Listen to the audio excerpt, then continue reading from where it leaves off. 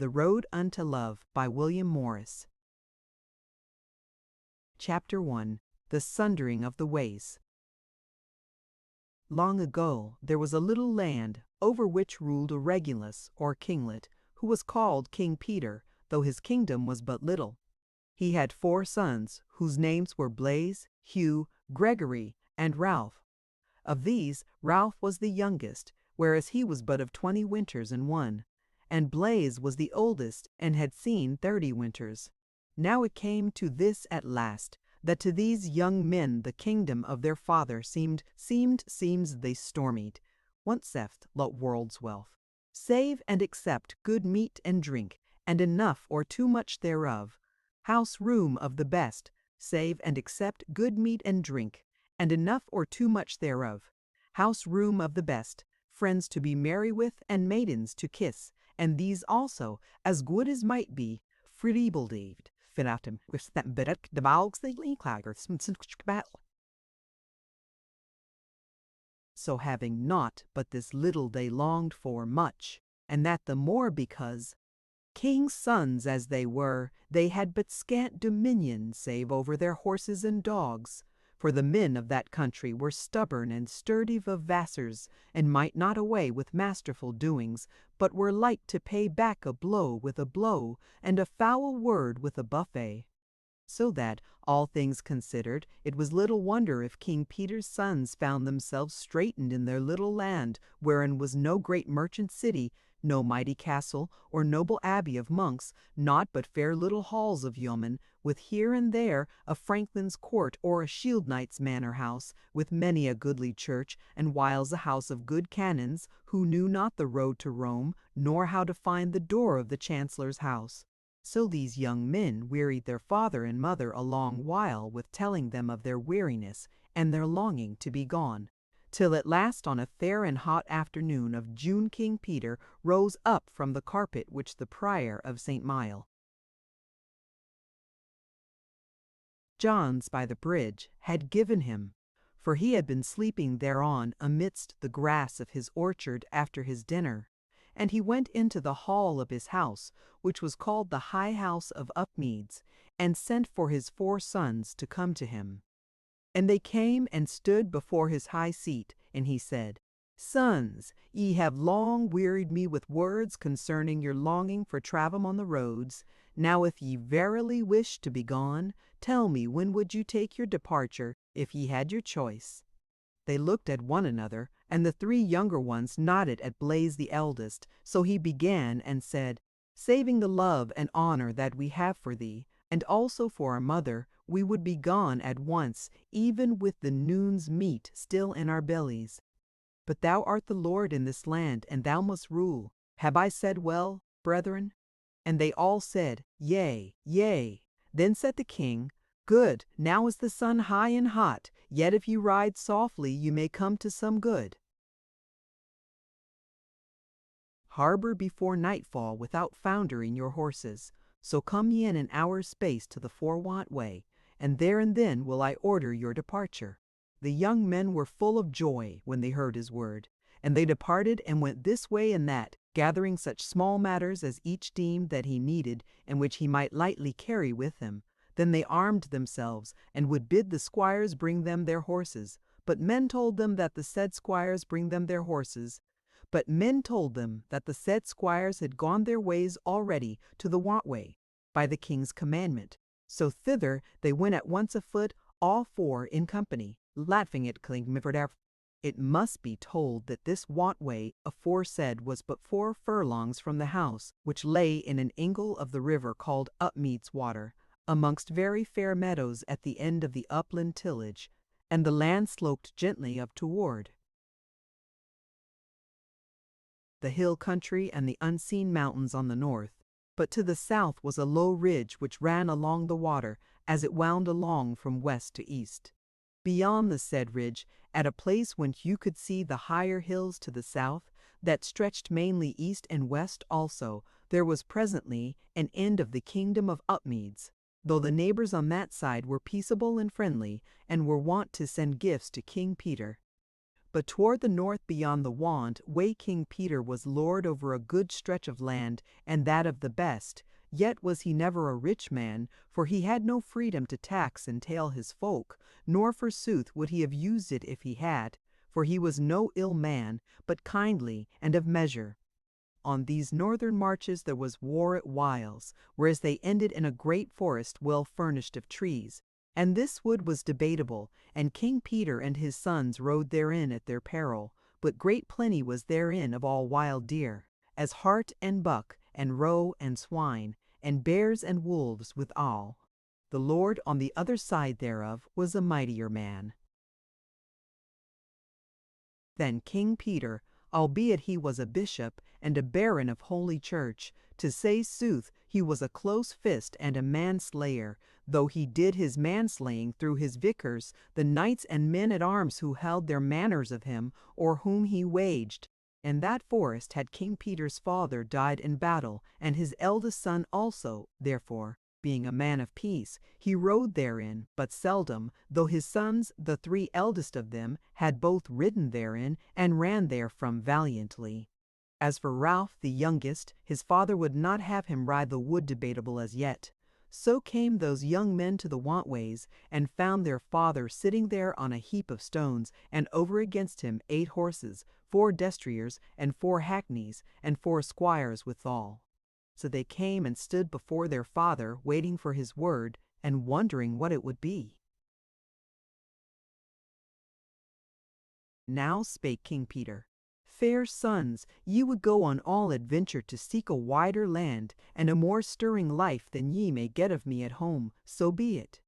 But I have bethought me, that since I am growing old and past the age of getting children, one of you, my sons, must abide at home to cherish me and your mother, and to lead our carles in war if trouble falleth upon us. Now I know not how to choose by mine own wit which of you shall ride, and which abide. For so it is that ye are diverse of your conditions. But the evil conditions which one of you lacks the other hath, and the valiancy which one hath, the other lacks. Blaise is wise and prudent, but no great man of his hands. Hugh is a stout rider and lifter, but headstrong and foolhardy, and over-bounteous a skinker. And Gregory is courteous and many-worded, but sluggish indeed, though I will not call him a dastard. As for Ralph, he is fair to look on, and peradventure he may be as wise as Blaise, as valiant as Hugh, and as smooth-tongued as Gregory. But of all this we know little or nothing, whereas he is but young and untried. Yet may he do better than you others, and I deem that he will do so. All things considered, then, I say, I know not how to choose between you, my sons. So let luck choose for me, and ye shall draw cuts for your roads, and he that draweth longest shall go north, and the next longest shall go east, and the third straw shall send the drawer west.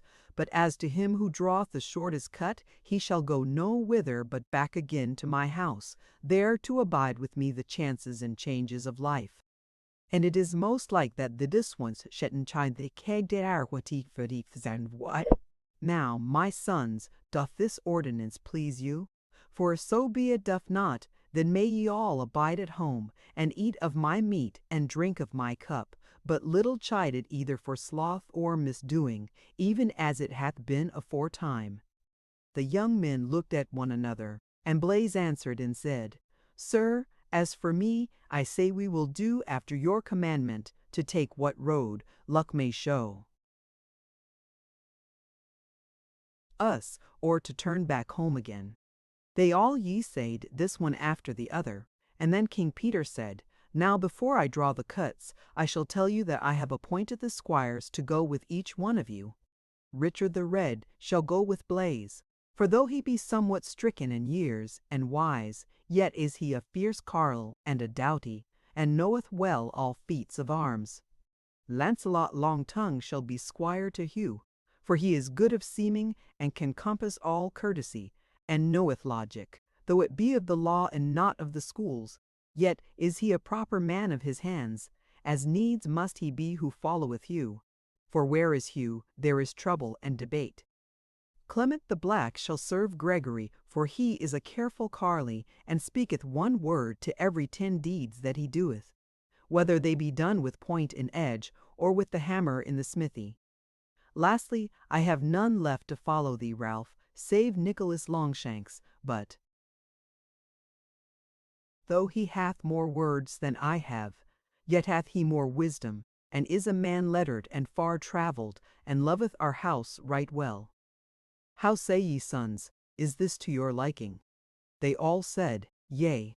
Then quoth the king, Nicholas, bring hither the straws ready dight, and I will give them my sons to draw.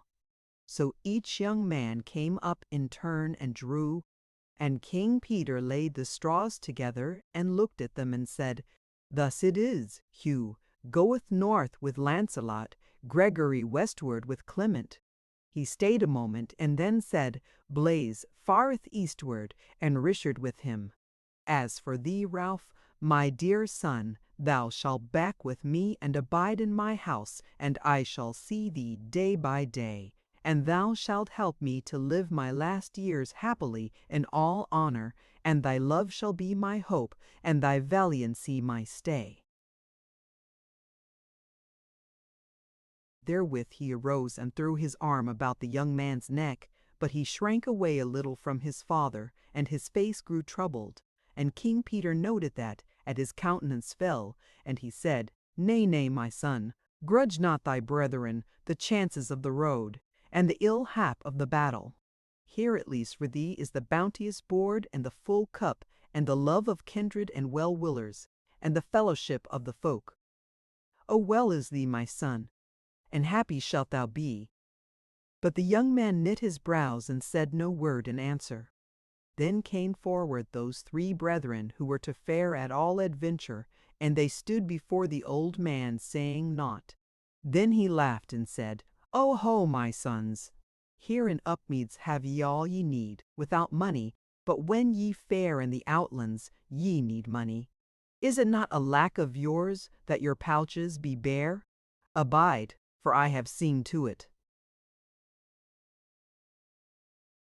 Therewith he drew out of his pouch 3 little bags, and said, Take ye each one of these, for therein is all that my treasury may shed, as now. In each of these is there coined money, both white and red, and some deal of gold uncoined, and of rings and brooches a few, and by estimation there is in each bag the same value reckoned in lawful silver of Upmeads and the Wolds and Overhill countries. Take up each what there is, and do the best ye may therewith. Then each took his bag, and kissed and embraced his father, and they kissed Ralph and each other, and so got to horse and departed with their squires, going softly because of the hot sun. But Nicholas slowly mounted his hackney, and led Ralph's war horse with him home again to King Peter's house. Chapter 2. Ralph goeth back home to the High House. Ralph and King Peter walked slowly home together, and as they went King Peter fell to telling of how in his young days he rode in the wood Debatable, and was belated there, all alone, and happed upon men who were outlaws and wolf-heads, and feared for his life, but they treated him kindly, and honoured him, and saw him safe on his way in the morning, so that never thereafter would he be art and part with those who hunted outlaws to slay them. For, said he, it is with these men as with others, that they make prey of folk. Yet these for the more part prey on the rich, and the lawful prey on the poor. Otherwise it is with these wolf-heads as with lords and knights and franklins, that as there be bad amongst them, so also there be good, and the good ones I happed on, and so may another man. Hereto paid Ralph little heed at that time, since he had heard the tale and its morality before, and that more than once, and moreover his mind was set upon his own matters, and these was he pondering, albeit perchance the words abode with him. So came they to the house, and Ralph's mother, who was a noble dame, and well liking as for her years, which were but little over 50, stood in the hall door to see which of her sons should come back to her. And when she saw them coming together, she went up to them and cast her arms about Ralph, and kissed him and caressed him, being exceeding glad that it was he, and not one of the others who had returned to dwell with them, for he was her best beloved, as was little marvel, seeing that he was by far best. But Ralph's face grew troubled again in his mother's arms, for he loved her exceeding well. And forsooth he loved the whole house, and all that dwelt there, down to the turnspit dogs in the chimney ingle, and the swallows that nested in the earthen bottles, which when he was little he had seen his mother put up in the eaves of the outbowers. But now, love or no love, the spur was in his side, and he must needs hasten as fate would have him. However, when he had disentangled himself from his mother's caresses, he enforced himself to keep a cheerful countenance, and upheld it the whole evening through, and was by seeming merry at supper, and went to bed singing. Chapter 3. Ralph cometh to the cheaping town. He slept in an upper chamber in a turret of the house, which chamber was his own, and none might meddle with it. There the next day he awoke in the dawning, and arose and clad himself, and took his war gear and his sword at the side of the ford in that ingle of the river, and laid it for a while in a little willow copse, so that no chance comer might see it. Then he went back to the stable of the house, and took his destrier from the stall. It was Dapple Grey Horse, called Falcon, and was right good, and brought him down to the said willow copse, and tied him to a tree till he had briskel arms day, in misons corpes. Then he clomb up into the saddle, and went his ways, plashing across the ford, before the sun had arisen, while the throstle cocks were yet amidst their first song. Then he rode on a little trot south away, and by then the sun was up. He was without the bounds of Upmeads, albeit in the land thereabout dwelt none who were not friends to King Peter and his sons, and that was well, for now were folk stirring and were abroad in the fields, as a band of carles going with their scythes to the hayfield, or a maiden with her milking pails going to her kine, barefoot through the seeding grass, or a company of noisy little lads on their way to the nearest pool of the stream, that they might bathe in the warm morning after the warm night. All these and more knew him and his armor, and Falcon his horse, and gave him the sell of the day, and he was troubled at meeting them. For besides that they thought it no wonder to meet one of the lords of Upmeads going armed about his errands. Their own errands were close at home, and it was little likely that they should go that day so far as to Upmeads water, seeing that it ran through the meadows a half-score miles to the northward. So Ralph rode on, and came into the high road that led one way back again into Upmeads, and crossed the water by a fair bridge, late builded between King Peter and a house of cannons on the north side, and the other way into a good cheaping town hight Woolstead, beyond which Ralph knew little of the world which lay to the south, and seemed to him a wondrous place, full of fair things and marvellous adventures. So he rode till he came into the town when the fair morning was still young, the first mass over, and maids gathered about the fountain amidst the marketplace, and 2 or 3 dames sitting under the buttercross. Ralph rode straight up to the house of a man whom he knew, and had often given him guesting there, and he himself was not seldom seen in the high house of Upmeads. This man was a merchant, who went and came betwixt men's houses, and bought and sold many things needful and pleasant to folk, and King Peter dealt with him much and often. Now he stood in the door of his house, which was new and goodly, sniffing the sweet scents which the morning wind bore into the town. He was clad in a goodly long gown, of grey welted with silver, of thin cloth meet for the summer tide, for little he wrought with his hands, but much with his tongue. He was a man of 40 summers, ruddy-faced and black-bearded, and he was called Clement Chapman. When he saw Ralph, he smiled kindly on him, and came and held his stirrup as he lighted down, and said, "Welcome, Lord. Art thou come to give me a message, and eat and drink in a poor huckster's house, and thou armed so gallantly?" Ralph laughed merrily, for he was hungry, and he said, "Yea, I will eat and drink with thee, and kiss my gossip, and go my ways." Therewith the carle led him into the house. And if it were goodly without, within it was better. For there was a fair chamber panelled with wainscot well carven, and a cupboard of no sorry vessels of silver and latten, the chairs and stools as fair as might be. No king's might be better. The windows were glazed, and there were flowers and knots and posies in them. And the bed was hung with goodly web from overseas such as the sold in useth. Also, whereas the chapmen's wherebowers were hard by the chamber, there was a pleasant mingled smell therefrom floating about. The table was set with meat and drink and vessel of pewter and earth, all fair and good, and thereby stood the chapman's wife, a very goodly woman of 20 years, who had held Ralph at the font when she was a slim damsel new wedded. For she was come of no mean kindred of the kingdom of Upmeads. Her name was Dame Catherine. Now she kissed Ralph's cheek friendly and said, "Welcome, gossip. Thou art here in good time to break thy fast, and we will give thee a trim dinner thereafter, when thou hast been here and there in the town and done thine errand.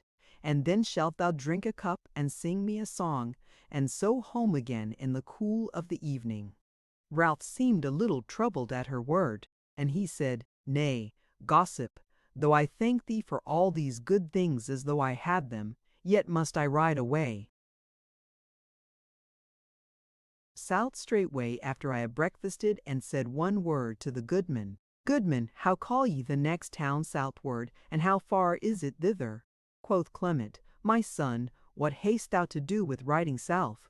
As thou hoddest, going hence south ye must presently ride the hill country, and that is no safe journey for a lonely man, even if he be a doughty knight like to thee, lord," said Ralph, reddening withal. "I have an errand that way." "An errand of King Peter's or thine own?" said Clement. "Of King Peter's, if you must wot," said Ralph. Clement were no chapman had he not seen that the lad was lying, so he said, "Fair lord, saving your worship, how would it be as to the speeding of King Peter's errand, if I brought thee before our mayor and swore the peace against thee, so that I might keep thee in courteous prison till I had sent to thy father of thy whereabouts?" The young man turned red with anger, but ere he could speak Dame Catherine said sharply, "Hold thy peace, Clement. What hast thou to meddle or make in the matter? If our young lord hath will to ride out and see the world, why should we let him? Yea, why should his father let him, if it come to that? Take my word for it, that my gossip shall go through the world and come back to those that love him as goodly as he went forth. And hold, here is for a token thereof." Therewith she went to an ark that stood in the corner, and groped in the till thereof, and brought out a little necklace of blue and green stones with gold knobs betwixt, like a pair of beads, albeit neither pope nor priest had blessed them, and tied to the necklace was a little box of gold with something hidden therein. This gaud she gave to Ralph, and said to him, "Gossip, wear this about thy neck, and let no man take it from thee, and I think it will be salvation to thee in peril, and good luck to thee in the time of questing, so that it shall be to thee as if thou hadst drunk of the WL at the thir's end." "What is that water?" said Ralph, "and how may I find it?" "I know not rightly," she said, "but if a body might come by it, I hear say it saveth from weariness and wounding and sickness, and it winneth love from all, and maybe life everlasting.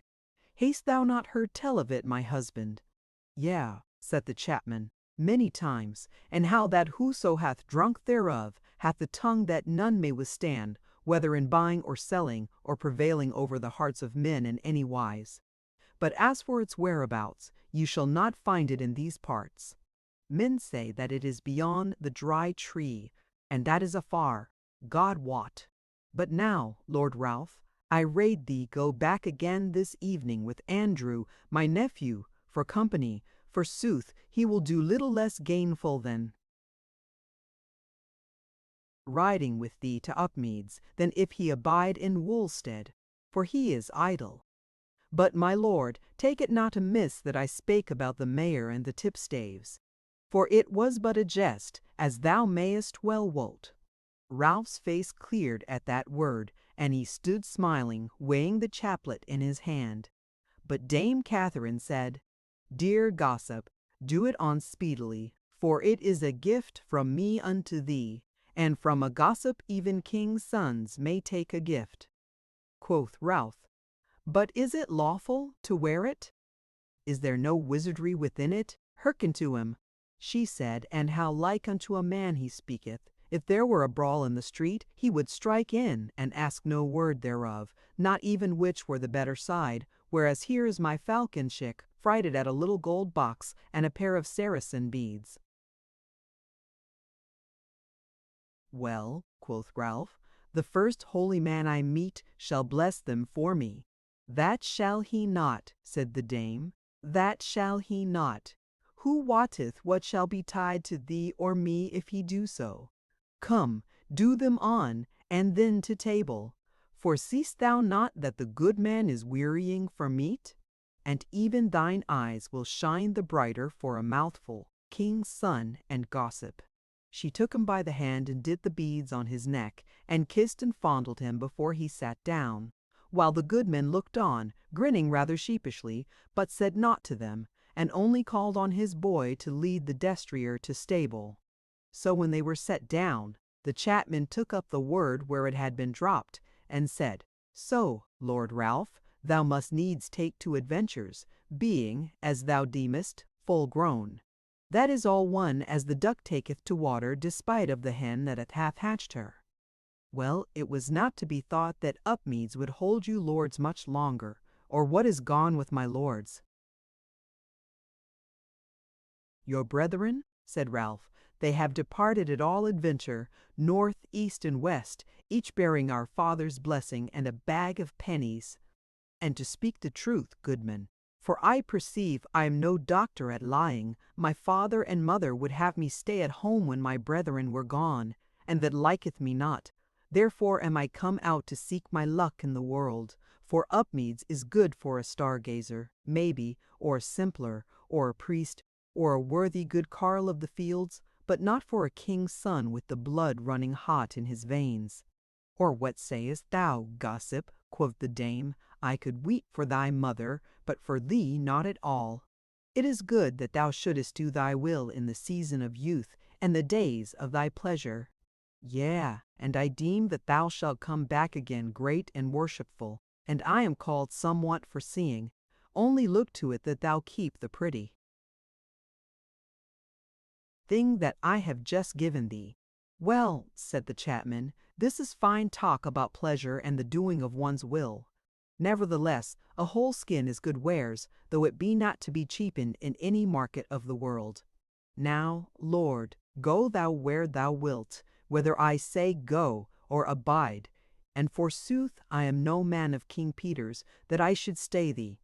As for the name of the next town, it is called Higham on the Way, and is a big town plenteous of victuals, with strong walls and a castle, and a very rich abbey of monks, and there is peace within its walls, because the father abbot wages a many men to guard him and his, and to uphold his rights against all comers, wherein he doth wisely, and also well. For much folk flocketh to his town, and live well therein, and there is great recourse of chapmen thither.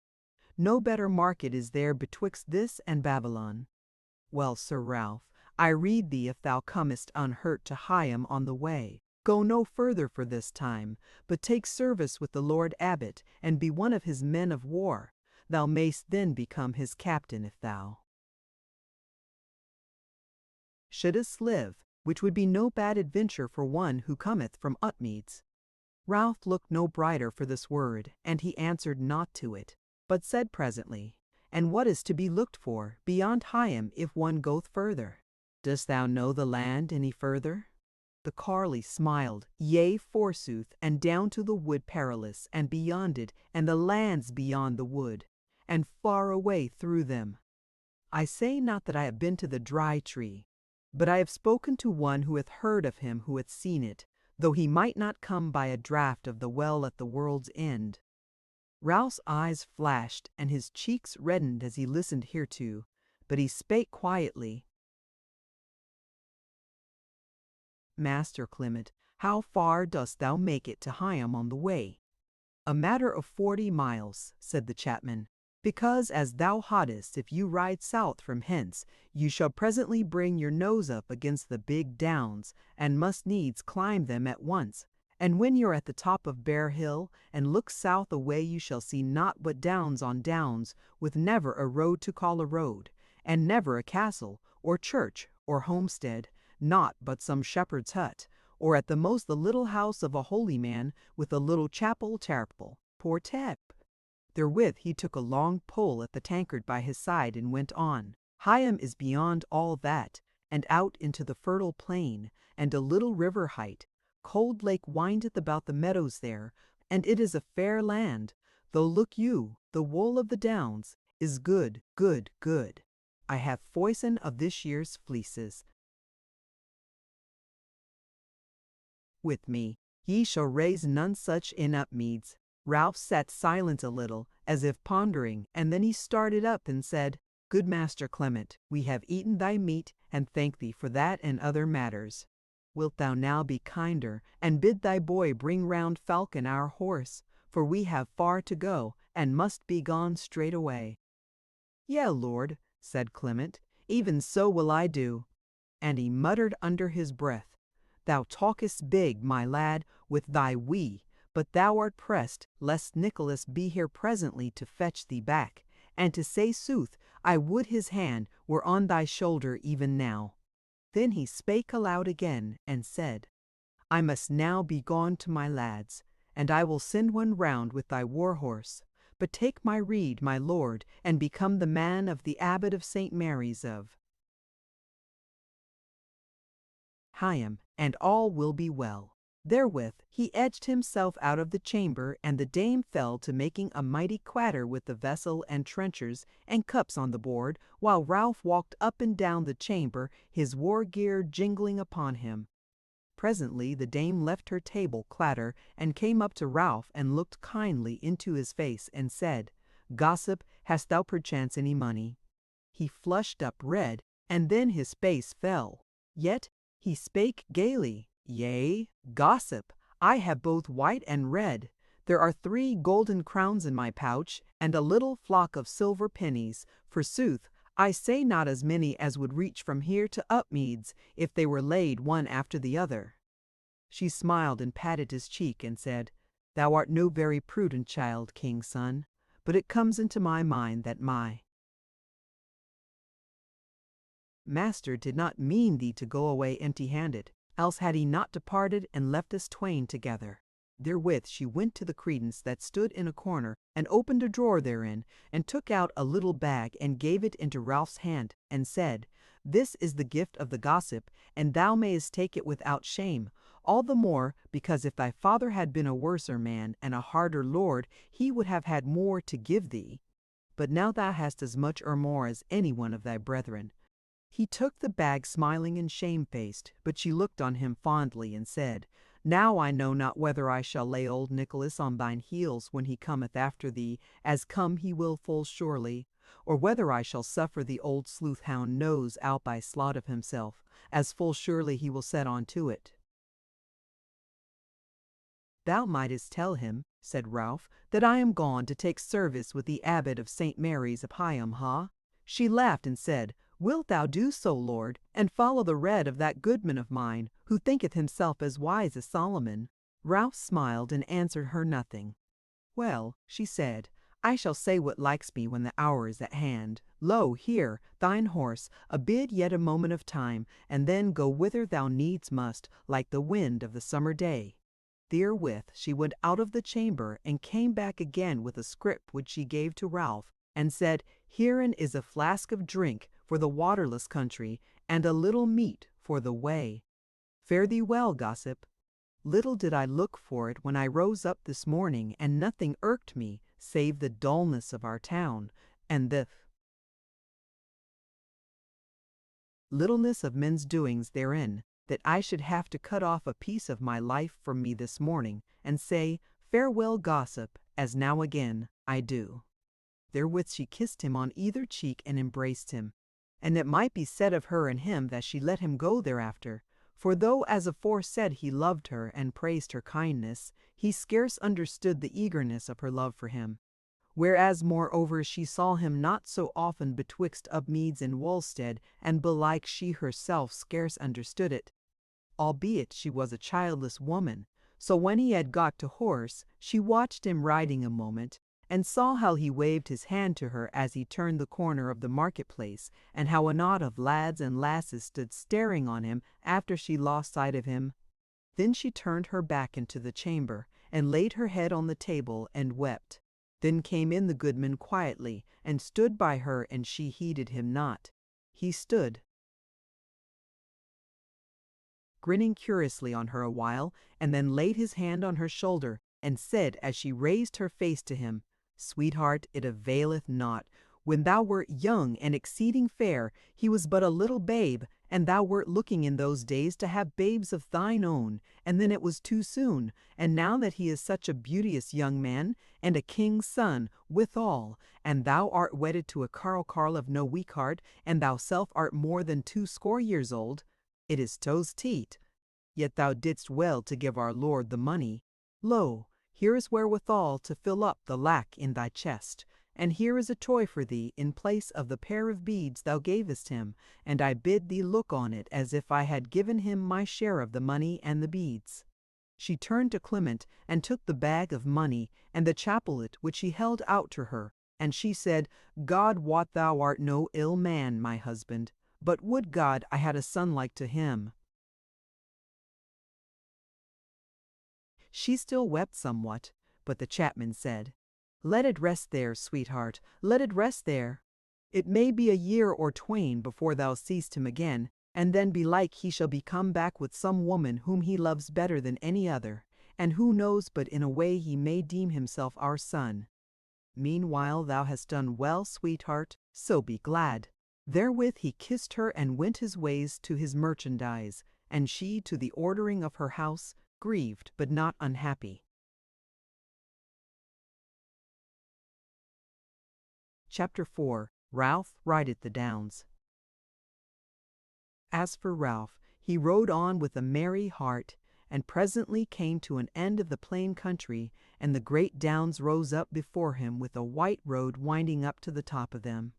Just before the slopes began to rise was a little thorp beside a stream, and thereby a fair church and a little house of canons. So Ralph rode toward the church to see if therein were an altar of St. Nicholas, who was his good lord and patron, that he might ask of him a blessing on his journey.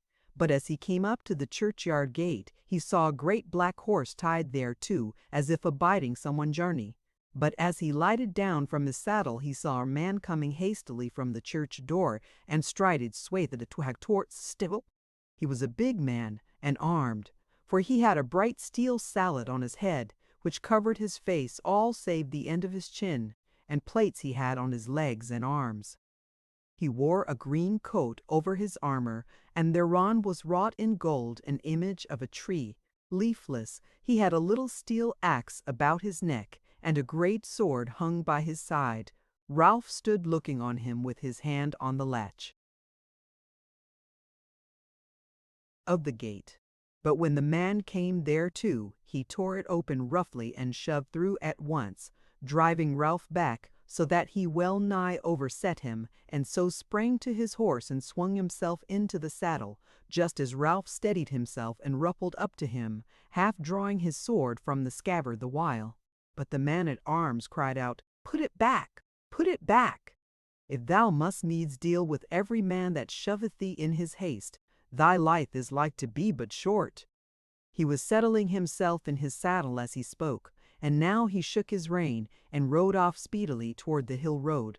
But when he was so far off that Ralph might but see his face, but as a piece of reddish color, he reined up for a moment of time, and turning round in his saddle, lifted up his sallet and left his face bare, and cried out as if to Ralph, The first time!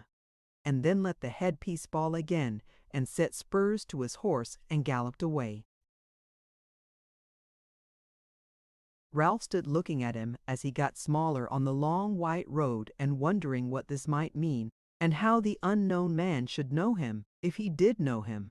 But presently he let his wonder run off him and went his ways into the church, wherein he found his good lord and friend Saint Nicholas, and so said a paternoster before his altar, and besought his help, and made his offering, and then departed and gat to horse again, and rode softly the way to the downs, for the day was hot. The way was steep and winding, with a hollow cup of the hills below it, and above it a bent so steep that Ralph could see but a few yards of it on his left hand. But when he came to the hill's brow, and could look down on the said bent, he saw strange figures on the face thereof, done by cutting away the turf so that the chalk might show clear. A tree with leaves was done on that hillside, and on either hand of it a beast like a bear ramping up against the tree. And these signs were very ancient. This hillside carving could not be seen from the thorp.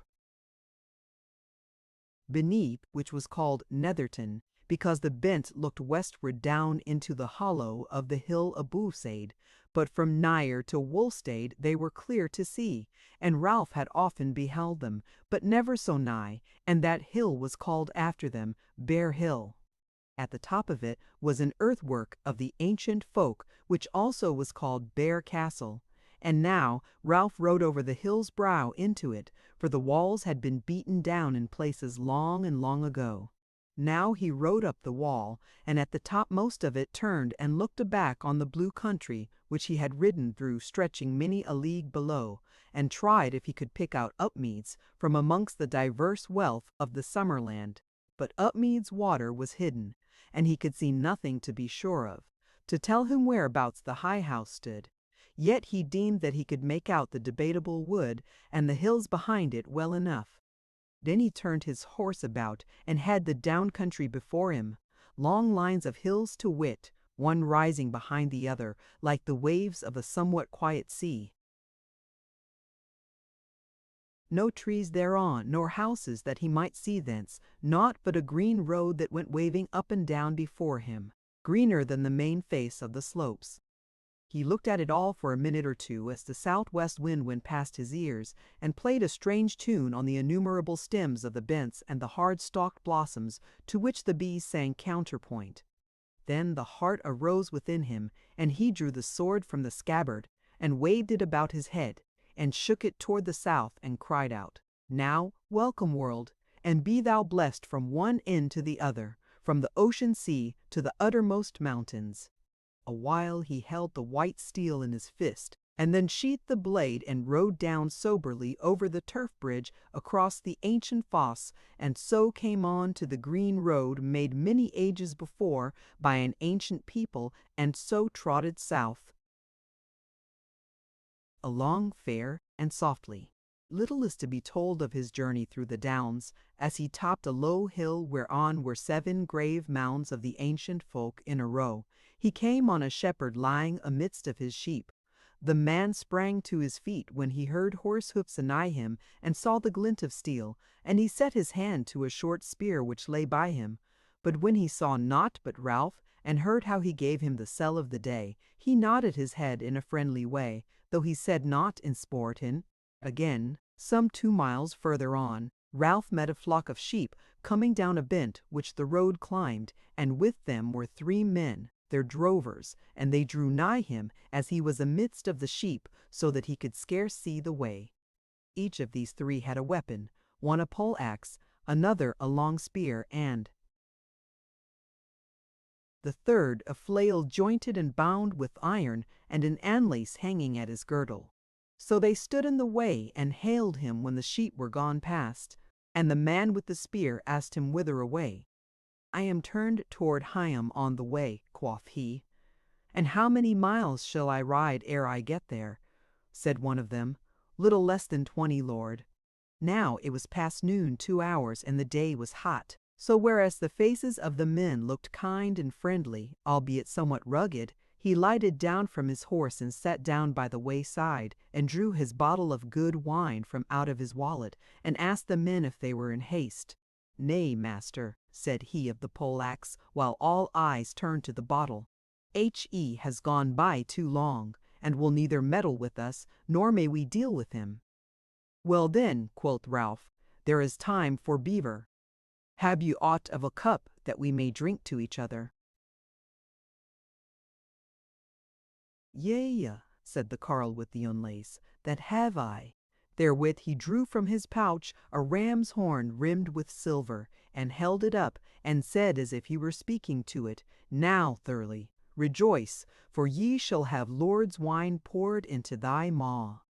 Therewith he held it out toward Ralph, who laughed and filled it up, and filled for himself a little silver cup which he carried, and said, "To you, shepherds, much wool and little cry."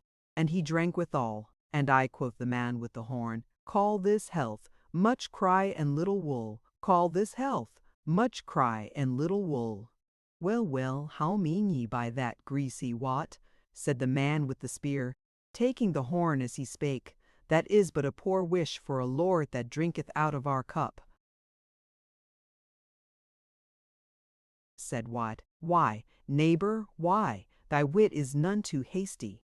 The wool that a knight sheareth is war in battle, that is wounding in death, but the cry is the talk and boasting in minstrelsy that goeth before all this.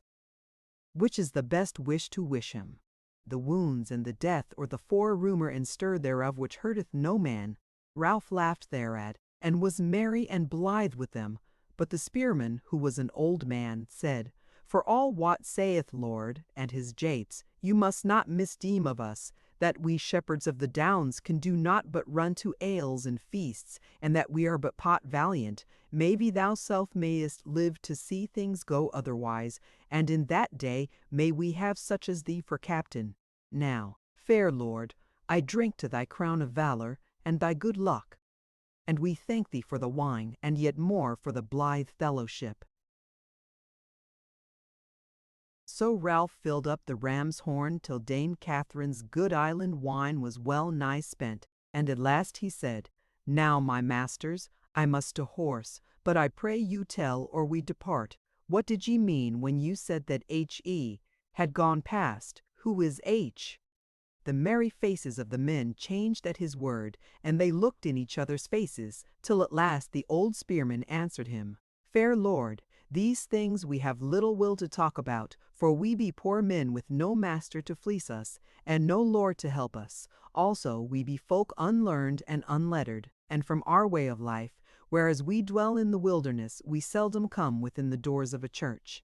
But whereas we have drunk with thee, who seemest to be a man of lineage, and thou hast been blithe with us, we will tell thee that we have seen one riding south along the green way, clad in a coat as green as the way, with the leafless tree done on his breast. So nigh to him we were, that we heard his cry as he sped along, as ye may hear the lapwing whining. For he said, point and end, edge, point and edge, the red water amidst of the hills.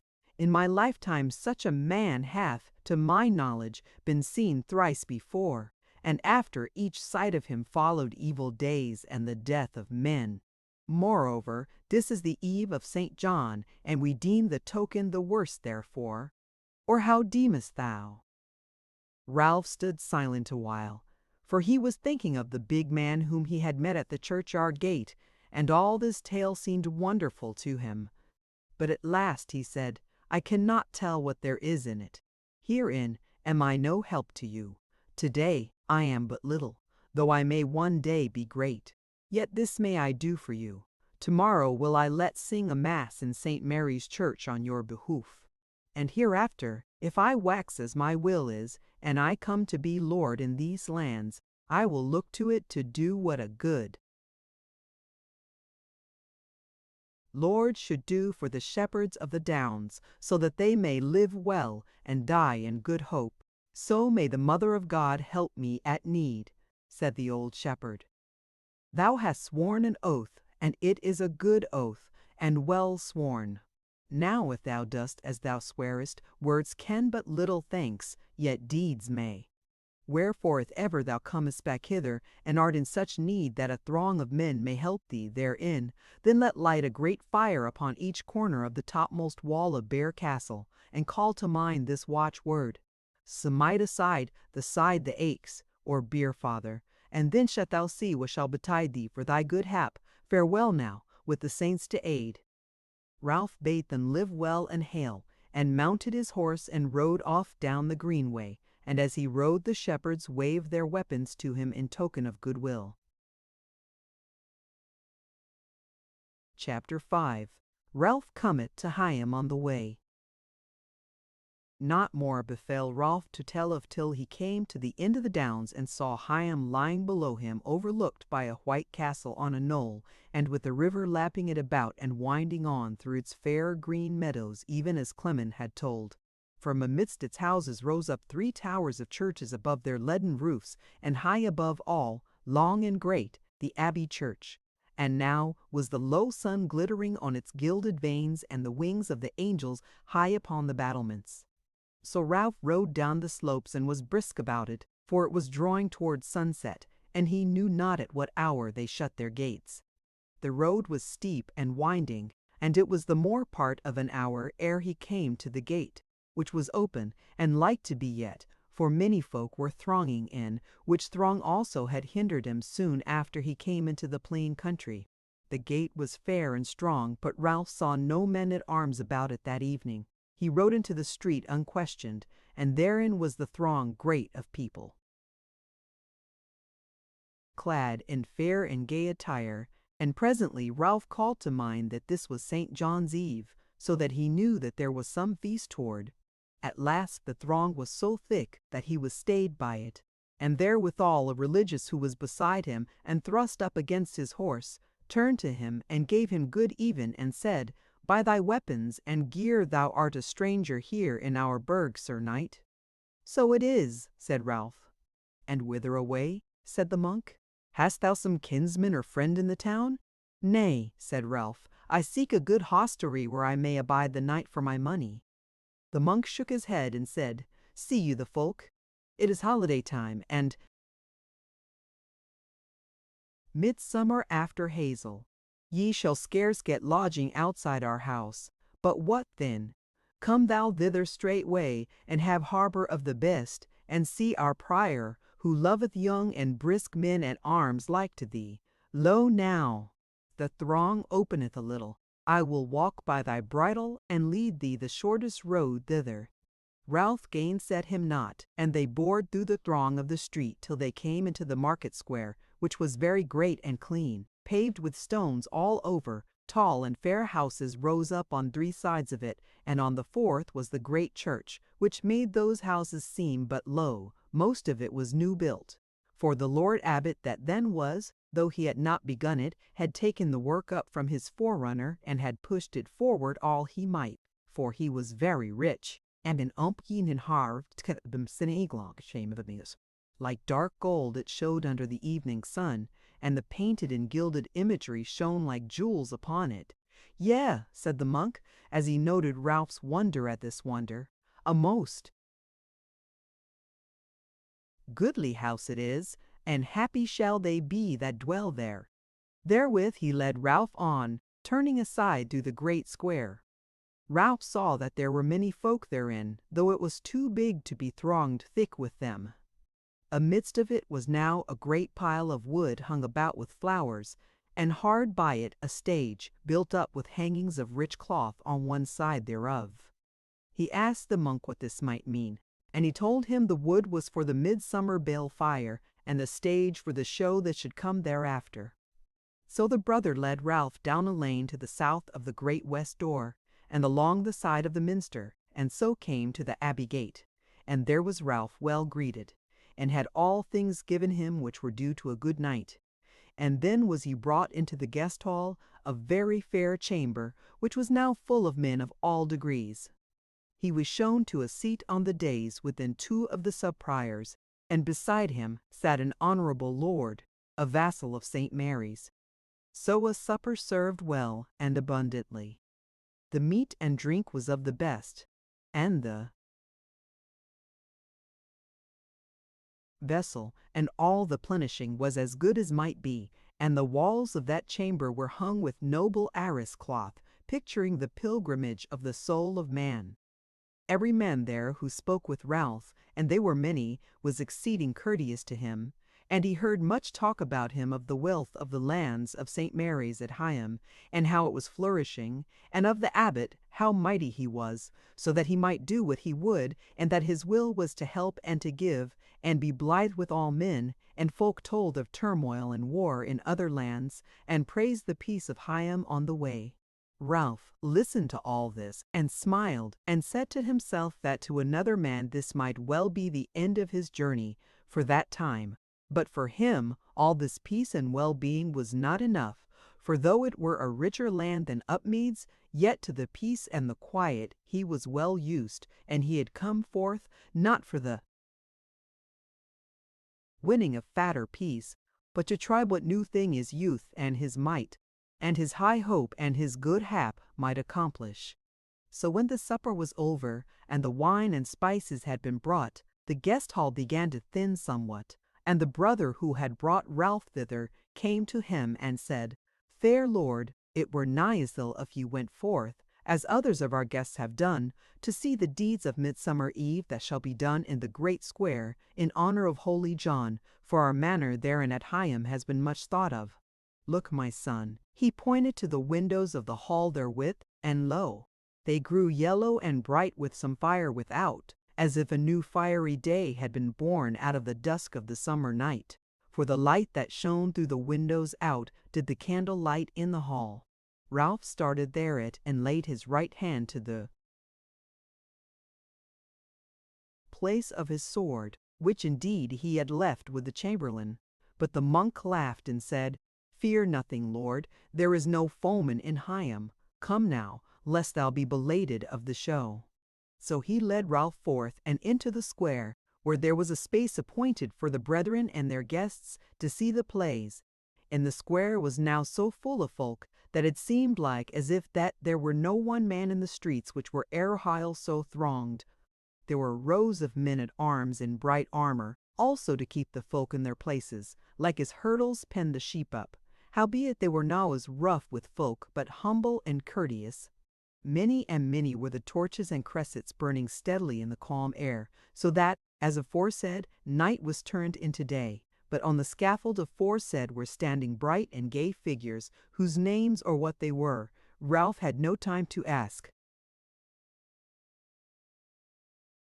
Now the bells began to clash from the great tower of the minster, and in a little while they had clashed themselves into order and rang clear and tunably for a space. And while they were ringing, lo, those gay-clad people departed from the scaffold, and a canvas painted like a mountainside, rocky and with caves therein, was drawn up at the back of it. Then came thereon one clad like a king holding a fair maiden by the hand, and with him was a dame richly clad and with a crown on her head. So these two kissed the maiden, and lamented over her, and went their ways. And the maiden left alone sat down upon a rock, and covered up her face and wept. And while Ralph wondered what this might mean, or what grieved the maiden, there came creeping, as it were, from out of a cranny of the rocks, a worm huge-headed and covered over with scales that glittered in the torchlight. Then Ralph sprang up in his place, for he feared for the maiden that the worm would devour her. But the monk who sat by him pulled him down by the skirt, and laughed and said, Sit still, lord, for the champion also has been provided. Then Ralph sat down again somewhat abashed, and looked on, yet was his heart in his mouth the while. And so while the maiden stood as one astonied before the worm, who gaped upon her with wide open mouth, there came forth from a cleft in the rocks a goodly knight who bore silver, a red cross, and he had his sword in his hand, and he fell upon the worm to smite him, and the worm ramped up against him, and there was battle betwixt them, while the maiden knelt anigh with her hands clasped together. Then Ralph knew that this was a play of the fight of St. George with the worm, so he sat silent till the champion had smitten off the worm's head, and had come to the maiden, and kissed and embraced her, and shown her the grisly head. Then presently came many folk onto the scaffold, to wit, the king and queen, who were the father and mother of the maiden, and a bishop clad in very fair vestments, and knights withal. And they stood about St. George and the maiden, and with them were minstrels who fell to playing upon harps and fiddles, while others some fell to singing a sweet song in honor of St. George, and the maiden delivered. So when it was all done, the monk said, "This play is set forth by the men at arms of our Lord Abbot, who have great devotion towards St. George, and he is their friend and their good lord. But hereafter will be other plays of wild men and their feasting in the woods in the golden age of the world, and that is done by the scribes and the limners. And after that will be a pageant of St. Agnes ordered by the clothiers and the webbers, which be both many and deft in this good town.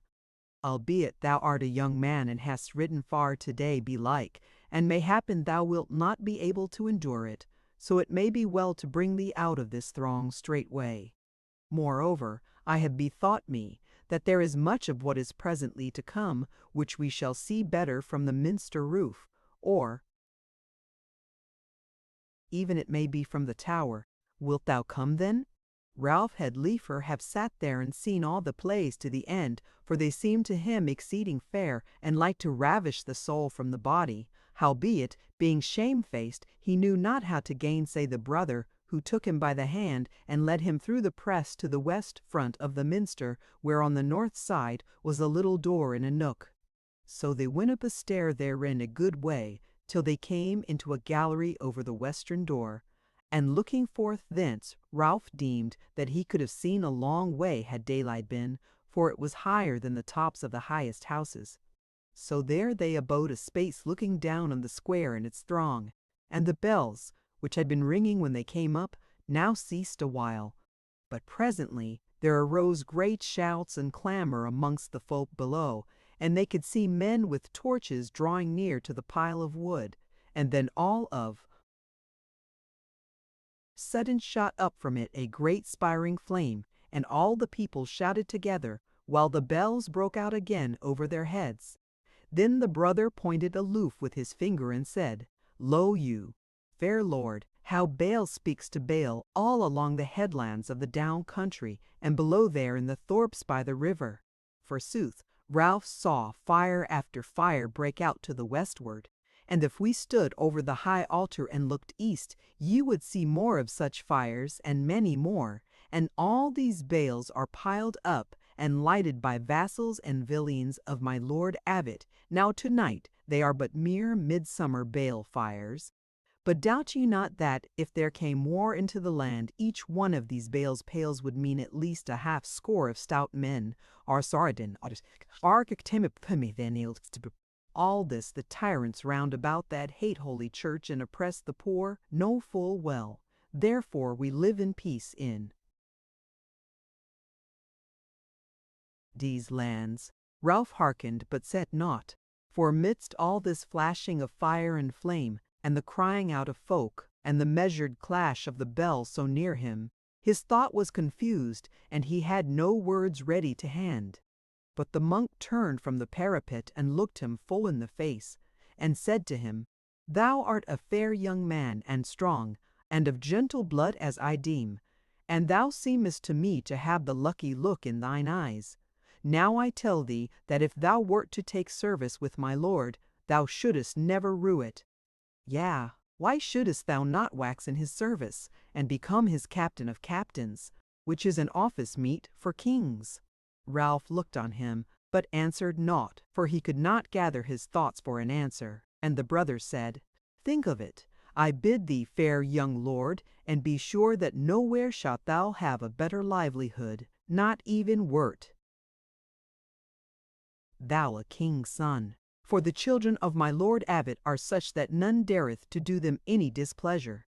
Neither is any overlord as good as this holy church." "Yea," said Ralph, "doubtless thou sayest sooth, yet I would not that I am come forth to seek a master." Said the brother, "Nay, do but see the lord Abbot, as thou mayest do tomorrow if thou wilt." "I would have his blessing," said Ralph. "No less shalt thou have," said the brother, but look you down yonder, for I can see tokens that my lord is even now coming forth." Ralph looked down, and beheld the folk parting to right and left, and a lane made amidst the throng, guarded by men-at-arms mingled with the cross-bearers and brethren, and the sound of trumpets blared forth over the noises of throng. "If the Lord Abbot cometh," said Ralph, "I were fain of his blessing tonight before I sleep, so go we down straightway that I may kneel before him with the rest." "What," said the monk, "wilt thou, my lord, kneel amongst all these burgesses and vavassors when thou mightest see the abbot in his own chamber, face to face alone with him?" "Father," said Ralph, "I am no great man, and I must needs depart betimes tomorrow, for I perceive that here are things too mighty and overmastering for such as I be." "Well," said the monk, "yet mayest thou come back again, so at present I will make no more words about it." So they went down, and came out amidst the throng, above which the bale still flared high, making the summer night as light as day. The brother made way for Ralph, so that they stood in the front row of folk. They had not been there 1 minute ere they heard the sound of the brethren singing, and the abbot came forth out of the lane that went down to the gate. Then all folk went down upon their knees, and thus abode him. Right, so Ralph deemed that he felt someone pull his sleeve, but in such a throng that was not of a wonder. Howbeit, he turned and looked to his left, whence came the tug, and saw kneeling beside him a tall man at arms, who bore a sallet on his head in such wise that it covered all his face, save the point of his chin. Then Ralph bethought him of the man of the leafless tree, and he looked to see what armory the man bore on his coat, but he had nothing save a loose frock of white linen over his hauberk. Nevertheless, he heard a voice in his ear, which said, "The second time," whereon he deemed that it was verily that same man, yet had he naught to do to lay hold on him, and he might not speak with him, for even therewith came the abbot in garments all of gold, going afoot under a canopy of bowdekin, with the precious mitre on his head, and the crozier borne before him, as if he had been a patriarch, for he was an exceeding mighty lord. Ralph looked hard on him as he passed by, blessing the folk with upraised hand, and he saw that he was a tall spare man, clean-shaven and thin-faced, but no old man, belike scarce of 50 winters. Ralph caught his eye, and he smiled on the goodly young man so kindly that for a moment Ralph deemed that he would dwell in St. Mary's house for a little while. For, thought he, if my father or Nicholas hear of me therein, they must even let me alone to abide here. Therewith the abbot went forth to his place, and sat him down under a goodly cloth of estate, and folk stood up again. But when Ralph looked for the man in the sallet, he could see naught of him. Now when the abbot was set down, men made a clear ring round about the bale, and there came into the said ring 12 young men, each clad in naught save a goatskin, and with garlands of leaves and flowers about their middles. They had with them a wheel done about with straw and hemp, paid with pitch and brimstone. They set fire to the same, and then trundled it blazing round about the bale 12 times. Then came to them 12 damsels clad in such like guise as the young men. Then both bands, the young men and the maidens, drew near to the bale, which was now burning low, and stood about it, and joined hands, and so danced round it a while. And meantime the fiddles played an uncouth tune merrily. Then they sundered, and each couple of men and maids leapt backward and forward over the fire. And when they had all leapt, came forward men with buckets of water, which they ban massacre and then was all the throng mingled together, and folk trod the embers of the bale under foot, and scattered them hither and thither all over the square. All this while men were going about with pitchers of wine and ale, and other good drinks. And every man drank freely what he would, and there was the greatest game and joyance. But now was Ralph exceeding weary, and he said, "Father, mightest thou lead me out of this throng?" and show me some lair where I may sleep in peace. I would thank thee blithely." As he spake, there sounded a great horn over the square, and the abbot rose in his place and blessed all the people once more. Then said the monk, "Come then, fair field lord, now shalt thou have thy will of bed." And he laughed therewith, and drew Ralph out of the throng, and brought him into the abbey, and into a fair little chamber, on the wall whereof was pictured Saint Christopher and Saint Julian, the lord and friend of wayfarers. Then he brought Ralph the wine and spices, and gave him good night, and went his ways. As Ralph put the raiment from off him, he said to himself, "A long day forsooth, so long that I should have thought no day could have held all that has befallen me. So many strange things have I seen, that surely my dreams shall be full of them, for even now I seem to see them, though I waken." So he lay down in his bed and slept, and dreamed that he was fishing with an angle in the deep of Upmead's water, and he caught many fish. But after a while whatsoever he caught was but of gilded paper stuffed with wool, and at last the water itself was gone, and he was casting his angle onto a dry road. Therewith he awoke and saw that day was dawning, and heard the minster clock strike 3, and heard the thrushes singing their first song in the prior's garden. Then he turned about and slept, and dreamed no more till he woke up in the bright sunny morning. Chapter 6. Ralph goeth his ways from the Abbey of St. Mary at Higham. It was the monk who had been his guide the day before, who had now waked him, and he stood by the bedside holding a great bowl of milk in his hand, and as Ralph sat up and rubbed his eyes with all his youthful sloth upon him, the monk laughed and said, "That is well, lord, that is well. I love to see a young man so sleepy in the morning. It is a sign of thriving, and I see thou art thriving heartily for the time when thou shalt come back to us to lead my lord's host in battle." "Where be the balefires?" said Ralph, not yet fully awake. "Where be they?" said the brother. "Where be they? They be sunken to cold coals long ago, like many a man's desires and hopes, who hath not yet laid his head on the bosom of the mother, that is Holy Church.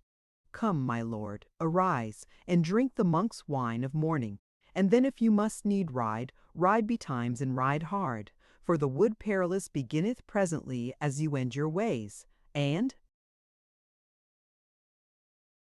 it were well for thee to reach the burg of the Four Friths ere thou be benighted, for, son, there be untoward things in the wood, and though some of them be of those for whom Christ's cross was shapen, yet have they forgotten hell, and hope not for heaven, and their byword is, "Thou shalt lack ere I lack." Furthermore, there are worse wights in the wood than they be, God save us. But against them have I a good hauberk, a neck guard which I will give thee, son, in token that I look to see thee again at the lovely house of Mary our mother. Ralph had taken the bowl and was drinking, but he looked over the brim, and saw how the monk drew from his frock a pair of beads, as like to Dame Catherine's gift as one pea to another, save that at the end thereof was a little box shapen crosswise. Ralph emptied the bowl hastily, got out of bed, and sat on the bed naked, save that, on his neck, was Dame Catherine's gift. He reached out his hand and took the beads from the monk, and reddened therewith, as was his wont when he had to begin a contest in words, but he said, "I thank thee, father, yet God wot if these beads will lie sweetly alongside the collar which I bear on my neck as now, which is the gift of a dear friend." The monk made up a solemn countenance, and said, "Thou sayest sooth, my son. It is most like that my chaplet, which hath been blessed time, was by the holy Richard, is no meet fellow for the gift of some light love of thine, or even," quoth he, noting Ralph's flush deepen, and his brow knit, "or even if it were the gift of a well-willer, yet belike it is a worldly gift. Therefore, since thy journey is with peril, bet thou werte betty type, and let me skimment forthy to fitively dohimidate." Now as he spake he looked anxiously, nay, it may be said greedily, at the young man. But Ralph said naught, for in his heart he was determined not to chaffer away his gossip's gift for any shaveling's token. Yet he knew not how to set his youthful words against the father's wisdom. So he stood up and got his shirt into his hand, and as he did it over his head, he fell to singing to himself a song of eventide of the high house of Upmeads, the words whereof were somewhat like to these: Art thou man? Art thou maid? Through the long grass a-going? For short shirt thou bearest, and no beard I see, and the last winter moonrise about thee is blowing. Wilt thou meet with thy maiden, or look'st thou for me? Bright shineth the moon now. I see thy gown longer, and down by the hazels Joan meeteth her lad. But hard is thy palm, lass, and scarcely were stronger Wat's grip the 9-hand kiss that maketh me glad. And now as the candles shine on us and over, full shapely thy feet are, but brown on the floor, as the bare-footed mowers amidst of the clover, when the gowk's note is broken and mid-June is o'er. O hard are mine hand-palms, because on the ridges I carried the reap-hook and smote for thy sake, and in the hot noontide I beat off the midges, as thou slepst 'neath the linden or loath to awake. And brown are my feet now, because the sun burneth high up on the downside amidst of the sheep. And there in the hollow wherefrom the wind turneth, thou lays in my lap while I sung thee to sleep. O friend of the earth, O come nigher and nigher. Thou art sweet with the sun's kiss as meads of the May, or the rocks of the waste, or the water and fire. Will I follow thee, love, till earth waneth away? The monk hearkened to him with knitted brow, and as one that liketh not the speech of his fellow, though it be not wise to question it. Then he went out of the chamber, but left the pair of beads lying in the window. But Ralph clad himself in haste, and when he was fully clad, went up to the window and took the beads in his hand, and looked into them curiously, and turned them over, but left them lying there. Then he went forth also, and came into the forecourt of the house, and found there a squire of the men at arms with his weapons and horse, who helped him to do on his war gear. So then, just as he was setting his foot in the stirrup, came the brother again, with his face once more grown smiling and happy, and in his left hand he held the chaplet, but did not offer it to Ralph again, but nodded his head to him kindly, and said, Now, Lord, I can see by thy face that thou art set on beholding the fashion of this world, and most like it will give thee the rue. Then came a word into Ralph's mouth, and he said, Wilt thou tell me, father, whose work was the world's fashion? The monk reddened, but answered naught, and Ralph spake again. Forsooth, did the craftsman of it fumble over his work? Then the monk scowled, but presently he enforced himself to speak blithely, and said, Such matters are over high for my speech or thine, Lord, but I tell thee, who knoweth that there are men in this house who have tried the world and found it wanting. Ralph smiled, and said stammering, Father, did the world try them and find them wanting perchance? Then he reddened and said, Are ye verily all such as this in this house? Who then is it who hath made so fair a lordship, and so goodly a governance for so many people? Know ye not at all of the world's ways? Fair sir, said the monk sternly, they that work for us work for the Lord and all his servants. Yea, said Ralph, so it is, and will the Lord be content with a service of him whom the devil hath cast out because he hath found him a dastard? The monk frowned, yet smiled somewhat withal, and said, Sir, thou art young, but thy wits are over old for me. But there are they in this house who may answer thee featly, men who have read the books of the wise men of the heathen and the doctors of Holy Church, and are even now making books for the scribes to copy. Then his voice softened, and he said, Dear Lord, we should be right fain of thee here, but since thou must needs go, go with my blessing, and double blessing shalt thou have when thou comest back to us. Then Ralph remembered his promise to the shepherds, and took a gold crown from his pouch, and said, Father, I pray thee say a mass for the shepherd downsman, and this is for the offering." The monk praised the gift and the bidding, and kissed Ralph, who clomb into his saddle, and the brother hospitalier brought him his wallet with good meat and drink therein for the way. Then Ralph shook his rein and rode out of the abbey gate, smiling at the lay brethren and the men-at-arms who hung about there. But he sighed for pleasure when he found himself in the street again, and looked on the shops of the chapmen and the booths of the petty craftsmen as shoesmiths and glovers and tinsmiths and coppersmiths and horners and the like. And the folk that he met as he rode toward the southern gate seemed to him merry and in good case and goodly to look on. And he thought it pleasant to gaze on the damsels in the street, who were fair and well clad, and there were a many of them about his way now, especially as he drew nigh the gate before the streets branched off, for folk were coming in from the countryside with victual and other wares for the town and the abbey. And surely as he looked on some of the maidens he deemed that hall song of Upmeads a good one. Chapter 7. The Maiden of Bourton-Abbas.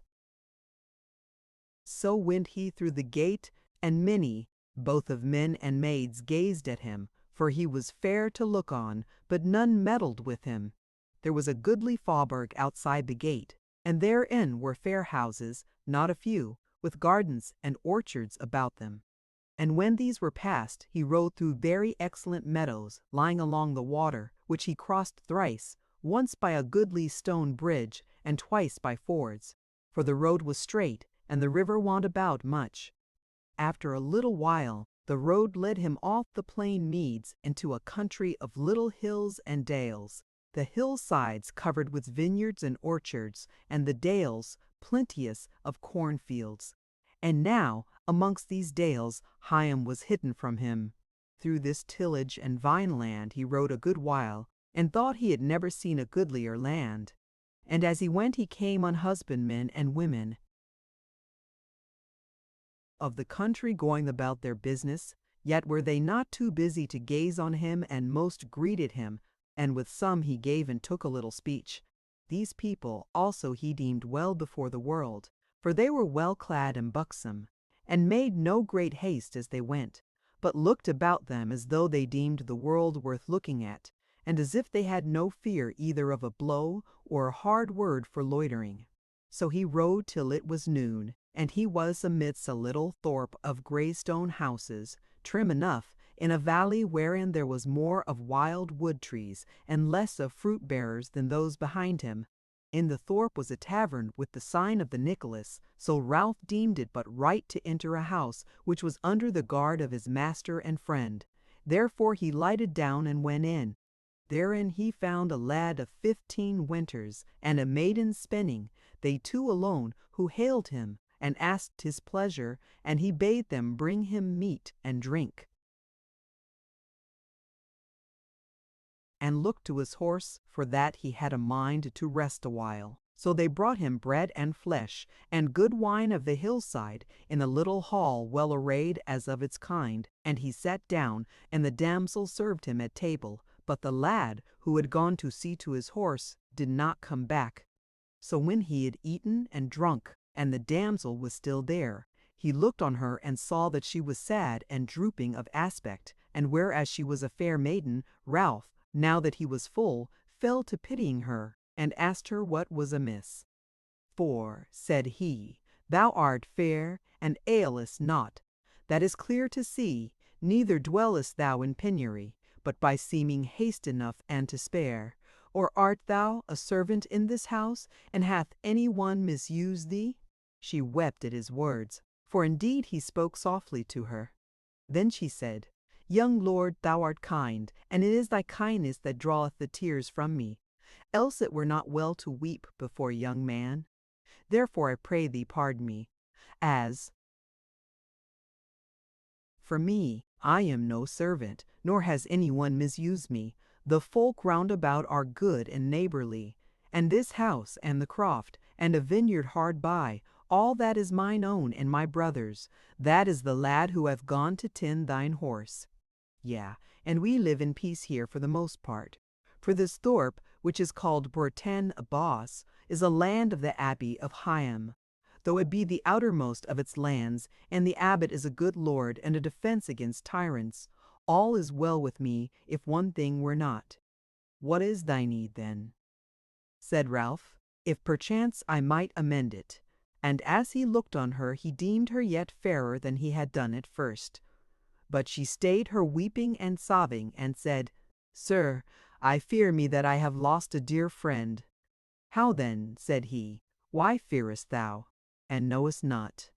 Doth thy friend lie sick between life and death? O sir, she said, it is the wood which is the evil and disease.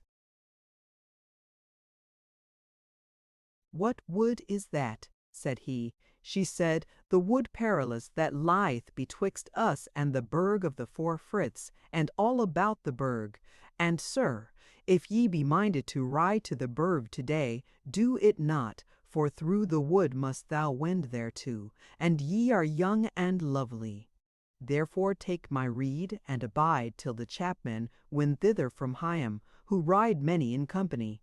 For look you, fair lord, ye have asked of my grief, and this it is and naught else, that my very earthly love and speech friend rode 5 days ago toward the burg of the Four Friths, all alone through the wood perilous, and he has not come back, though we looked to see him in 3 days wearing. But his horse has come back, and the reins and the saddle all bloody. And she fell a-weeping with the telling of the tale. But Ralph said, for he knew not what to say, Keep a good heart, maiden, maybe ye is safe and sound, oft are young men fond to wander wide, even as I myself. She looked at him hard and said, If thou hast stolen thyself away from them that love thee, thou hast done amiss. Though thou art a lord, and so fair as I see thee, yet will I tell thee so much. Ralph reddened and answered naught, but deemed the maiden both fair and sweet. But she said, Whether thou hast done well or ill, do no worse, but abide till the chapmen come from Higham, on their way to the burg of the Four Friths. Here mayest thou lodge well and safely if thou wilt. Or if our hall be not dainty enough for thee, then go back to Higham. I warrant me the monks will give thee good guesting as long as thou wilt. Thou art kind, maiden, said Ralph, but why should I tarry for an host? And what should I tarry for an host? And what should I fear in the wood, as evil as it may be? One man journeying with little wealth and unknown, and he no weakling, but bearing good weapons hath. Not to dread of strong thieves, who ever rob where it is easiest and gain fullest. And what worse may I meet than strong thieves? But thou mayest meet worse, she said, and therewith fell a-weeping again, and said amidst her tears, O weary on my life! And why should I heed thee when naught heedeth me? Neither the saints of God's house, nor the master of it, nor the father and the mother that were once so piteous kind to me. Oh, if I might but drink a draught from the WLT of the world's end. He turned about on her hastily at that word, for he had risen to depart, being grieved at her grief, and wishful to be away from it, since he might not amend it. But now he said eagerly, Where then is that well? Know ye of it in this land? At least I know the hearsay thereof, she said, but as now thou shalt know more from me thereof, lest thou wander the wider in seeking it. I would not have thy life spilt. Ever as he looked on her, he thought her still fairer, and now he looked long on her, saying naught, and she on him in likewise, and the blood rose to her cheeks and her brow, but she would not turn her from his gaze. At last he said, Well then, I must depart, no more learned than I came, but yet am I less hungry and thirsty than I came, and have thou thanks, therefore. Therewith he took from his pouch a gold piece of upmids, which was good, and of the touch of the Easterlings, and held it out to her. And she put out her open hand, and he put the money in it, but thought it good to hold her hand awhile, and she gainsayed him not. Then he said, Well then, I must needs depart with things left as they are. Wilt thou bid thy brother bring hither my horse, for time presses? "Yeah," she said, and her hand was still in his. "Yet do thine utmost, yet shalt thou not get to the burg before nightfall. Oh, wilt thou not tarry?" "Nay," he said, "my heart will not suffer it, lest I deem myself a dastard." Then she reddened again, but as if she were wroth, and she drew her hand away from his, and smote her palms together thrice, and cried out, "Hu Hugh, bring hither the knight's horse, and be speedy." And she went hither and thither about the hall and into the buttery and back, putting away the victual and vessels from the board, and making as if she heeded him not. And Ralph looked on her, and deemed that each way she moved was better than the last, so shapely a fashion she was. And again he bethought him of the even song of the high house at Upmeads, and how it befitted her, for she went barefoot after the manner of maidens who work afield, and her feet were tanned with the sun of hay harvest, but as shapely as Mike's.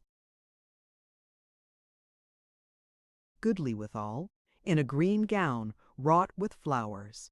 So he watched her going to and fro, and at last he said, "Maiden, wilt thou come hither a little, before I depart?"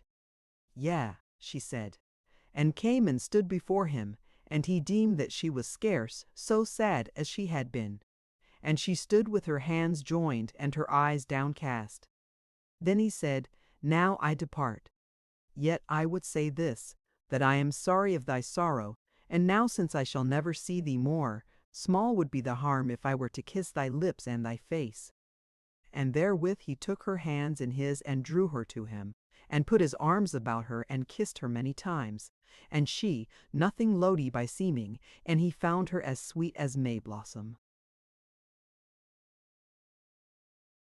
Thereafter she smiled on him, yet scarce for gladness, and said, "It is not all so sure that I shall not see thee again, yet shall I do to thee as thou hast done to me." Therewith she took his face between her hands, and kissed him well favouredly, so that the hours seemed good to him. Then she took him by the hand, and led him out a doors to his horse, whereby the lad had been standing a good while.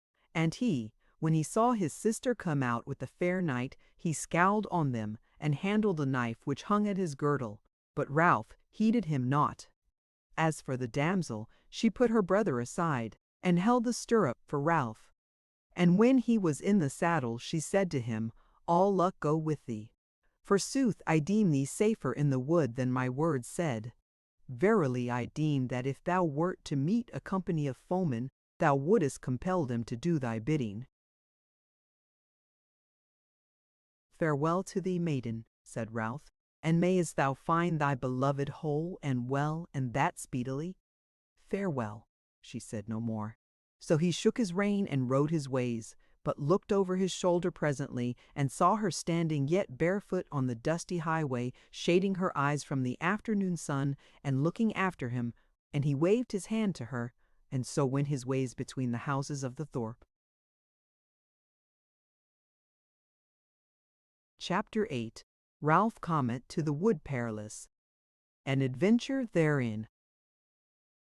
Now when he was clear of the thorp, the road took him out of the dale, and when he was on the hill's brow, he saw that the land was of other fashion from that which lay behind him. For the road went straight through a rough waste, no pasture, save for mountain sheep or goats, with a few bushes scattered about it, and beyond this the land rose into a long ridge, and on the ridge was a wood thick with trees, and no break in them. So on he rode, and soon passed that waste, which was dry and parched, and the afternoon sun was hot on it. So he deemed it good to come under the shadow of the thick trees, which at the first were wholly beech trees, for it was now the hottest of the day. There was still a beaten way between the tree boles, though not over wide, albeit a highway, since it pierced the wood. So thereby he went at a soft pace for the saving of his horse, and thought but little of all he had been told of the perils of the way, and not a little of the fair maid whom he had left behind at the thorp. After a while the thick beech wood gave out, and he came into a place where great oaks grew, fair and stately, as though some lord's wood reeve had taken care that they should not grow over close together, and betwixt them the greensward was fine, unbroken and flowery.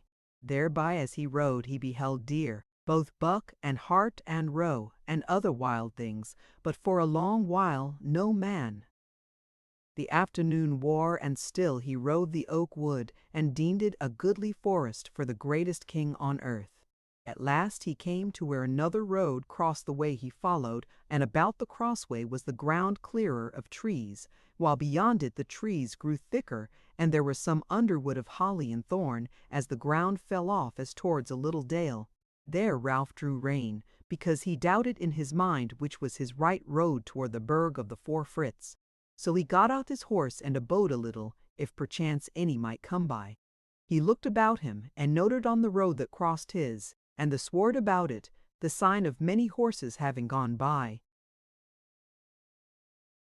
and deemed that they had passed but a little while. So he lay on the ground to rest him, and let his horse stray about and bite the grass, for the beast loved him, and would come at his call or his whistle. Ralph was drowsy when he lay down, and though he said to himself that he would noways go to sleep, yet as oft happens, he had no defence to make against sleepiness, and presently his hands relaxed, his head fell aside, and he slept quietly. When he woke up in a little space of time, he knew at once that something had awaked him, and that he had not had his sleep out.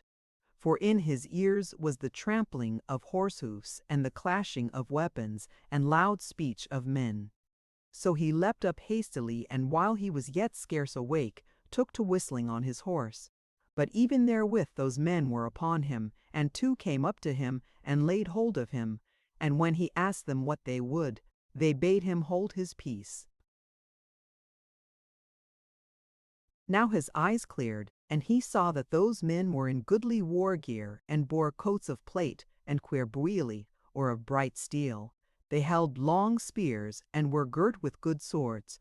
There was a pennon with them, green, whereon was done a golden tower, embattled, amidst of 4 white ways, and the same token bore many of the men on their coats and sleeves. Unto the same pennon he was brought by the 2 men who had taken him, and under it, on a white horse, sat a knight bravely armed at all points, with the tower and 4 ways on his green surcoat. And beside him was an ancient man at arms, with naught but an oak wreath on his bare head, and his white beard falling low over his coat. But behind these twain a tall young man, also on a white horse and very gaily clad, upheld the pennon. On one side of these 3 were 5 men, unarmed, clad in green coats, with a leafless tree done on them in gold. They were stout carles, bearded and fierce-faced. Their hands were bound behind their backs, and their feet tied together under their horses' bellies. The company of those about the knight, Ralph deemed, would number 10 score men. So when those twain stayed Ralph before the knight, he turned to the old man and said, "It is of no avail asking this lither lad if he be of them or no, for no will be his answer. But what sayest thou, Oliver?" The ancient man drew closer to Ralph, and looked at him up and down and all about, for those 2 turned him about, as if he had been a joint of flesh on the roasting jack, and at last he said, "His beard is sprouting, else might ye have taken him for a mate of theirs, one of those of whom we wot. But to say sooth, I seem to know the fashion of his gear, even as Duke Jacob knew Joseph's tabard. So ask him whence he is, Lord, and if he lie, then I bid bind him and lead him away, that we may have a true tale out of him. Otherwise let him go and take his chance, for we will not waste the bread of the good town on him." The knight looked hard on Ralph, and spake to him somewhat courteously. "Whence art thou, fair sir, and what is thy name? For we have many foes in the wildwood." Ralph reddened as he answered, "I am of Upmeads, beyond the down country, and I pray thee let me be gone on mine errands. It is meet that thou deal with thine own robbers and reivers, but not with me."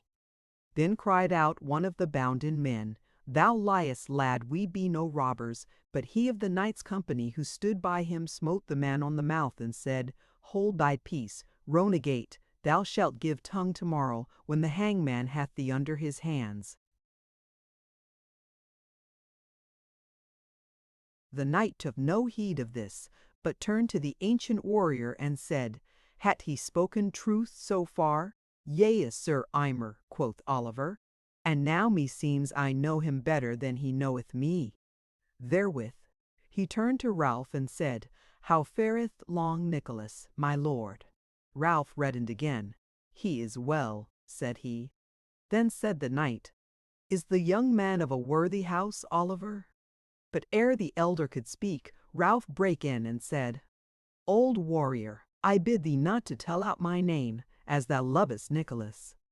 Old Oliver laughed and said, "Well, Nicholas and I have been friends in a way as well as foes, and for the sake of the old days his name shall help thee, young lord." Then he said to his knight, "Yea, Sir Aymer, he is of a goodly house and an ancient, but thou hearest how he adjureth me. Ye shall let his name alone." The knight looked silently on Ralph for a while, then he said, "Wilt thou wend with us to the Burg of the Four Friths, fair sir? Wert thou not faring thither? Or what else dost thou in the Wood Perilous?" Ralph turned it over in his mind, and though he saw no cause why he should not join himself to their company, yet something in his heart forbade him to rise to the fly too eagerly, so he did but say, "I am seeking adventures, fair lord." The knight smiled. "Then mayst thou fill thy budget with them if thou goest with us," quoth he. Now Ralph did not know how he might gainsay so many men at arms in the long run, though he were scarce willing to go, so he made no haste to answer. And even therewith came a man running through the wood up from the dale, a long lean carle, meet for running, with brogues on his feet and naught else but a shirt. The company parted before him to right and left, to let him come to the knight, as though he had been looked for. And when he was beside him, the knight leaned down, while the carle spake softly to him, and all men drew out of earshot. And when the carle had given his message, the knight drew himself straight up in his saddle again, and lifted up his hand and cried out, "Oliver, Oliver, lead on the way thou hottest! Spur, spur, all men!" Therewith he blew one blast from a horn which hung at his saddle bow. The runner leapt up behind old Oliver, and the whole company went off at a smart trot somewhat southeast, slantwise of the crossroads, where the wood was not cumbered with undergrowth, and presently they were all gone to the last horsetail, and no man took any more note of Ralph. Chapter 9. Another Adventure in the Wood. Perilous. Ralph, left alone, pondered a little, and thought that he would by no means go hastily to the Burg of the Four Friths. Said he to himself, "This want way is all unlike to the one near our house at home, for belike adventure shall befall here. I will even abide here for an hour or two, but will have my horse by me and keep awake, lest something hap to me unawares." Therewith he whistled for Falcon his horse, and the beast came to him, and whinnied for love of him, and Ralph smiled and tied him to a sapling aneigh, and himself sat down on the grass, and pondered many things, as to what folk were about at Upmeads, and how his brethren were faring. And it was now about 5 hours after noon, and the sun's rays fell aslant to the mobile oaks, and the scent of the grass and bracken, trodden by the horse of that company, went up into the warm air. A while he sat musing but awake, though the faint sound of a little stream in the dale below, mingled with all the lesser noises of the forest, did its best to soothe him to sleep again, and presently had its way with him, for he leaned his head back on the bracken, and in a minute or two was sleeping once more, and dreaming some dream made up of masterless memories of past days. When he awoke again, he lay still a little while, wondering where in the world he was, but as the drowsiness left him, he arose and looked about, and saw that the sun was sinking low and gilding the oak boles red. He stood a while and watched the gambols of 3 hares, who had drawn nigh him while he slept, and now noted him not. And a little way he saw through the trees a hart and 2 hinds going slowly from grass to grass, feeding in the cooly betide.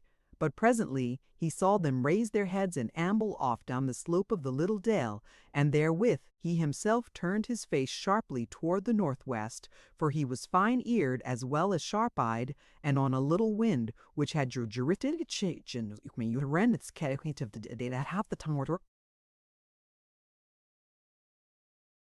so he went up to Falcon and loosed him, and stood by him bridle in hand, and looked to it that his sword was handy to him, and he hearkened, and the sound drew nigher and nigher to him.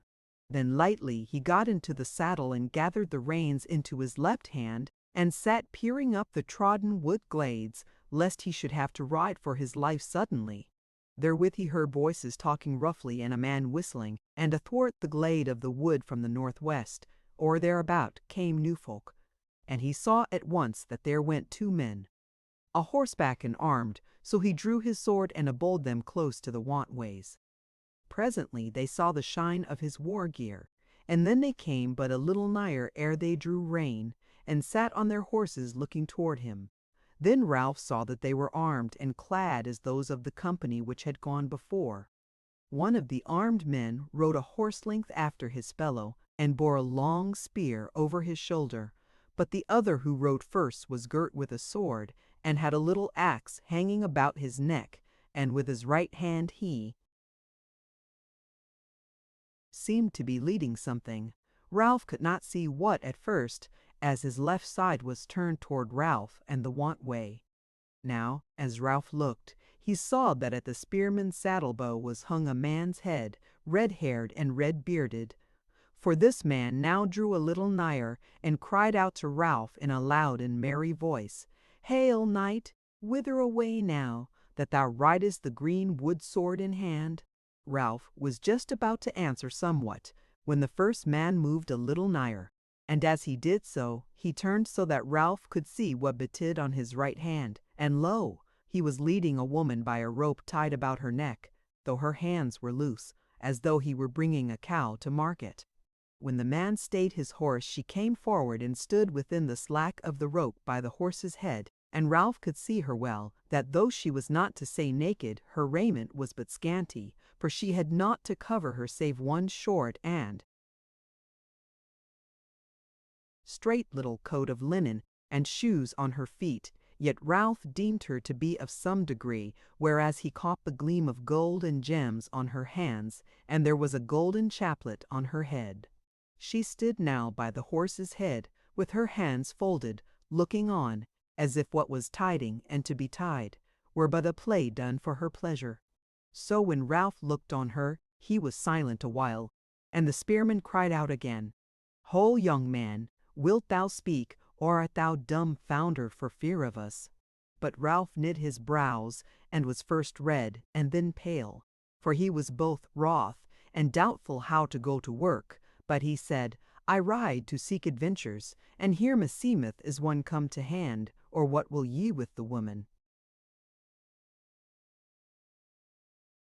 Said the man who had the woman in tow, "Trouble not thine head therewith. We lead her to her due doom. As for thee, be glad that thou art not her fellow, since forsooth thou seemest not to be one of them. So go thy ways in peace." "No foot further will I go," said Ralph, "till ye loose the woman and let her go, or else tell me what her worst deed is." The man laughed and said, "That were a long tale to tell, and it is little like that thou shalt live to hear the ending thereof." Therewith he wagged his head at the spearman, who suddenly let his spear fall into the rest, and spurred, and drave on at Ralph all he might. There and then had the tale ended, but Ralph, who was wary, though he were young, and had falcon well in hand, turned his wrist and made the horse swerve, so that the man-at-arms missed his attaint, but could not draw rein speedily enough to stay his horse, and as he passed by all bowed over his horse's neck. Ralph gat his sword two-handed and rose in his stirrups, and smote his mightiest. And the sword caught the foeman on the neck betwixt the lead and jack, and naught held before it, neither leather nor ringmail, so that the man's head was nigh smitten off, and he fell clattering from his saddle, yet his stirrups held him, so that his horse went dragging him on earth as he galloped over rough and smooth betwixt the trees of the forest. Then Ralph turned about to deal with his fellow, and even through the wrath and fury of the slaying saw him clear and bright against the trees as he sat handling his axe doubtfully. But the woman was fallen back again somewhat. But even as Ralph raised his sword and pricked forward, the woman sprang as light as a leopard onto the saddle behind the foreman and wound her arms about him and dragged him back just as he was raising his axe to smite her, and as Ralph rode forward, she cried out to him, "Smite him, smite! O lovely creature of God!" Therewith was Ralph beside them, and though he were loth to slay a man held in the arms of a woman, yet he feared lest the man should slay her with some knife stroke, unless he made haste. So he thrust his sword through him, and the man died at once, and fell headlong off his horse, dragging down the woman with him. Then Ralph lighted down from his horse, and the woman rose up to him, her white smock all bloody with the slain man. Nevertheless was she as calm and stately before him, as if she were sitting on the dais of a fair hall. So she said to him, "Young warrior, thou hast done well and knightly, and I shall look to it that thou have thy reward. And now I rede thee, go not to the burg of the Four Frits. For this tale of thee shall get about, and they shall take thee, if it were out of the very frith stool, and there for thee should be the scourge and the gibbet, for they of that burg be robbers and murderers merciless. Yet well it were that thou ride hence presently, for those be behind my tormentors whom thou hast slain, who will be as an host to thee, and thou mayest not deal with them. If thou follow my rede, thou wilt take the way that goeth hence east away, and then shalt thou come to Hampton under Scour, where the folk are peaceable and friendly." He looked at her hard as she spake, and noted that she spake but slowly, and turned red and white and red again as she looked at him. But whatever she did, and in spite of her poor attire, he deemed he had never seen woman so fair. Her hair was dark red, but her eyes grey and light at whiles and yet at whiles deep. Her lips betwixt thin and full, but yet when she spoke or smiled clad with all enticements. Her chin round and so wrought, as none was ever better wrought.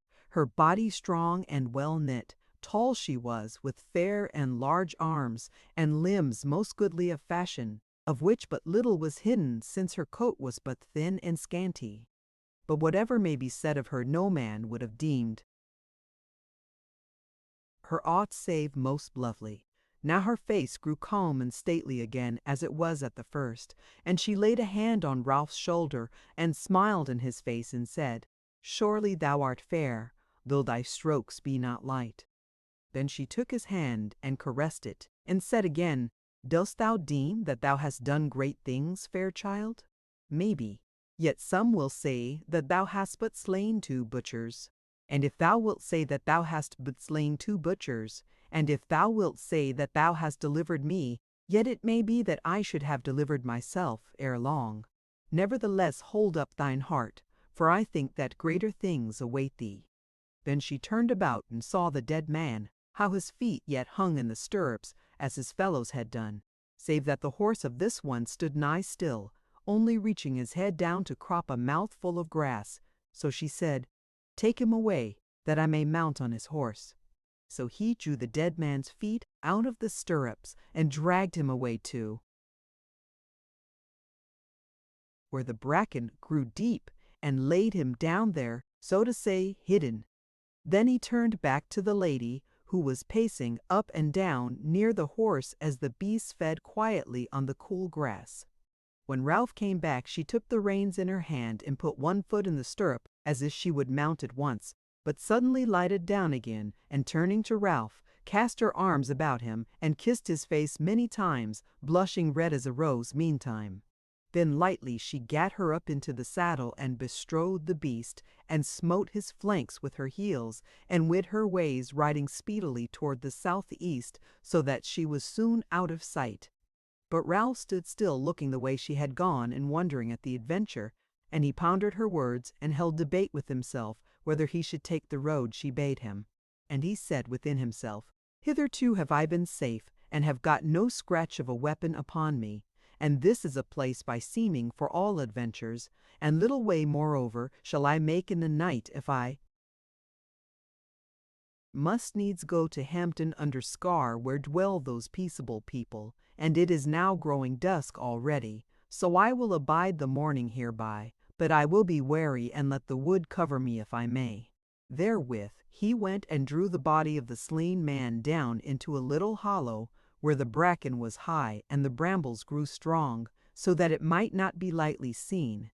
Then he called to him Falcon, his horse, and looked about for cover anigh the want way, and found a little thin coppice of hazel and sweet chestnut, just where 2 great oaks had been, felled a half-score years ago. And looking through the leaves thence, he could see the 4 ways clearly enough, though it would not be easy for anyone to see him thence.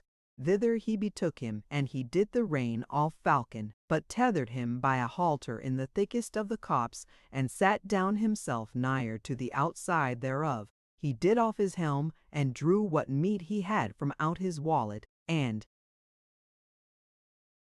ate and drank in the beginning of the summer night, and then sat pondering a while on what had befallen on the 2nd day of his wandering.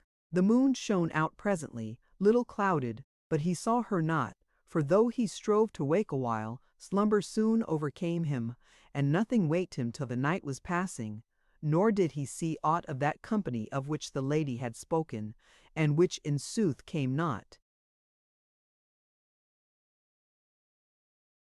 Chapter 10. A meeting and a parting in the wood. Perilous. When the first glimmer of dawn was in the sky, he awoke, in the fresh morning, and sat up and hearkened, for even as he woke he had heard something, since weariness had made him wakeful. Now he hears the sound of horse hoofs on the hard road, and rises to his feet and goes to the very edge of the copse. Looking thence he saw a rider who was just come to the very crossing of the roads. The newcomer was much muffled in a wide cloak, but he seemed to be a man low of stature.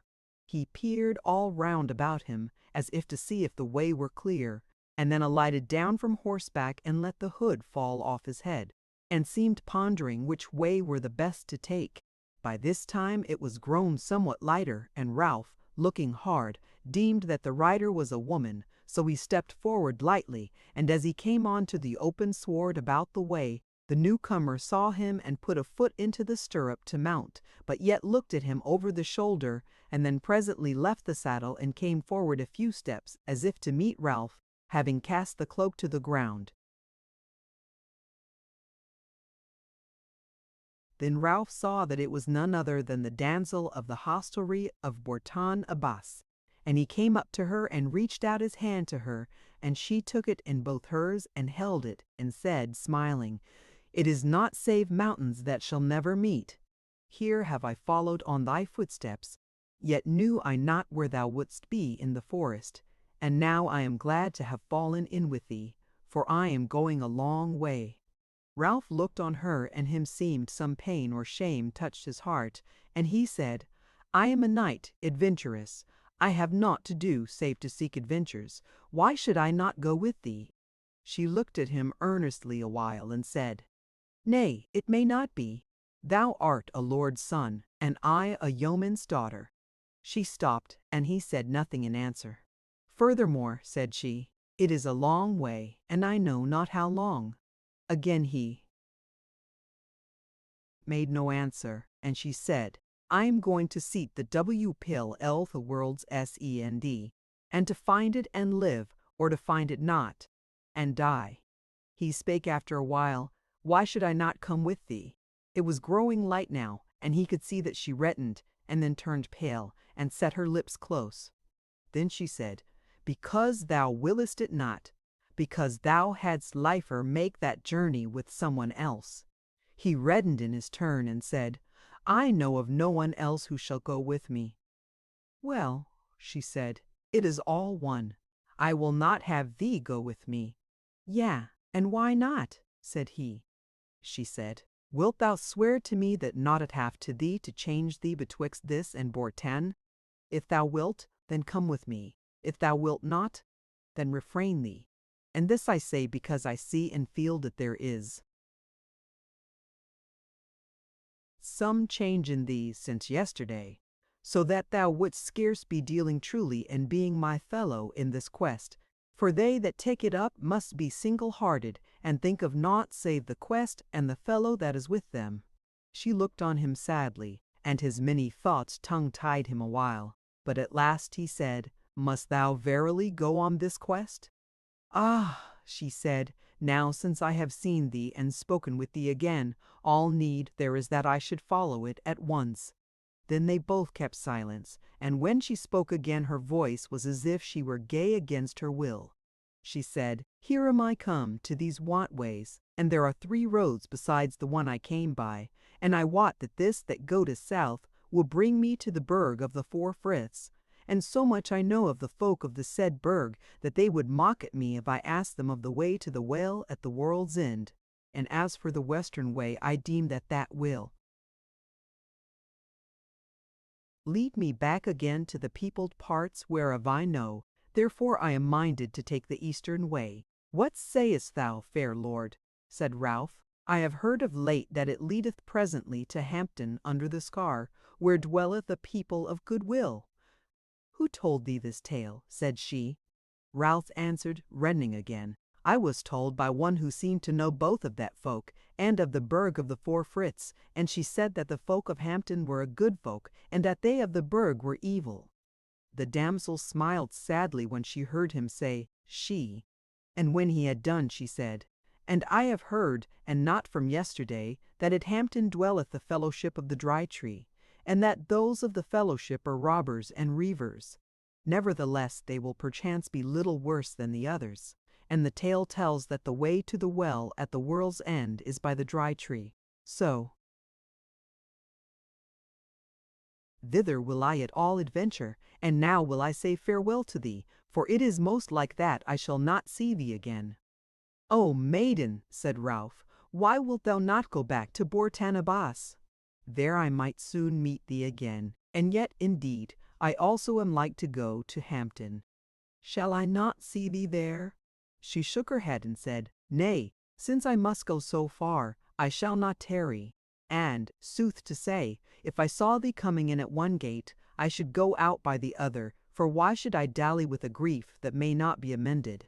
For indeed I wot that thou shalt soon forget to wish to see me either at Bourg-en-Bresse or elsewhere, so I will say no more than once again farewell. Then she came close to him and put her hands on his shoulders and kissed his mouth, and then she turned away swiftly, caught up her cloak, and gat lightly into the saddle, and so shook her reins and rode away east toward Hampton, and left Ralph standing there downcast and pondering many things. It was still so early in the summer morning, and he knew so little what to do, that presently he turned and walked back to his lair amongst the hazels, and there he lay down, and his thoughts by then were all gone back again to the lovely lady whom he had delivered, and he wondered if he should ever see her again, and, sooth to say, he sorely desired to see her again, and, sooth to say, he sorely desired to see her. Amidst such thoughts he fell asleep again, for the night yet owed him something of rest, so young as he was and so hard as he had toiled, both body and mind, during the past day. Chapter 11. Now must Ralph ride for it. When he awoke again, the sun was shining through the hazel leaves, though it was yet early. He arose and looked to his horse, and led him out of the hazel copse, and stood and looked about him, and lo! A man coming slowly through the wood on Ralph's right hand, and making as it seemed for the want way. He saw Ralph presently, and stopped, and bent a bow which he held in his hand, and then came towards him warily, with the arrow nocked. But Ralph went to meet him with his sword in his sheath, and leading Falcon by the rein, and the man stopped and took the shaft from the string. He had no armor, but there was a little axe and a wood knife in his girdle. He was clad in homespun, and looked like a carle of the countryside. Now he greeted Ralph, and Ralph gave him the sell of the day, and saw that the newcomer was both tall and strong. dark of skin and black-haired, but of a cheerful countenance. He spake frank and free to Ralph, and said, "Whither away, lord? Out of the woodland hall and the dwelling of deer and strong thieves? I would that the deer would choose them a captain and gather. Head and destroy the thieves and some few others with them," said Ralph. "I may scarce tell thee till I know myself. A while ago I was minded for the Burg of the Four Friths, but now I am for Hampton under Sker." "Yea," said the carle, "when the devil drives, to hell must we." "What meanest thou, good fellow?" said Ralph. "Is Hampton then so evil an abode?" And indeed it was in his mind that the adventure of the lady led captive bore some evil with it. Said the carle, "If thou wert not a stranger in these parts, I need not to answer thy question, but I will answer it presently, yet not till we have eaten, for I hunger, and have in this wallet both bread and cheese, and thou art welcome to a share thereof, if thou hungerest also, as is most like, whereas thou art young and fresh-coloured." "So it is," said Ralph, laughing, "and I also may help to spread this table in the wilderness, since there are yet some crumbs in my wallet. Let us sit down and fall to at once." "By your leave, sir gentleman," said the carle, "we will go a few yards further on, where there is a woodland brook, whereof we may drink when my bottle faileth." "Nay, I may better that," said Ralph, "for I have wherewithal." "Nevertheless," said the carle, "we will go thither, for here is it too open for so small a company as ours, since this want way hath an ill name, and I shall lead thee whereas we shall be somewhat out of the way of murder carles. So come on, if thou trusteth in me." Ralph essayed him, and they went together a furlong from the want way into a little hollow place, where through ran a clear stream betwixt thick-leaved alders. The carle led Ralph to the very lip of the water, so that the bushes covered them. There they sat down and drew what they had from their wallets, and so fell to meat. And amidst of the meat the carle said, "Fair knight, as I suppose thou art one, I will ask thee if any need draweth thee to Hampton." Said Ralph, "The need of giving the go-by to the Burg of the Four Friths, since I hear tell that the folk thereof be robbers and murderers." "Thou shalt find that out better, lord, by going thither. But I shall tell thee that though men may slay and steal there time and time about, yet in regard to Hampton under Sker, it is heaven, wherein men sin not. And I am one who should know, for I have been long dwelling in hell, that is Hampton, and now am I escaped thence, and am minded for the Burg, if perchance I may be deemed there a man good enough to ride in their host, whereby I might avenge me somewhat on them that have undone me, some of whom Meesmith must have put in thy mouth that word against the Burg. Is it not so?" "Maybe," said Ralph, "for thou seemest to be a true man." No more he spake, though he had half a mind to tell the carle all the tale of that adventure. But something held him back when he thought of that lady and her fairness. Yet again his heart misgave him of what might betide that other maiden at Hampton, and he was unquiet, deeming that he must needs follow her thither. The carle looked on him curiously and somewhat anxiously, but Ralph's eyes were set on something that was not there, or else maybe had he looked closely on the carle, he might have deemed that longing to avenge him, whereof he spoke, did not change his face much, for in truth there was little wrath in it. Now the carle said, "Thou hast a tale which thou deemest unmeet for my ears, as it well may be. Well, thou must speak, or refrain from speaking, what thou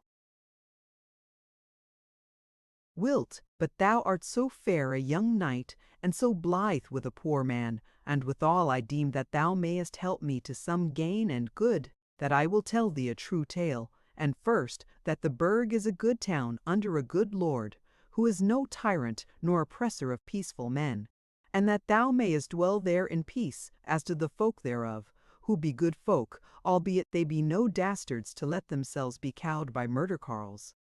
And next I will tell thee that the folk of the town of Hampton be verily as harmless and innocent as sheep, but that they be under evil lords who are not their true lords, who lay heavy burdens on them, and torment them even to the destroying of their lives. And lastly, I will tell thee that I was one of those poor people, though not so much a sheep as the more part of them. Therefore have these tyrants robbed me of my croft, and set another man in my house, and me they would have slain, had I not fled to the wood that it might cover me. And happy it was for me that I had neither wife, nor chick, nor child, else had they done as they did with my brother, whose wife was too fair for him, since he dwelt at Hampton, so that they took her away from him to make sport for them of the dry tree, who dwell in the castle of the score, who shall be thy masters, if thou goest thither. This is my tale, and thine, I say, I ask not. But I deem that thou shalt do ill if thou go not to the Burg either with me or by thyself alone, either as a guest or as a good knight to take service in their host. Now so it was that Ralph was wary, and this time he looked closely at the carle, and found that he spake coldly for a man with so much wrath in his heart. Therefore he was in doubt about the thing. Moreover, he called to mind the words of the lady whom he had delivered, and her loveliness, and the kisses she had given him, and he was loth to find her a liar, and he was loth also to think that the maiden of Bourton had betaken her to so evil a dwelling. So he said, Friend, I know not that I must needs be a partaker in the strife betwixt Hampton and the Burg, or go either to one or the other of these strongholds. Is there no other way out of this wood save by Hampton or the Burg, or no other place anigh, where I may rest in peace awhile, and then go on mine own errands? Said the carle, There is a thorp that lieth somewhat west of the Burg, which is called Apthorpe, but it is an open place, not fenced, and is debatable ground, whiles held by them of the Burg, whiles by the Dry Tree, and if thou tarry there, and they of the Dry Tree take thee, soon is thine errand sped, and if they of the Burg take thee, then shalt thou be led into the Burg in worse case than thou wouldest be if thou go therein compelled. What sayest thou therefore? Who shall hurt thee in the Burg, a town which is under good and strong law, if thou be a true man, as thou seemest to be? And if thou art seeking adventures, as may well be, thou shalt soon find them there ready to hand. I rede thee come with me to the Burg. For to say sooth, I shall find it somewhat easier to enter therein, if I be in the company of thee, a knight and a lord. So Ralph considered, and thought that there lay indeed but little peril to him in the Burg, whereas both those men with whom he had striven were hushed forever, and there was none else to tell the tale of the battle, save the lady, whose peril from them of the Burg was much greater than his, and also he thought that if anything untoward befell, he had someone to fall back on in old Oliver. Yet on the other hand, interscore, where to say sooth, he doubted not to see the lady again. So betwixt one thing and the other, speech hung on his lips a while, when suddenly the carle said, Histolt, thou hast left thy horse without the bushes, and he is whinnying. Which indeed he was. There is now no time to lose. To horse straightway, for certainly there are folk at hand, and they may be foemen, and are most like to be. Therewith they both arose and hastened to where Falcon stood just outside the alder bushes, and Ralph leapt a horseback without more ado, and the car waited no bidding to leap up behind him, and pointing to a glade of the wood which led toward the highway, cried out, Spur that way, thither, they of the Dry Tree are abroad this morning. Spur, 'tis for life or death. Ralph shook the rein, and Falcon leapt away without waiting for the spur, while the carle looked over his shoulder and said, Yonder they come. They are three, and ever they ride well horsed. Nay, nay, they are four, quoth he, as a shout sounded behind them. Spur, young lord, spur! And thine horse is a mettlesome beast. Yea, it will do, it will do. Therewith came to Ralph's ears the sound of their horse hoofs beating the turf, and he spurred indeed, and Falcon flew forth. Ah, cried the carle, but take heed, for they see that thy horse is good, and one of them, the last, hath the bent Turk bow in his hand, and is laying an arrow on it. As ever their wont is to shoot a horseback, a turn of thy rein, as if thine horse were shying at a weasel on the road. Ralph stooped his head, and made Falcon swerve, and heard therewith the twang of the bowstring, and straightway the shaft flew past his ears. Falcon galloped on, and the carle cried out, There is the highway toward the burg. Do thy best, lo you again. For the second shaft flew from the Turkish bow, and the noise of the chase was loud behind them. Once again twanged the bowstring, but this time the arrow fell short, and the woodland man, turning himself about as well as he might, shook his clenched fist at the chase, crying out in a voice broken by the gallop, Ha! Thieves! I am Roger of the rope walk. I go to twist a rope for the necks of you. Then he spake to Ralph, They are turning back, they are beaten, and withal. They love not the open road, yet slacken not yet, young knight, unless thou lovest thine horse more than thy life. For they will follow on through the thicket on the way side, to see whether thou wert born a fool, and hast learned nothing later. Yea, said Ralph, and now I deem thou wilt tell me that to the burg I needs must. Yea, forsooth, said the carle, nor shall we be long riding thus ere we come to the burg gate. Yea, or even slower, said Ralph, drawing rein somewhat, for now I deem the chase done, and after all is said, I have no will to slay Falcon, who is one of my friends, as thou perchance mayest come to be another. Thereafter he went a hand gallop till the wood began to thin, and there were fields of tillage about the highway, and presently Roger said, Thou mayest brief thy nag now, and ride single, for we are amidst friends. Not even a score of the Dry Tree dare ride so nigh the burg, save by night and cloud. So Ralph stayed his horse, and he and Roger lighted down, and Ralph looked about him and saw a stone tower builded on a little knoll amidst a wheat field, and below it some simple houses thatched with straw. There were folk moreover working or coming and going about the fields, who took little heed of the two when they saw them standing quiet by the horse's head. But each and all of these folk, so far as could be seen, had some weapon. Then said Ralph, Good fellow, is this the burg of the Four Friths? The carle laughed and said, Simple is the question, Sir Knight. Yonder is a watchtower of the burg whereunder husbandmen can live, because there be men at arms therein. And all round the outskirts of the frank of the burg are there such like towers to the number of 27, for that, say folk, was the tale of the Devi. Winters of the fair lady, who ere while began the building of the burg, when she was first wedded to the forest lord, who before that building had dwelt, he and his fathers, in thatched halls of timber, here and there about the clearings of the wild wood. But now, knight, if thou wilt, thou mayst go on softly toward the gate of the burg, and if thou wilt, I will walk beside thy rein, which fellowship, as aforesaid, shall be a gain to me. Said Ralph, I pray thee come with me, good fellow, and show me how easy is to enter this stronghold. So, when Falcon was well breathed, they went on, passing through goodly acres and wide meadows, with here and there a homestead on them, and here and there a carle's cot. Then came they to a thorp of the smallest on a rising ground, from the further end of which they could see the walls and towers of the burg. Thereafter, right up to the walls, were no more houses or cornfields, naught but reaches of green meadows plenteously stored with sheep and kine, and with a little stream winding about them. Chapter 12. Ralph entereth into the burg of the Four Friths. When they came up to the wall, they saw that it was well builded of good ashlar, and so high that they might not see the roofs of the town because of it. But there were tall towers on it, a many of them, strong and white. The road led up straight to the master gate of the burg, and there was a bailey before it, strongly walled, and manned with weaponed men, and a captain going about amongst them.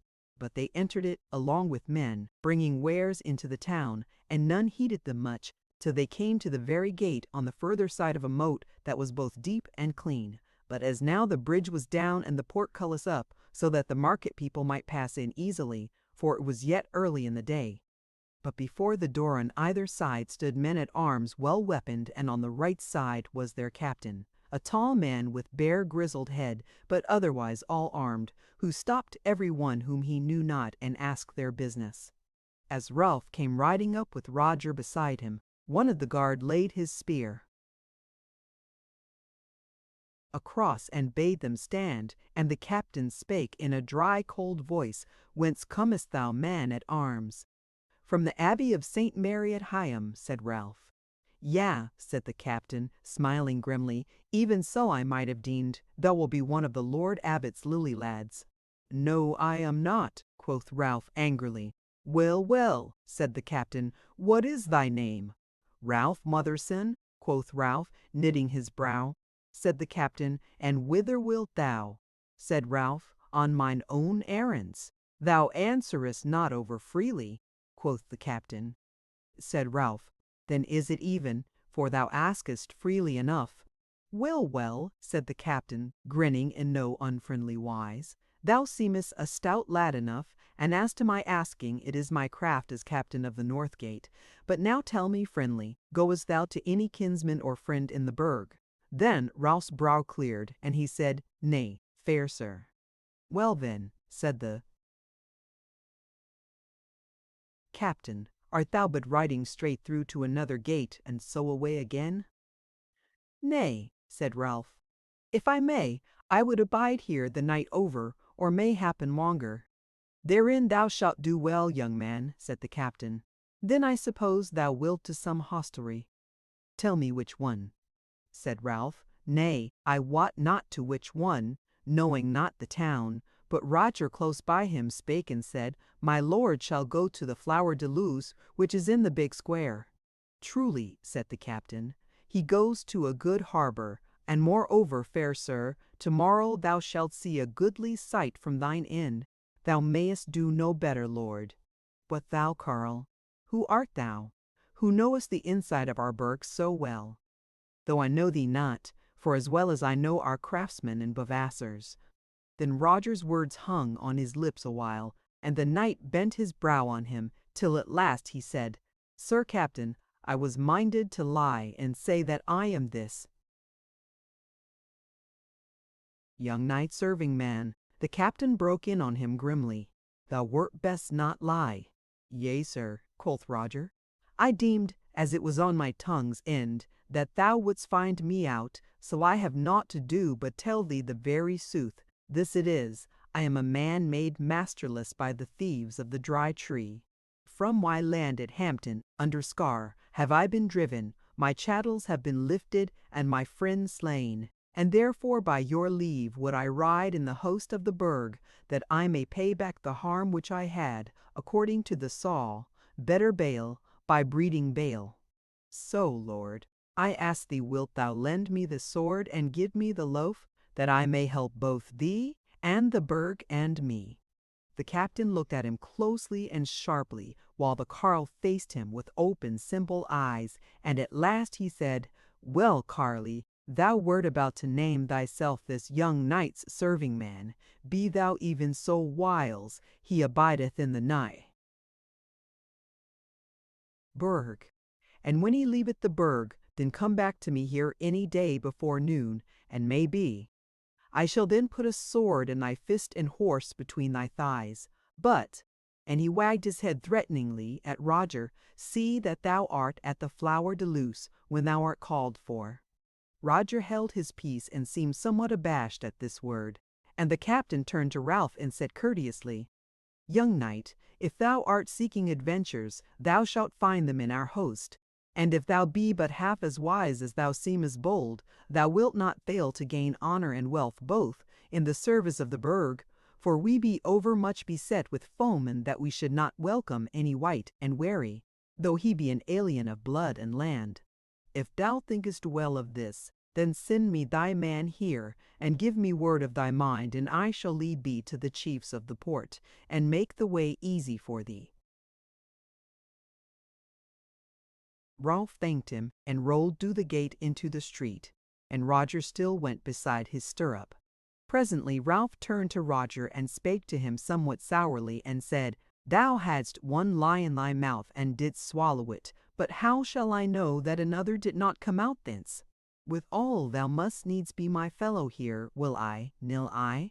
For thou it was that didst put that word into the captain's mouth that thou shouldst serve me while I abide in the burg.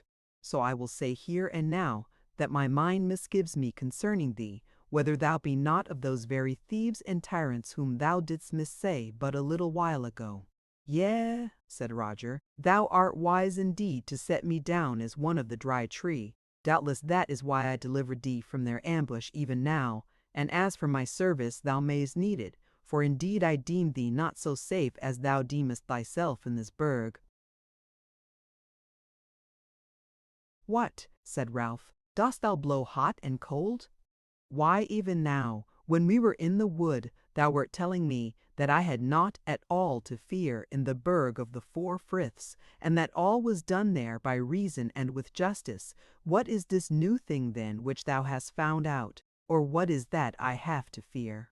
Roger changed countenance thereat, and seemed somewhat confused, as one who has been caught unawares, but he gat his own face presently, and said, "Nay, Sir Knight, I will tell thee the truth right out. In the wood yonder thy danger was great that thou mightest run into the hands of them of the Dry Tree. Therefore true it is that I spake somewhat beyond my warrant concerning the life of the folk of the burg, as how could I help it? But surely whatever thy peril may be here, it is naught to that which awaited thee at Hampton." "Nay, but what is the peril?" said Ralph. Quoth Roger, "If thou wilt become their man, and enter into their host, there is none. For they will ask few questions of so good a man at arms when they know that thou art theirs.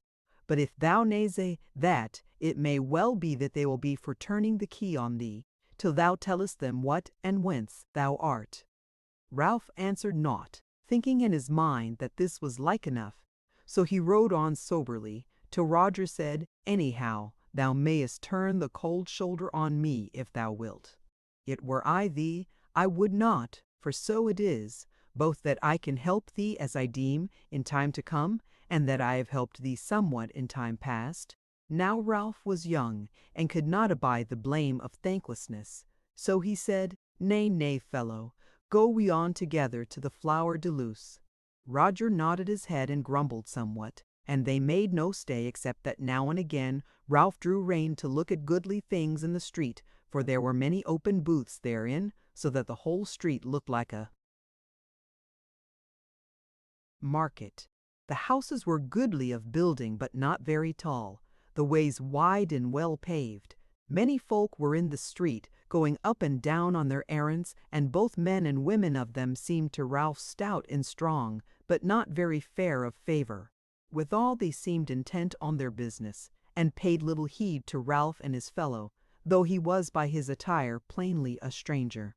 Now Ralph sees a house more gaily adorned than most, and a sign hung out from it whereon was done an image of Saint Loy, and underneath the same a booth on which was set out weapons and war gear exceeding goodly, and two knaves of the armourer were standing by to serve folk, and crying their wares with what die lack from time to time.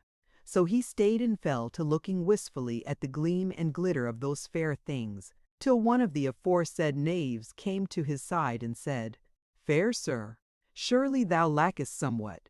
What have we here for thy needs?" So Ralph thought and called to mind that strong little steel axe of the man whom he had slain yesterday, and asked for the sight of such a weapon, if he might perchance cheapen it. And the lad brought a very goodly steel axe, gold inlaid about the shaft, and gave him the price thereof, which Ralph deemed he might compass. So he brought round his scrip to his hand, that he might take out the money. But while his hand was yet in the bag, out comes the master armourer, a tall and very stark carle, and said in courteous wise, "Sir Knight, thou art a stranger to me, and I know thee not, so I must needs ask for a sight of thy license to buy weapons. under the seal of the burg. "Here a wonder," said Ralph, "that a free man for his money shall not buy wares set out to be bought, unless he have the burg reeve's hand and seal for it. Nay, take thy florins, master, and give me the axe, and let the jest end there." "I jest not, young rider," quoth the armourer. "When we know thee for a liegeman of the burg, thou shalt buy what thou wilt without question, but otherwise I have told thee the law, and how may I, the master of the craft, break the law? Be not wrath, fair sir, I will set aside thine axe for thee, till thou bring me the license, or bid me come see it, and thou shalt get the said license at the town hall straightway, when they may certify thee no foeman of the burg." Ralph saw that it availed nothing to bicker with the smith, and so went his way somewhat crestfallen, and that the more as he saw Roger grinning a little. Now they come into the market-place, on one side whereof was the master church of the town, which was strongly built, and with a tall tower to it, but was not very big, and but little adorned. Over against it they saw the sign of the Flower de Luce, a goodly house, and great. Thitherward they turned, but in the face of the hostelry, amid most the place, was a thing which Roger pointed at with a grin that spoke as well as words. And this was a high gallows tree, furnished with 4 forks or arms, each carved and wrought in the fashion of the very be of a tree, from which dangled 4 nooses, and above them all was a board, whereon was written in big letters, "The Dry Tree." And at the foot of this gallows were divers folk laughing and talking. So Ralph understood at once that those 4 men whom he had seen led away bound yesterday should be hanged thereon. So he stayed a franklin who was passing by, and said to him, "Sir, I am a stranger in the town, and I would know if justice shall be done on the 4 woodmen today." "Nay," said the man, "but tomorrow. They are even now before the judges." Then said Roger in a surly voice, "Why art thou not there to look on?" "Because," quoth the man, "there is little to see there, and not much more to hearken. The thieves shall be speedily judged, and not questioned with torments, so that they may be the lustier to feel what the hangman shall work on them tomorrow. Then forsooth the show shall be goodly. But far better had it been if we had in our hands the great witch of these dastards, as we look to have her. But now folks say that she has not been brought within gates, and it is to be feared that she hath slipped through our fingers once more." Roger laughed and said, "Simple are ye folk of the burg, and know naught of her shifts. I tell thee it is not unlike that she is in the burg even now, and hath in hand to take out of your prison the 4 whom ye have caught." The franklin laughed scornfully in his turn, and said, "If we be simple, thou art a fool merely. Are we not stronger and more than the Dry Tree? How should she not be taken? How should she not be known if she were walking about these streets? Have we no eyes, fool Carl?" And he laughed again, for he was wroth. Ralph hearkened, and a kind of fear seemed griping his heart, so he asked the franklin, "Tell me, sir, are ye two speaking of a woman who is queen of these strong thieves?" "Yea," said he, "or it might better be said that she is there goddess, their Mahomet, their devil, the very heart and soul of their wickedness. But one day shall we have her body and soul, and then shall her body have but an evil day of it till she dieth in this world." "Yea, forsooth, if she can die at all," quoth Roger. The franklin looked sourly on him and said, "Good man, thou knowest much of her, meseemeth. Whence art thou?" Said Roger speedily, "From Hampton under Scar, and her rebel I am, and her dastard, and her runaway. Therefore I know her forsooth." "Well," the franklin said, "thou seemest a true man, and yet I would counsel thee to put a rein on thy tongue when thou art minded to talk of the devil of the Dry Tree, or thou mayest come to harm in the burg." He walked away towards the gallows therewith, and Roger said, almost as if he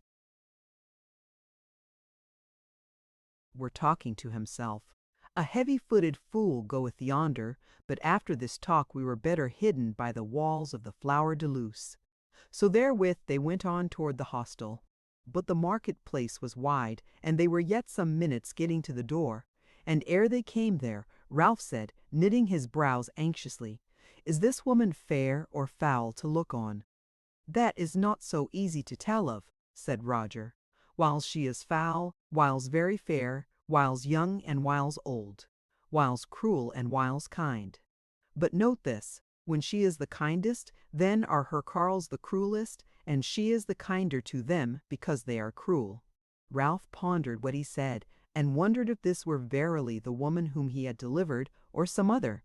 As if answering to his unspoken thought, Roger went on, "They speak but of one woman amongst them of the Dry Tree, but in sooth they have many others who are like unto her in one way or other. And this again is a reason why they may not lay hands on the very queen of them all. Therewithal they came unto the hostel, and found it fair enough within, the hall great and goodly for such a house, and with but 3 chapmen carles therein. Straightway they called for meat, for it was now past noon, and the folk of the house served them when the grooms had taken charge of Falcon. And Roger served Ralph as if he were verily his man. Then Ralph went to his chamber aloft and rested a while, but came down into the hall a little before nonies, and found Roger there walking up and down the hall floor, and no man else. So he said to him, "Though thou art not of the burg, thou knowest it. Wilt thou not come abroad then, and show it me? For I have a mind to learn the ways of the folk here." Said Roger, and smiled a little, "If thou commandest me as my lord, I will come. Yet I were better pleased to abide behind, for I am weary with night waking and sorrow, and have a burden of thought, one which I must bear to the end of the road, and if I put it down, I shall have to go back and take it up again." Ralph thought that he excused himself with more words than were needed, but he took little heed of it, but nodded to him friendly, and went out of the house afoot, but left his weapons and armor behind him by the rede of Roger. Chapter 13. The Streets of the Burg of the Four Friths. He went about the streets and found them all much like to the one which they had entered by the north gate. He saw no poor or wretched houses, and none very big as of great lords. They were well and stoutly builded, but as aforesaid not much adorned either with carven work or painting. There were folk enough in the streets, and now Ralph, as was like to be, looked specially at the women, and thought many of them little better favoured than the men, being both dark and low, neither were they gayled, though their raiment, like the facsal. But here and there he came on a woman, taller and whiter than the others, as though she were of another blood. All such of these as he saw were clad otherwise than the darker women, their heads uncoiffed, uncovered save for some garland or silken band, their gowns yellow like wheat straw, but gaily embroidered, sleeveless withal and short, scarce reaching to the ankles, and whiles so thin that they were rather clad with the embroidery than the cloth. Shoes they had not, an iron ring about her right arm. The more part of the men wore weapons at their sides and had staves in hand, and were clad in short jerkins brown or blue of colour, and looked ready for battle if any moment should call them thereto. But among them were men of different favour and stature from these, taller for the most part, unarmed, and clad in long gowns of fair colours, with cloths of thin and gay-coloured web twisted about their heads. These he took for merchants, as they were oftenest standing in and about the booths and shops, whereof there were some in all the streets, though the market for victuals and such like he found over for that day, and but scantily peopled.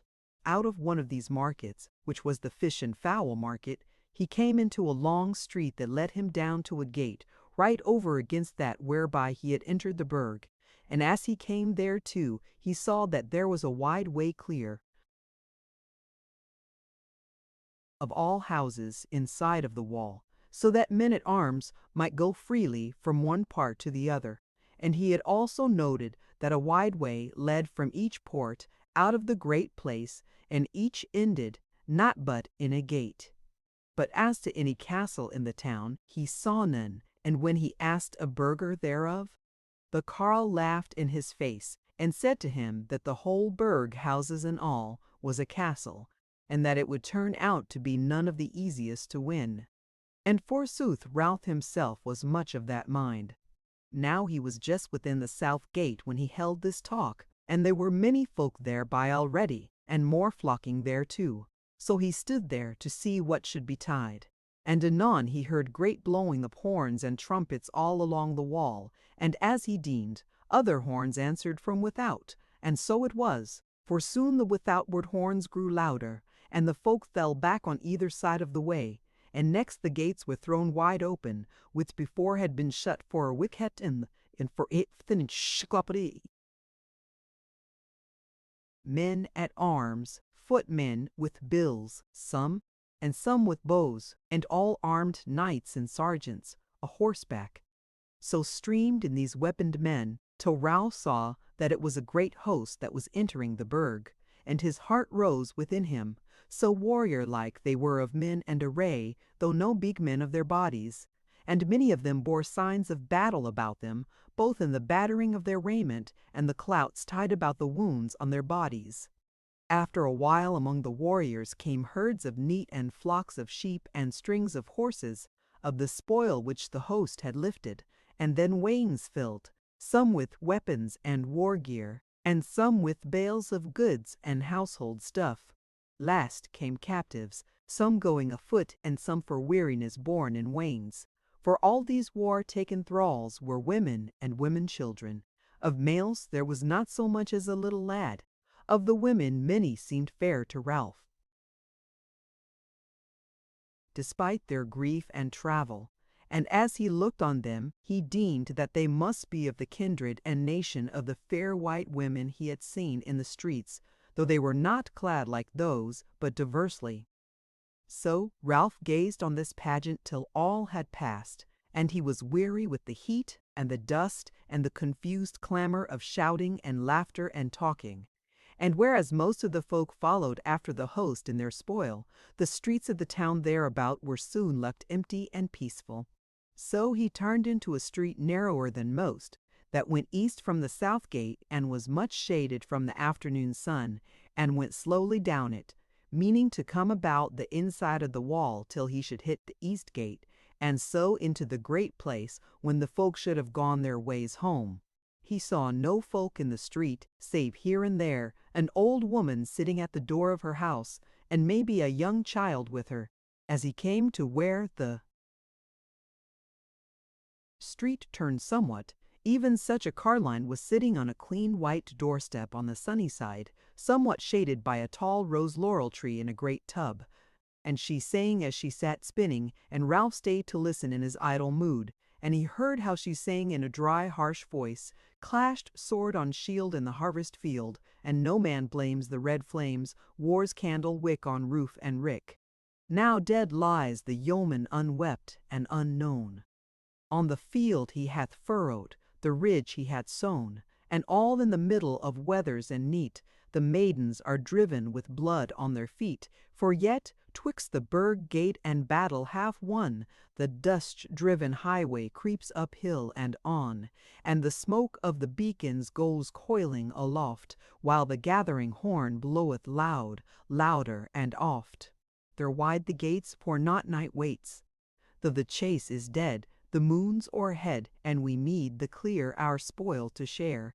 Shake the lots in the helm, then, for brethren are we, and the goods of my missing are gainful to thee.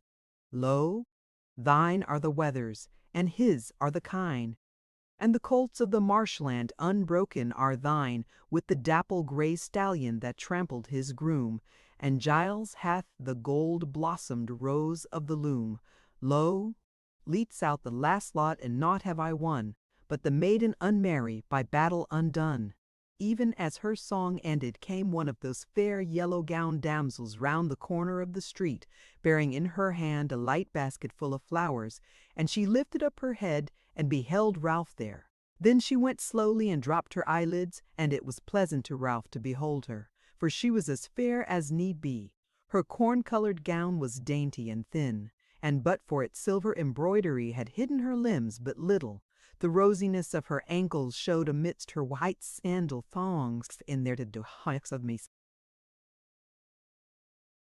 Now she lifted up her eyes and looked shyly at Ralph, and he smiled at her well pleased, and deemed it would be good to hear her voice. So he went up to her and greeted her, and she seemed to take his greeting well, though she glanced swiftly at the carline in the doorway. Said Ralph, "Fair maiden, I am a stranger in this town, and have seen things I do not wholly understand. Now wilt thou tell me before I ask the next question? Who will be those war-taken thralls, whom even now I saw brought into the burg by the host? Of what nation be they, and of what kindred?" Straightway was the damsel all changed. She left her dainty tricks, and drew herself up straight and stiff. She looked at him in the eyes, flushing red and with knit brows, a moment, and then passed by him, with swift and firm feet as one both angry and ashamed. But the carline, who had beheld the two with a grin on her wrinkled face,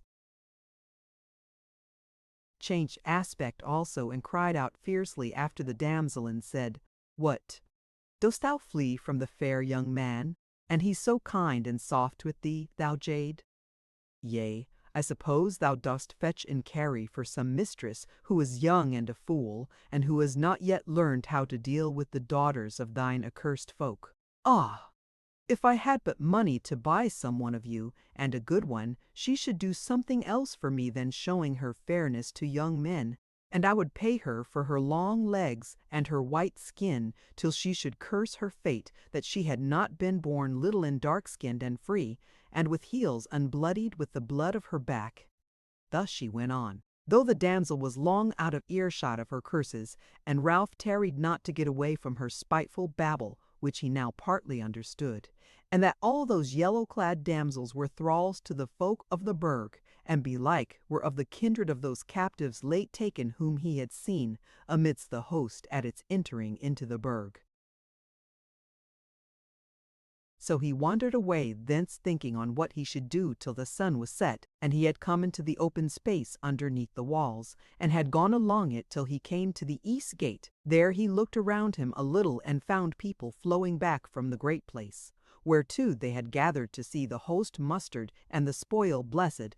Then he went on still under the wall, and noted not that here and there a man turned about to look upon him curiously, for he was deep in thought concerning the things sundered that withal the chief thing that he desired was to get him away from the burg, for he felt himself unfree therein, and he said to himself that if he were forced to dwell among this folk, that he had better never have stolen himself away from his father and mother, and whiles even he thought that he would do his best on the morrow to get him back home to Upmeads again. But then, when he thought of how his life would go in his old home, there seemed to him a lack, and when he questioned himself as to what that lack was, straightway he seemed to see that lady of the wildwood standing before the men-at-arms in her scanty raiment the minute before his life was at adventure, because of them, and in sooth he smiled to himself. Then with a beating heart, as he told himself that above all things he desired to see that lady, whatever she might be, and that he would follow his adventure to the end until he met her. Amidst these thoughts he came unto the north gate, whereby he had first entered the burg, and by then it was as dark as the summer night would be. So he woke up from his dream, as it were, and took his way briskly back to the Flower de Luce. Chapter 14. What Ralph heard of the matters of the Burg of the Four Friths. There was no candle in the hall when he entered, but it was not so dark therein, but he might see Roger sitting on a stool near the chimney, and opposite to him on the settle sat two men, one very tall and big, the other small. Roger was looking away from these and whistling, and it came into Ralph's mind that he would have him think that he had naught to do with them, whether that were so or not. But he turned round as Ralph came up the hall and rose, and came up to him, and fell to talking with him, and asking him how he liked the burg. And ever he spake fast and loud, so that again it came on Ralph that he was playing a part. Ralph heeded him little, but ever looked through the hall dusk on those twain, who presently arose and went toward the hall door. But when they were but halfway across the floor, a chamberlain came in suddenly, bearing candles in his hands, and the light fell on those guests and flashed back from a salade on the head of the big man, and Ralph saw that he was clad in a long white gabardine, and he deemed that he was the very man whom he had seen last in the great place at Higham, nigh the church, and before that upon the road. As for the smaller man, Ralph had no knowledge of him, for he could see but little of his face, whereas he was wrapped up in a cloak, for as warm as the evening was, and wore a slouch hat withal, but his eyes seemed great and wondrous bright. But when they were gone, Ralph asked Roger if he knew aught of them, or if they had told him aught. "Nay," said Roger, "they came in here as I sat alone, and had their meat, and spake naught to me, and little to each other. I deem them not to be of the burg. Nay, sooth to say, I doubt it they be true men." As he spake, came in a sort of the townsmen, somewhat merry and noisy, and called for meat and drink and more lights, so that the board was brought, and the hall was speedily astir. These men, while supper was being dight, fell to talking to Ralph and Roger, and asking them questions of whence and whither, but nowise uncourteously. To whom Roger answered with the tale which he had told Ralph. And Ralph told what he would, and that was but little.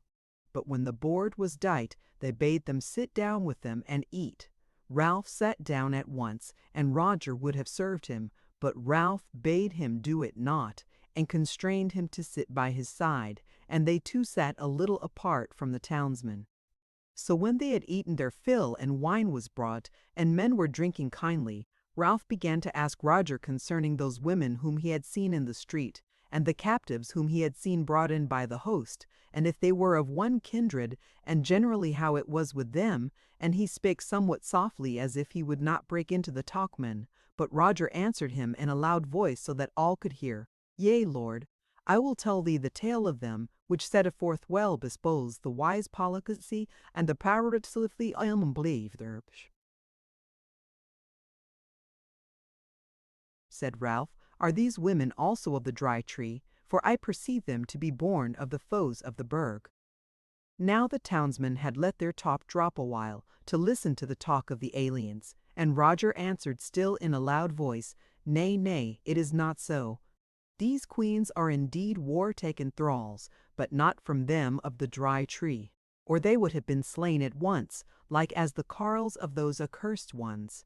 But these are of the folk of the wheat wearers, even as those whom thou sawest brought today amidst the other spoil. And to this folk the burg showeth mercy, and whenso the host goeth against them and overcometh, and that is well nigh, whenever they meet these worthy lords, slay no woman of them, but the men only, whether they be old or youngest. As for their women, they are brought hither and sold at the market cross to the highest bidder. And this honour they have, that such of them as be fair, and that is the more part of the younger ones, fetch no ill penny. Yet for my part I were loth to cheapen such wares, for they make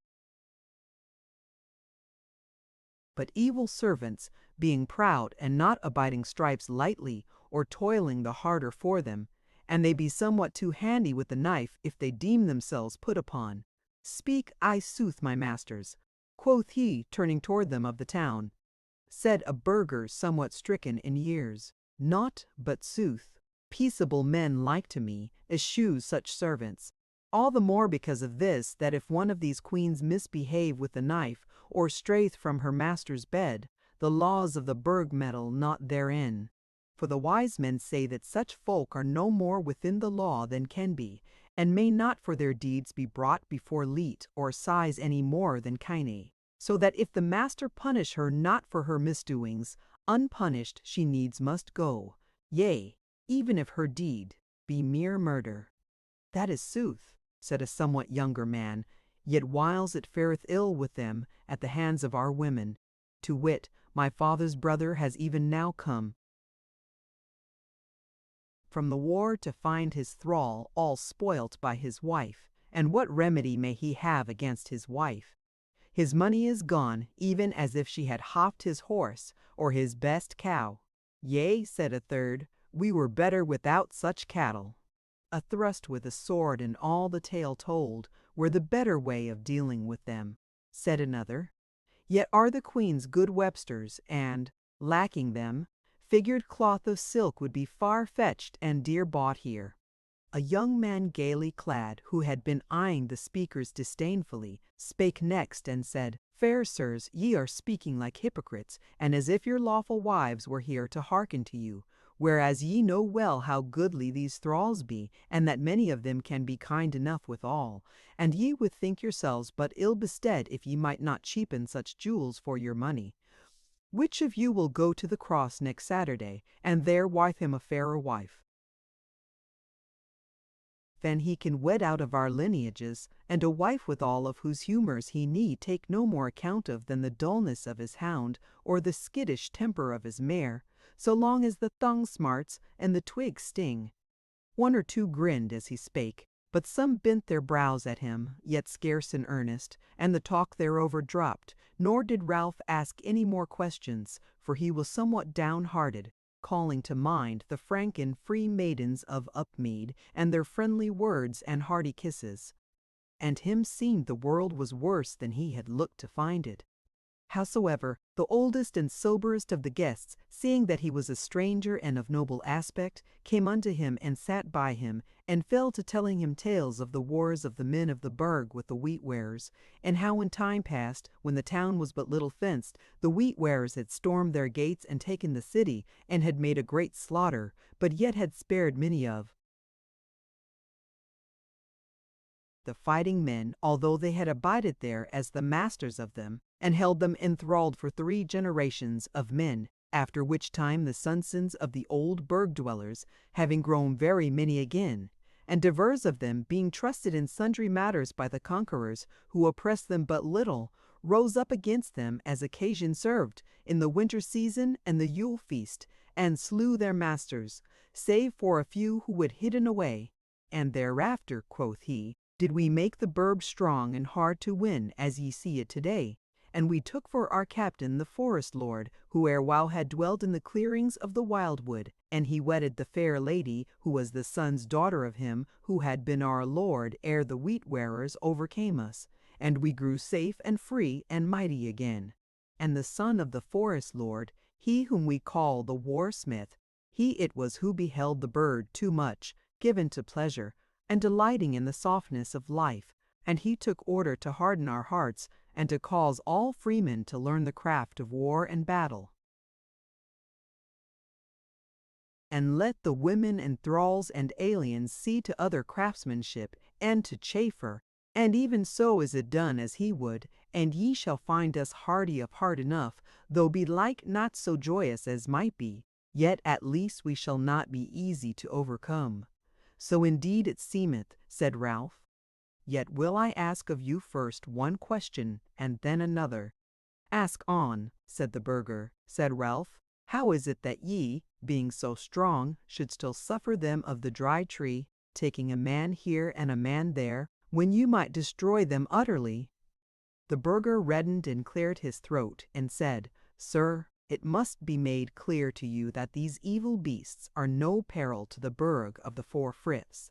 All the harm they may do us is as when a cur dog biteth a man in the calf of the leg, whereby the man shall be grieved indeed, but the dog slain. Such grief as that they have done us at whiles, but the grief is paid for thus, that the hunting and slaying of them keeps our men in good trim, and pleasures them. Shortly to say it, they are the chief deer wherewith our wood is stocked.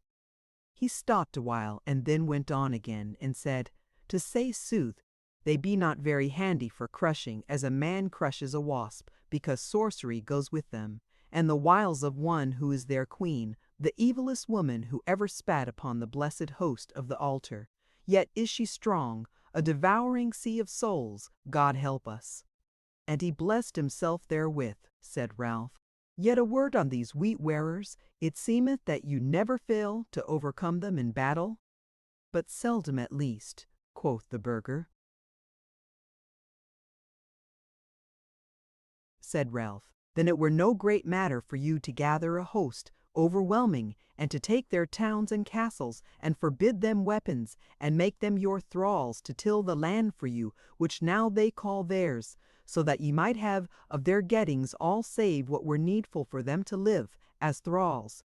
I deem it were an easy thing, said the burgher. Quoth Ralph, then why do ye not so? It were but a poor game to play, said the burgher. Such of their wealth as we have a mind to, we can have now, at the cost of a battle or two, begun 1 hour, and ended the next, were we their masters, sitting down amidst of their hatred, and amidst of their plotting, yea, and in the very place where that were the hottest and thickest, the battle would be to begin at every sun's uprising, nor would it be ended at any sunset. Ha, what sayest thou? Said Ralph, this seemeth to me but the bare truth, yet it is little after the manner of such masterful men as ye be. But why then do ye slay all their carles that are taken, whereas ye bear away the women and make thralls of them at home, that is to say, foes in every house? It may be, said the burgher, that this is not amongst the wisest of our dealings.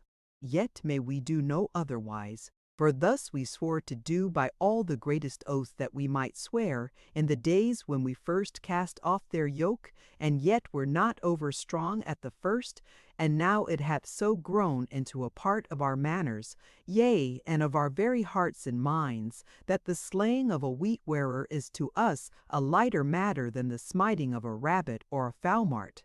But now look you, fair sir, my company ariseth from table, so I bid thee a good night. And I give thee a good rede, along with the good wish, to wit, that thou ask not too many questions in this city concerning its foemen, for here is the stranger looked upon with doubt, if he neither will take the wages of the burg for battle, nor hath aught to sell. Ralph reddened at his word, and the other looked at him steadily as he spoke, so that Ralph deemed that he mistrusted him. He deemed, moreover, that 3 or 4 of the others looked hard at him as they went towards the door, while Roger stood somewhat smiling, and humming a snatch of an old song. But when the other guests had left the hostelry, Roger left his singing, and turned to Ralph and said, Master, meseems that they mistrust us, and now maybe is that peril that I spake of nigher than I deemed when we came into the burg this morning. And now I would that we were well out of the burg, and in the merry greenwood again, and it repents me that I brought thee hither. Nay, good fellow, quoth Ralph, heed it not. Besides, it was me, not thee, that they seemed to doubt of. I will depart hence tomorrow morning, no worser than I came, and leave thee to seek thy fortune here, and good luck go with thee. Roger looked hard at him and said, Not so, young lord. If thou goest, I will go with thee, for thou hast won my heart, I know not how, and I would verily be thy servant, to follow thee whithersoever thou goest, for I think that great deeds will come of thee. This word pleased Ralph, for he was young, and lightly put faith in men's words, and loved to be well thought of, and was fain of good fellowship withal. So he said, This is a good word of thine, and I thank thee for it, and look to it, that in my adventures and the reward of them thou to have thy due share. Lo, here my hand on it. Roger took his hand, yet therewith his face seemed a little troubled, but he said naught. Then spoke Ralph, True it is that I am not fain to take the wages of the burg, for it seems to me that they be hard men, and cruel and joyless, and that their service shall be rather churlish than knightly. Howbeit, let night bring counsel, and we will see to this tomorrow, for now I am both sleepy and weary. Therewith he called the chamberlain, who bore a wax light before him, to his chamber, and he did off his raiment, and cast himself on his bed, and fell asleep straightway, before he knew where Roger was sleeping, whether it were in the hall or some place else. Chapter 15. How Ralph departed from the Burg of the Four Friths. Him seemed he had scarce been asleep a minute, ere awoke with a sound of someone saying softly, "Master, awake!" So he sat up and answered softly in his turn, "Who is it? What is amiss, since the night is yet young?" "I am thy fellow farer, Roger," said the speaker, "and this thou hast to do. Get on thy raiment speedily, and take thy weapons without noise, if thou wouldst not be in the prison of the Burg before sunrise." Ralph did as he was bidden without more words, for already when he lay down his heart misgave him that he was in no safe place. He looked to his weapons and armor that they should not clash, and down they came into the hall, and found the door on the latch. So out they went, and Ralph saw that it was somewhat cloudy. The moon was set, and it was dark, but Ralph knew by the scent that came in on the light wind, and a little stir of blended sounds, that it was hard on dawning, and even therewith had it challengely dammit. And their crying of the hour, and the chimes of the belfry rang clear and loud, and seeming close above him, 2 hours and a half after midnight. Roger spake not, and Ralph was man-at-arms enough to know that he must hold his peace. And though he longed sore to have his horse Falcon with him, yet he wotted that it availed not to ask of his horse, since he durst not ask of his life. So they went on silently till they were out of the great place, and came into a narrow street, and so into another which led them straight into the houseless space under the wall. Roger led right on as if he knew the way well, and in a twinkling were they come to a postern in the wall betwixt the east gate and the south.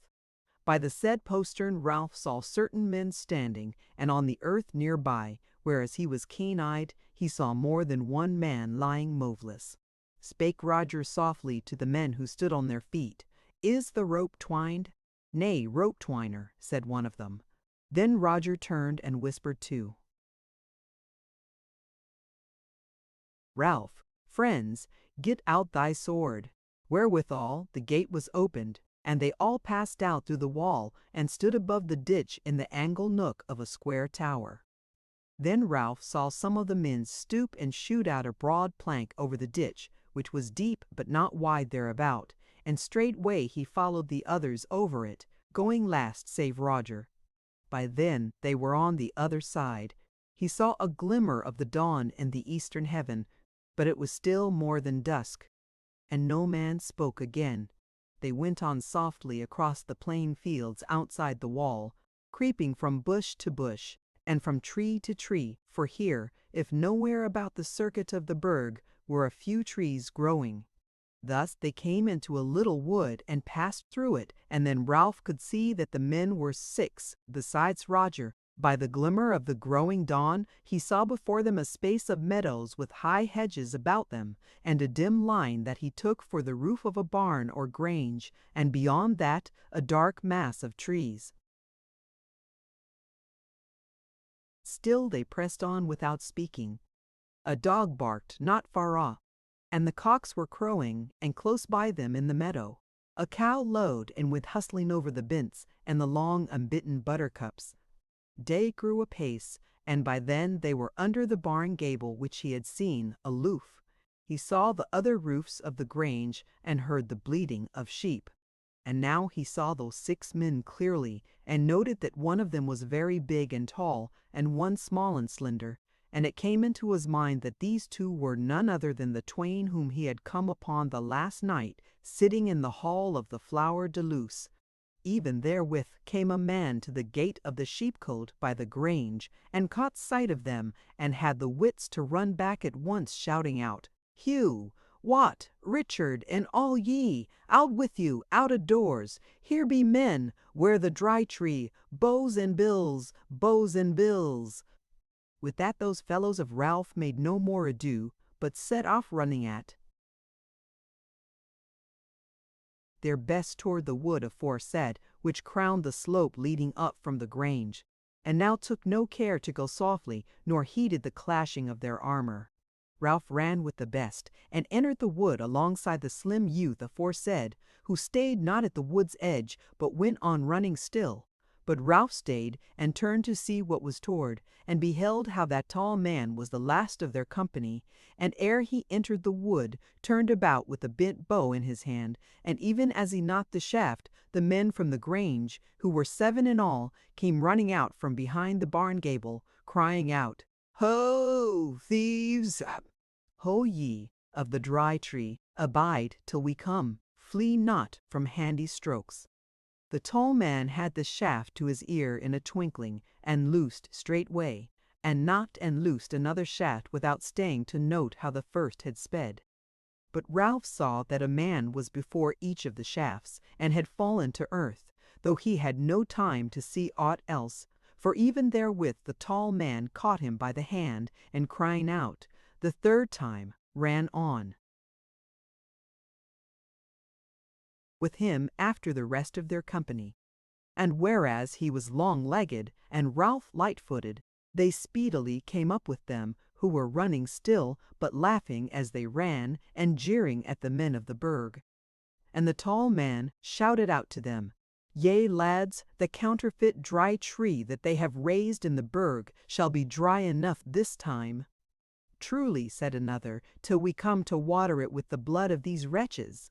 "Well, well, get on," said a third. "Waste not your wind in talk. Those carles will make but a short run of it to the walls, long as it was for us, creeping and creeping as we behove to." The long man laughed. "Thou sayst sooth," said he, "but thou art the longest winded of all in talking. Get on, lads." They laughed again at his word, and sped on with less noise, while Ralph thought within himself that he was come into strange company, for now he knew well that the big man was even he, whom he had first met at the churchyard gate of the thorp under Bear Hill. Yet he deemed that there was naught for it now but to go on. Within a while they all slacked somewhat, and presently did but walk, though swiftly, through the paths of the thicket, which Ralph deemed full surely was part of that side of the Wood Perilous that lay south of the Burg of the Four Friths. And now Roger joined himself to him, and spake to him aloud, and said, "So, fair master, thou art out of the peril of death for this bout. Art thou all so sure of that?" quoth Ralph. "Or who are these that be with us? Meseems they smell of the Dry Tree." "Yea, or rebels and runaways therefrom," said Roger with a dry grin. "But whosoever they may be, thou shalt see that they will suffer us to depart whither we will if we like not their company. I will be thy warrant thereof." "Moreover," said Ralph, "I have lost Falcon my horse. It is a sore miss of him." "Maybe," quoth Roger, "but at least thou hast saved thy skin, and whereas there are many horses on the earth, there is but one skin of thine. Be content. If thou wilt, thou shalt win somewhat in exchange for thine horse." Ralph smiled, but somewhat sourly, and even therewith he heard a shrill whistle a little aloof, and the men stayed and held their peace, for they were talking together freely again now. Then the big man put his fingers to his mouth and whistled again in answer. A third whistle answered him, and lo, presently, as their company hastened on, the voices of men, and anon they came into a little wood lawn, wherein standing about or lying on the grass beside their horses were more than a score of men well armed, but without any banner or token, and all in white armour with white gabardines thereover. And they had with them, as Ralph judged, some dozen of horses more than they needed for their own riding. Great was the joy at this meeting, and there was embracing and kissing of friends. But Ralph noted that no man embraced that slender youth, and that he held him somewhat aloof from the others, and all seemed to do him reverence. Now spake one of the runaways, "Well, lads, here be all we four well met again along with those twain who came to help us at our pinch, as their wont is, and Roger withal, good at need again, and a friend of his, as it seemeth, and whom we know not. See you to that." Then stood forth the big man and said, He is a fair young knight, as ye may see, and he rideth seeking adventures, and Roger did us to wit that he was abiding in the burg at his peril, and would have him away, even if it were somewhat against his will, and we were willing that it should be so, all the more as I have a guess concerning what he is, and a foreseeing man might think that luck should go with him. Therewith he turned to Ralph and said, How say ye? Fair sir, will ye take guesting with us a while and learn our ways? Said Ralph.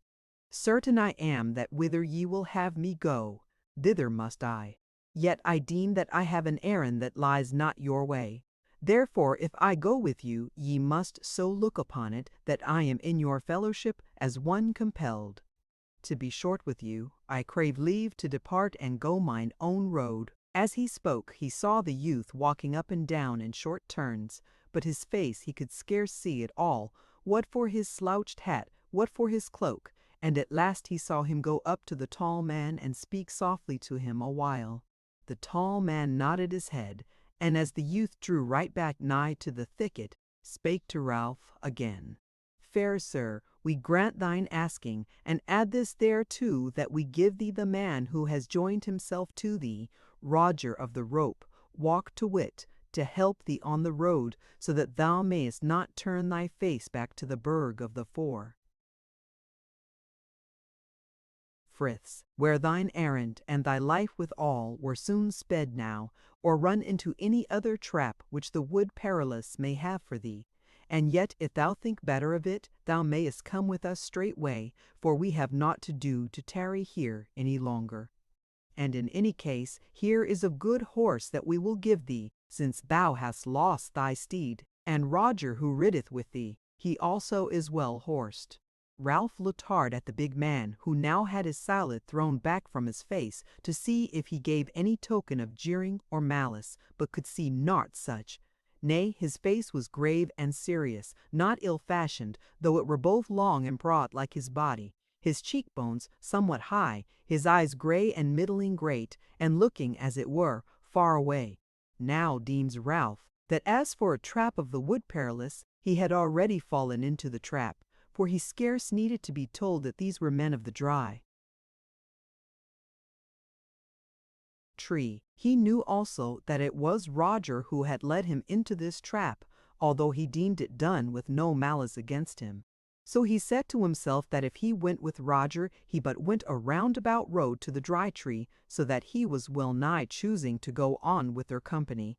Yet again he thought that something might well befall which would free him from that fellowship if he went with Roger alone, whereas, if he went with the others, it was not that he might be, but that he was already of the fellowship of the Dry Tree, and most like would go straight thence to their stronghold. So he spake as soberly as the tall man had done. Since ye give me the choice, fair sir, I will depart hence with Roger alone, whom ye call my man, though to me he seemeth to be yours. Howbeit, he has led me to you once, and belike will do so once more. Yea, quoth the big man, smiling no white more than erst, and that will make the fourth time. Depart then, fair sir, and take this word with thee, that I wish thee good and not evil. Chapter 16. Ralph riddeth the Wood Perilous again. Now Roger led up to Ralph a strong horse, red roan of hue, duly harnessed for war, and he himself had a good grey horse, and they mounted at once, and Ralph rode slowly away through the wood at his horse's will, for he was pondering all that had befallen him, and wondering what next should hap. Meanwhile those others had not loitered, but were a horseback at once, and went their ways from Ralph through the wildwood. Not spake Ralph for a while, till Roger came close up to him and said, Whither shall we betake us, fair lord? Hast thou an inkling of the road whereon lies thine errand? Now to Ralph this seemed but mockery, and he answered sharply, I wot not. Thou wilt lead whither thou wilt, even as thou hast trained me hitherward with lies and a forged tale. I suppose thou wilt lead me now by some roundabout road to the stronghold of the Dry Tree. It matters little, since thou durst not lead me back into the burg. Yet now I come to think of it, it is evil to be alone with a found-out traitor and liar, and I had belike have done better to go with their company." "Nay, nay," quoth Roger, "thou art angry, and I marvel not thereat, but let thy wrath run off thee if thou mayest. For indeed what I have told thee of myself and my griefs is not all mere lying. Neither was it any lie that thou wert in peril of thy life amongst those tyrants of the Burg. Thou with thy manly bearing and free tongue and bred, as I judge, to hate cruel deeds and injustice. Such freedom they cannot away with in that fellowship of hard men at arms, and soon hadst thou come to harm amongst them. And further, let alone that it is not ill to be sundered from yonder company, who mayhap will have rough work to do, or ever they win home, I have naught to do to bring thee to Hampton under Scar. If thou hast no will to go thither, though certes I would lead thee some whither, whereof thou shalt ask me not as now, yet will I say thereof this much, that there thou shalt be both safe and well at ease. Now lastly know this, that whatever I have done it to do thee good and not ill. And there is also another one, whom I will not name to thee, who wisheth thee better yet, by the token of those 2 strokes stricken by thee in the Wood Perilous before yesterday was a day. Esli want eachen, there Tim that exquisite be temps at a vin of thee. Bat may, and bat may fall to strife with Roger, lest they should sunder, and he should lose the help of him, which he now deemed would bring him to sight of her whom he had unwittingly come to long for more than aught else. So he spake to Roger quietly and humbly, "Well, faring fellow Lisi is tau in little more than a temperalt, which I man de perilous in tide of pair, but of casopitic in imitator to devil I from pedicare with thy double of cadence that them if they be at enmity with me. So I bid thee lead me whither thou wilt, and if thou be a traitor to me, on thine own head be it. In good sooth, since I know naught of this wood, and since I might go astray, and so come back to the Burg where be those whom thou hast now made my foemen, I am content to take thee on thy word, and to hope the best of thee, and ask no question of thee, save whitherward." "Fair sir," said Roger, "away from this place at least. For we are as yet over nigh to the Burg to be safe. But as to elsewhither we may wend, thereof we may speak on the road as we have leisure." Therewith he smote his horse with his heel, and they went forward at a smart trot, for the horses were unwearied, and the wood thereabouts of beech and clear of underwood. And Roger seemed to know his way well, and made no fumbling over it. 4 hours or more gone, the wood thinned and the beeches failed, and they came to a country still waste of little low hills, stony for the more part, beset with scraggy thorn bushes, and here and there some other berry trees sown by the birds. Then said Roger, "Now I deem us well out of the peril of them of the Burg, who if they follow the chase as far as the sundering of us and the others, will heed our slot nothing, but will follow on that of the company, so we may breathe our horses a little, though their bait will be but small in this rough waste. Therein we are better off than they, for lo you saddle bags on my nag, and meat and drink therein." So they lighted down and let their horses graze what they could, while they ate and drank. Amidst which Ralph again asked Roger of whither they were going. Said Roger, "I shall lead thee to a good harbour and a noble house of a master of mine, wherein thou mayest dwell certain days, if thou hast a mind thereto, not without solace maybe." "And this master," said Ralph, "is he of the Dry Tree?" Said Roger, "I scarce know how to answer thee without lying, but this I say, that whether he be or not, this is true. Amongst those men I have friends, and amongst them foes, but fate bindeth me to them for a while." Said Ralph, reddening, "Be there any women amongst them?" Yea, quoth Roger, smiling a little, "doubt not thereof." "And that lady of the Dry Tree," quoth Ralph, reddening yet more, but holding up his head, "that woman whereof the burghers spoke so bitterly, threatening her with torments and death if they might but lay hold of her. What wilt thou tell me concerning her?" "But little," said Roger, save this, that thou desirest to see her, and that thou mayest have thy will thereon if thou wilt be guided by me." Ralph hearkened as if heeded little what Roger said, but presently he rose up and walked to and fro in short turns with knit brows as one pondering a hard matter. He spake not, and Roger seemed to heed him nothing, though in sooth he looked at him askance from time to time, till at last he came and lay down again by Roger, and in a while he spake, "I wot not why ye of the Dry Tree want me, or what ye will do with me, and but for one thing, I would even now ride away from thee at all adventure." Roger said, "All this ye shall learn later on, and shalt find it but a simple matter. And meanwhile I tell thee again that all is for thy gain and thy pleasure, so now ride away if thou wilt. Who hindereth thee? Certes not I." "Nay," said Ralph, "I will ride with thee first to that fair house, and afterwards we shall see what is to hap." "Yea," quoth Roger, "then let us to horse straightway, so that we may be there if not before dark night, yet at least before bright morn, for it is yet far away." Chapter 17. Ralph cometh to the House of Abundance. Therewithal they gat to horse and rode away through that stony land, wherein was no river but for water, many pools in the bottoms, with little brooks running from them. But after a while they came upon a ridge somewhat high, on the further side whereof was a wide valley, well grassed and with few trees, and no habitation of man that they might see. But a wide river ran down the midst of it, and it was now 4 hours after noon.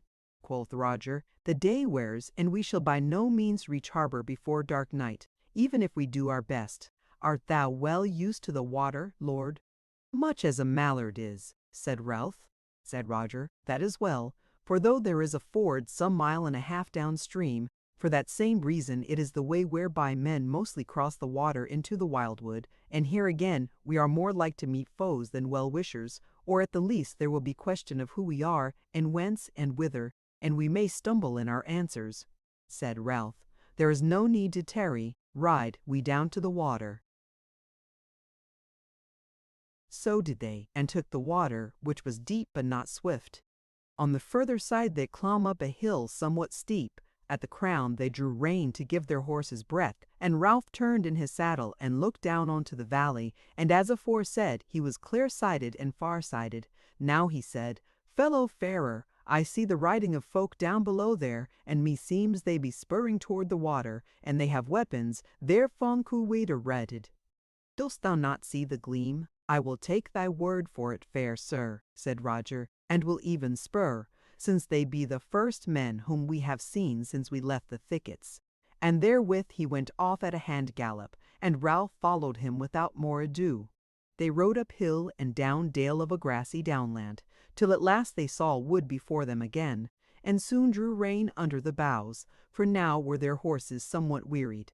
Then said Ralph, "Here have we ridden a fair land, and seen neither house nor herd, neither sheep cote nor shepherd. I wonder—" "Dear Roger, thou wouldest wonder the less didst thou know the story of it." "What story?" said Ralph. Quoth Roger, "A story of war and wasting." "Yea," said Ralph, "yet surely some bold knight or baron hath rights in the land, and might be free to build him a strong house, and gather men to him to guard the shepherds and husbandmen from burners and lifters." "Sooth is that," said Roger. "But there are other things in the tale." "What things?" said Ralph. Quoth Roger, "Ill hap and sorrow and the hand of fate, and great sorcery." "And dastards withal," said Ralph. "Even so," said Roger, "yet mingled with valiant men. Over long is the tale to tell as now, so low as the sun is, so now ride we on with little fear of foemen. For look you, this wood, like the thickets about the burg of the Four Friths, hath an evil name, and few folk ride it uncompelled, therefore it is the safer for us. And yet I will say this to thee, that whereas a while agone thou mightest have departed from me with little peril of aught save the stumbling on some of the riders of the burg of the Four Friths, departing from me now will be a hard matter to thee. For the saints in heaven only know whitherward thou shouldest come, if thou wert to guide thyself now. This a rough word, but a true one, so help me God and Saint Michael. What sayest thou? Art thou content, or wilt thou cast hard words at me again? So it was that for all that had come and gone, Ralph was light-hearted and happy, so he laughed and said, Content were I, even if I were not compelled thereto. For my heart tells me of new things, and marvellous and joyous, that I shall see ere long. And thine heart lieth not, said Roger, for amidst of this wood is the house where we shall have guesting tonight, which will be to thee the like, the door of life, and many marvels. For thence have folk sought ere now to the WL at the world's end. Ralph turned to him sharply and said, Many times in these few days have I heard that word. Dost thou know the meaning thereof? For as to me, I know it not, said Roger. Thou mayest well be as wise as I am thereon. Belike men seek to it for their much thriving, and oftenest find it not. Yet have I heard that they be the likeliest with whom all women are in love. Ralph held his peace, but Roger noted that he reddened at the word. Now they got on horseback again, for they had lighted down to breathe their beasts, and they rode on, and never was Roger at fault. Long was the way, and perforce they rested at whiles, so that night fell upon them in the wood, but the moon rose withal. So night being fairly come, they rested a good while, as it would be dawn before moonset. Then they rode on again, till now the summer night grew old and waned, but the wood hid the beginnings of dawn. At last they came out of the close wood suddenly into an open plain, and now, as the twilight of the dawn was passing into early day, they saw that wide grassy meadows and tilled fields lay before them, with a little river running through the plain, and amidst the meadows, on a green mound, was a white castle, strong and well built, though not of the biggest.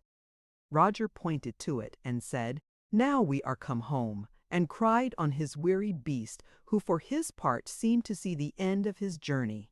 They splashed through a ford of the river and came to the gate of the castle as day drew on apace. Roger blew a blast on a great horn that hung on the gate, and Ralph, looking round, deemed he had never seen fairer building than in the castle, what he could see of it. And yet it was built from of old. They waited no long while before they were answered, but whereas Ralph looked to see armed gatewards peer from the battlements or the shot window, and a porter espying them through a lattice, it happened in no such way, but without more ado the wicket was opened to them by a tall old woman, gaunt and grey, who greeted them courteously. Roger lighted down, and Ralph did in likewise, and they led their horses through the gate into the court of the castle, the old woman going before them till they came to the hall door, which she opened to them, and taking the reins of their horses led them away to the stable, while those twain entered the hall, which was as goodly as might be. Roger led Ralph up to a board on the dais, whereon there was meat and drink enow, and Ralph made his way leader sit down by him, and they fell to. There was no serving man to wait on them, nor a carle of any kind did they see. The old woman only, coming back from the horses, served them at table. Ever as she went about, she looked long on Ralph, and seemed as if she would have spoken to him. But as often, she glanced at Roger and forbore. So when they were well nigh done with their meat, Ralph spake to the carline and said, Belike the lord or the lady of this house are abed, and we shall not see them till the morrow. Ere the carline could speak, Roger broke in and said, There is neither lord nor lady in the castle as now, nor belike will there be tomorrow morning, or rather before noon on this day. So now you were better to let this dame lead thee to bed, and let the next hours take care of themselves. So be it, said Ralph, who was by this time heartily wearied. Shall we two lie in the same chamber? Nay, said the carline shortly, lodging for the master and lodging for the man are two different things. Roger laughed and said naught, and Ralph gave him good night, and followed the carmine nothing loth, who led him to a fair chamber over the solar, as if he had been the very master of the castle, and he lay down in a very goodly bed, nor troubled himself as to where Roger lay, nor indeed of aught else, nor did he dream of burg or wood or castle or man or woman, but lay still like the image of his father's father on the painted tomb in the choir of St. Lawrence of Upmeads. Chapter 18 of Ralph in the Castle of Abundance. Broad lay the sun upon the plain amidst the wildwood, when he awoke and sprang out of bed and looked out of the window, for the chamber was in the gable of the hall, and there was naught of the castle beyond it. It was but little after noon of a fair June day, for Ralph had slumbered as it behooved a young man. The light wind bore into the chamber the sweet scents of the early summer, the chief of all of them being the savour of the new-cut grass. For about the wide meadows the carles and queens were awork at the beginning of hay harvest, and late as it was in the day, more than one blackbird was singing from the bushes of the castle pleasance. Ralph sighed for very pleasure of life before he had yet well remembered where he was, or what had befallen of late. But as he stood at the window and gazed over the meadows, and the memory of all came back to him, he sighed once more for a lack of somewhat that came into his heart, and he smiled shamefacedly, though there was no one near, as his thought bade him wonder if amongst the hay-making women yonder there were any as fair as those yellow-clad thrall women of the burg. And as he turned from the window, a new hope made his heart beat, for he deemed that he had been brought to that house that he might meet someone who should change his life and make him a new man. So he did on his raiment and went his ways down to the hall and looked about for Roger, but found him not, nor anyone else save the carline who presently came in from the buttery, and of whom he asked, where was Roger? Quoth she, he has been gone these 6 hours, but hath left a word for thee, lord, to wit, that he beseeches thee to abide him here for 2 days at the least, and thereafter thou art free to go if thou wilt. But as for me, and therewith she smiled on him as sweetly as her wrinkled old face might compass, I say to thee, abide beyond those 2 days, if Roger cometh not, and as long as thou art here I will make thee all the cheer I may, and who knoweth but thou mayest meet worthy adventures here? Such have ere now befallen good knights in this house, or anigh it. I thank thee, mother, quoth Ralph, and it is like that I may abide here beyond the 2 days, if the adventure befall me not ere then. But at least I will bide the eating of my dinner here to-day. Well is thee, fair lord, said the carline. If thou wilt but walk in the meadow but a little half-hour, all shall be ready for thee. Forsooth, it had been dight before now, but that I waited thy coming forth from thy chamber, for I would not wake thee, and the saints be praised for the long sweet sleep that hath painted thy goodly cheeks. So saying, she hurried off to the buttery, leaving Ralph laughing at her outspoken flattering words. Then he got him out of the hall and the castle, for no door was shut, and there was no man to be seen within or about the house. So he walked to and fro the meadow, and saw the neat herds in the pasture, and the haymaking folk beyond them, and the sound of their voices came to him on the little airs that were breathing.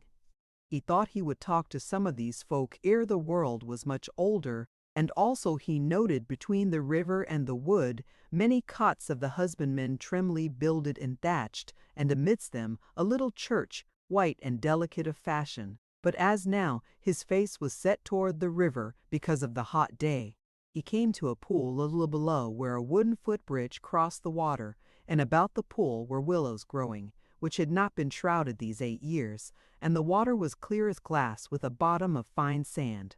There then he bathed him, and as he sported in the water, he bethought him of the long smooth reaches of Upmeads water, and the swimming low down, amidst the long swinging weeds, between the chuckle of the reed sparrows, when the sun was new risen in the July morning. When he stood on the grass again, what with the bright weather and fair little land, what with the freshness of the water, and his good rest, and the hope of adventure to come, he felt as if he had never been merrier in his life days. Withal, it was a weight off his heart that he had escaped from the turmoil of the wars of the Burg of the Four Friths, and the men of the Dry Tree, and the wheat wearers, with the thraldom and stripes and fire-raising, and the hard life of strife and gain of the walled town and strong place. When he came back to the castle gate, there was the carline in the wicket peering out to right and left, seeking him to bring him in to dinner. And when she saw him so joyous, with his lips smiling and his eyes dancing for mirth, she also became joyous and said, "Verily, it is a pity of thee that there is never a fair damsel or so to look on thee and love thee here today. Far would many a maiden run to kiss thy mouth, fair lad. But now come to thy meat, that thou mayest grow the fairer and last the longer." He laughed gaily and went into the hall with her. And now was it well dight with bankers and dorsars of goodly figured cloth, and on the walls a goodly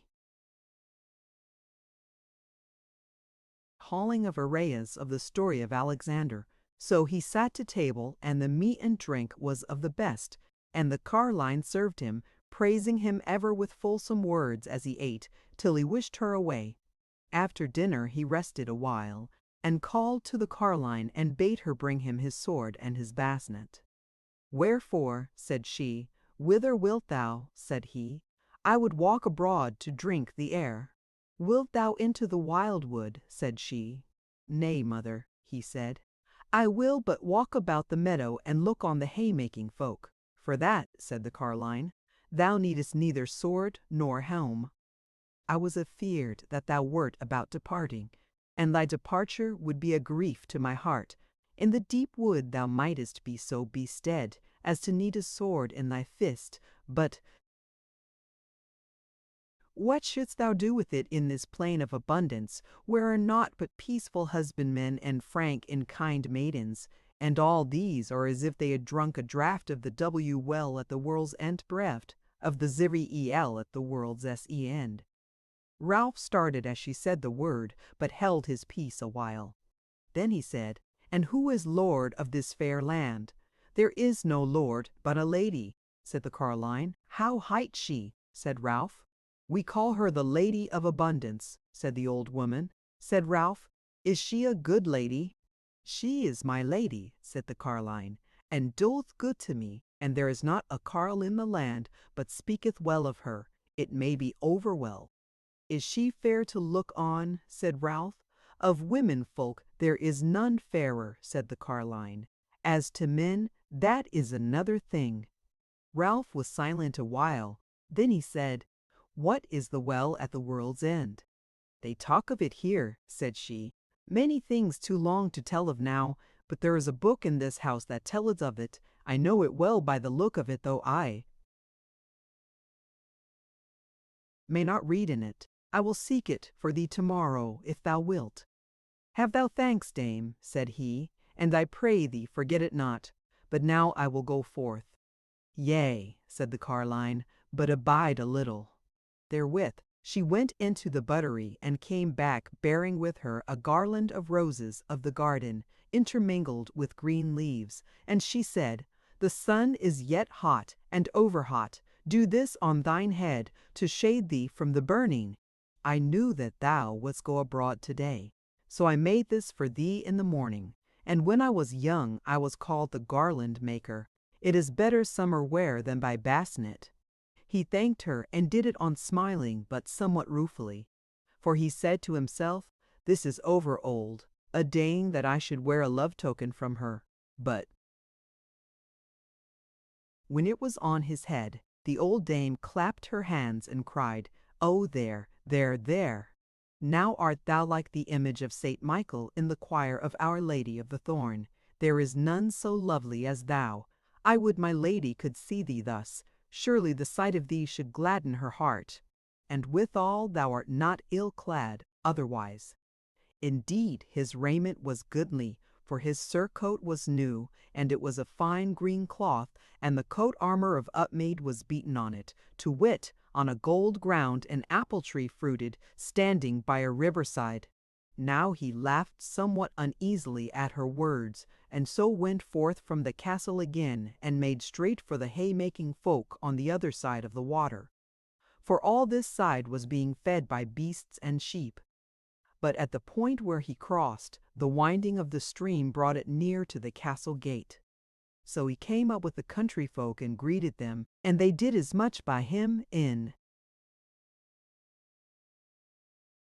courteous words. They were goodly and well shapen, both men and women, gay and joyous of demeanor and well clad, as for folk who work afield. So Ralph went from one to another and gave them a word or two, and was well pleased to watch them at their work awhile. But yet he would fain speak somewhat more with one or other of them. At last, under the shade of a tall elm tree, he saw an old man sitting heating the outer raiment of the haymakers and their victual and bottles of drink. And he came up to him and gave him the sell of the day. And the old man blessed him and said, "Art thou dwelling in my lady's castle, fair lord?" "A while at least," said Ralph.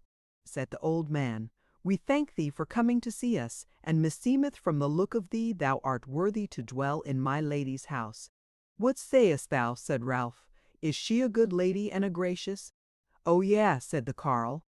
Said Ralph, "Thou meanest, I suppose, that she is fair to look on, and soft-spoken when she is pleased." "I mean far more than that," said the carle. "Surely is she most heavenly fair, and her voice is like the music of heaven, but with all her deeds, and the kindness of her to us poor men and husbandmen, are no worse than should flow forth from that loveliness. Will you be her servants?" said Ralph. "Or what are ye?" said the carle. "We be yeomen and her vavassors. There is no thraldom in our land. Do ye live in good peace for the more part?" said Ralph. Said the carle, "Time has been when cruel battles were fought in these wood lawns, and many poor people were destroyed therein, but that was before the coming of the Lady of Abundance." "And when was that?" said Ralph. "I wot not," said the old carle. "I was born in peace and suckled in peace. And in peace I fell to the loving of maidens, and I wedded in peace, and begat children in peace. And in peace they dwell about me, and in peace shall I depart." "What then?" said Ralph, and a grievous fear was born in his heart. "Is not the Lady of Abundance young?" Said the carle, "I have seen her when I was young, and also since I have been old. And ever was she fair and lovely, and slender-handed, as straight as a spear, and as sweet as white clover, and gentle-voiced, and kind, and dear to our souls." "Yea," said Ralph, "and she doth not dwell in this castle always. Where else then doth she dwell?" "I wot not," said the carle, "but it should be in heaven, for when she cometh to us all our joys increase in us by the half." "Look you, father," said Ralph, "may it not have been more than one Lady of Abundance that thou hast seen in thy life days, and that this one that now is the daughter's daughter of the one whom thou first sawest? How sayest thou?" The carle laughed. "Nay, nay," said he, "it is not so. Never has there been another like to her in all ways, in body and voice and heart and soul. It is as I say, she is the same as she was always." "And when," said Ralph with a beating heart, "does she come hither? Is it at some set season?" "Nay, from time to time at all seasons," said the carle. "And as fair she is when she goes over the snow as when her feet are set amidst the June daisies." Now was Ralph so full of wonder that he scarce knew what to say. But he bethought him of that fair waste on the other side of the forest, the country through which that wide river flowed. So he said, "And that land north away beyond the wildwood, canst thou tell me the tale of its wars, and if it were wasted in the same wars that tormented this land?" The carle shook his head. "As to the land beyond this wood," quoth he, "I know naught of it, for beyond the wood go we never. Nay, most often we go but a little way into it, no further than we can see the glimmer of the open daylight through its trees, the daylight of the land of abundance that is enough for us." "Well," said Ralph, I thank thee for the tale thou hast told me, and wish thee more years of peace. And to thee, young man, said the carle, I wish a good wish indeed, to wit that thou mayest see the Lady of Abundance here before thou departest. His words once more made Ralph's heart beat and his cheek flush, and he went back to the castle somewhat speedily, for he said to himself, after the folly of lovers, maybe she will become even now, and I not there to meet her. Yet when he came to the castle gate his heart misgave him, and he would not enter at once, but turned about to go round the wall by the north and west. In the castle he saw no soul save the old dame looking out of the window and nodding to him, but in the pasture all about were neathers and shepherds, both men and women, and at the northwest corner, whereas the river drew quite close to the wall, he came upon two damsels of the field folk fishing with an angle in a quiet pool of the stream. He greeted them, and they, who were young and goodly, returned his greeting, but were shamefaced at his gallant presence, as indeed was he at the thoughts of his heart, mingled with the sight of their fairness. So he passed on at first, without more words than his greeting. Yet presently he turned back again, for he longed to hear some word more concerning the lady whose coming he abode. They stood smiling and blushing as he came up to them again, and heeded their angles little. Said Ralph, Fair maidens, do you know at all when the lady of the castle may be looked for? They were slow to answer, but at last one said, No, fair sir, such as we know nothing of the comings and goings of great folk, said Ralph, smiling on her for kindness and pleasure of her fairness. Is it not so that ye will be glad of her coming? But she answered never a word, only looked at him steadily, with her great grey eyes fixed in wonderment, while the other one looked down as if intent on her angling tools. Ralph knew not how to ask another question, so he turned about with a greeting word again, and this time went on steadily round about the wall. And now in his heart waxed the desire of that lady, once seen, as he deemed, in such strange wise. But he wondered within himself if the devil had not sown that longing within him, whereas it might be that this woman on whom he had set his heart was herself no real woman, but a devil, and one of the goddesses of the ancient world, and his heart was sore and troubled by many doubts and hopes and fears. But he said to himself that when he saw her then, could he judge between the good and the evil, and that the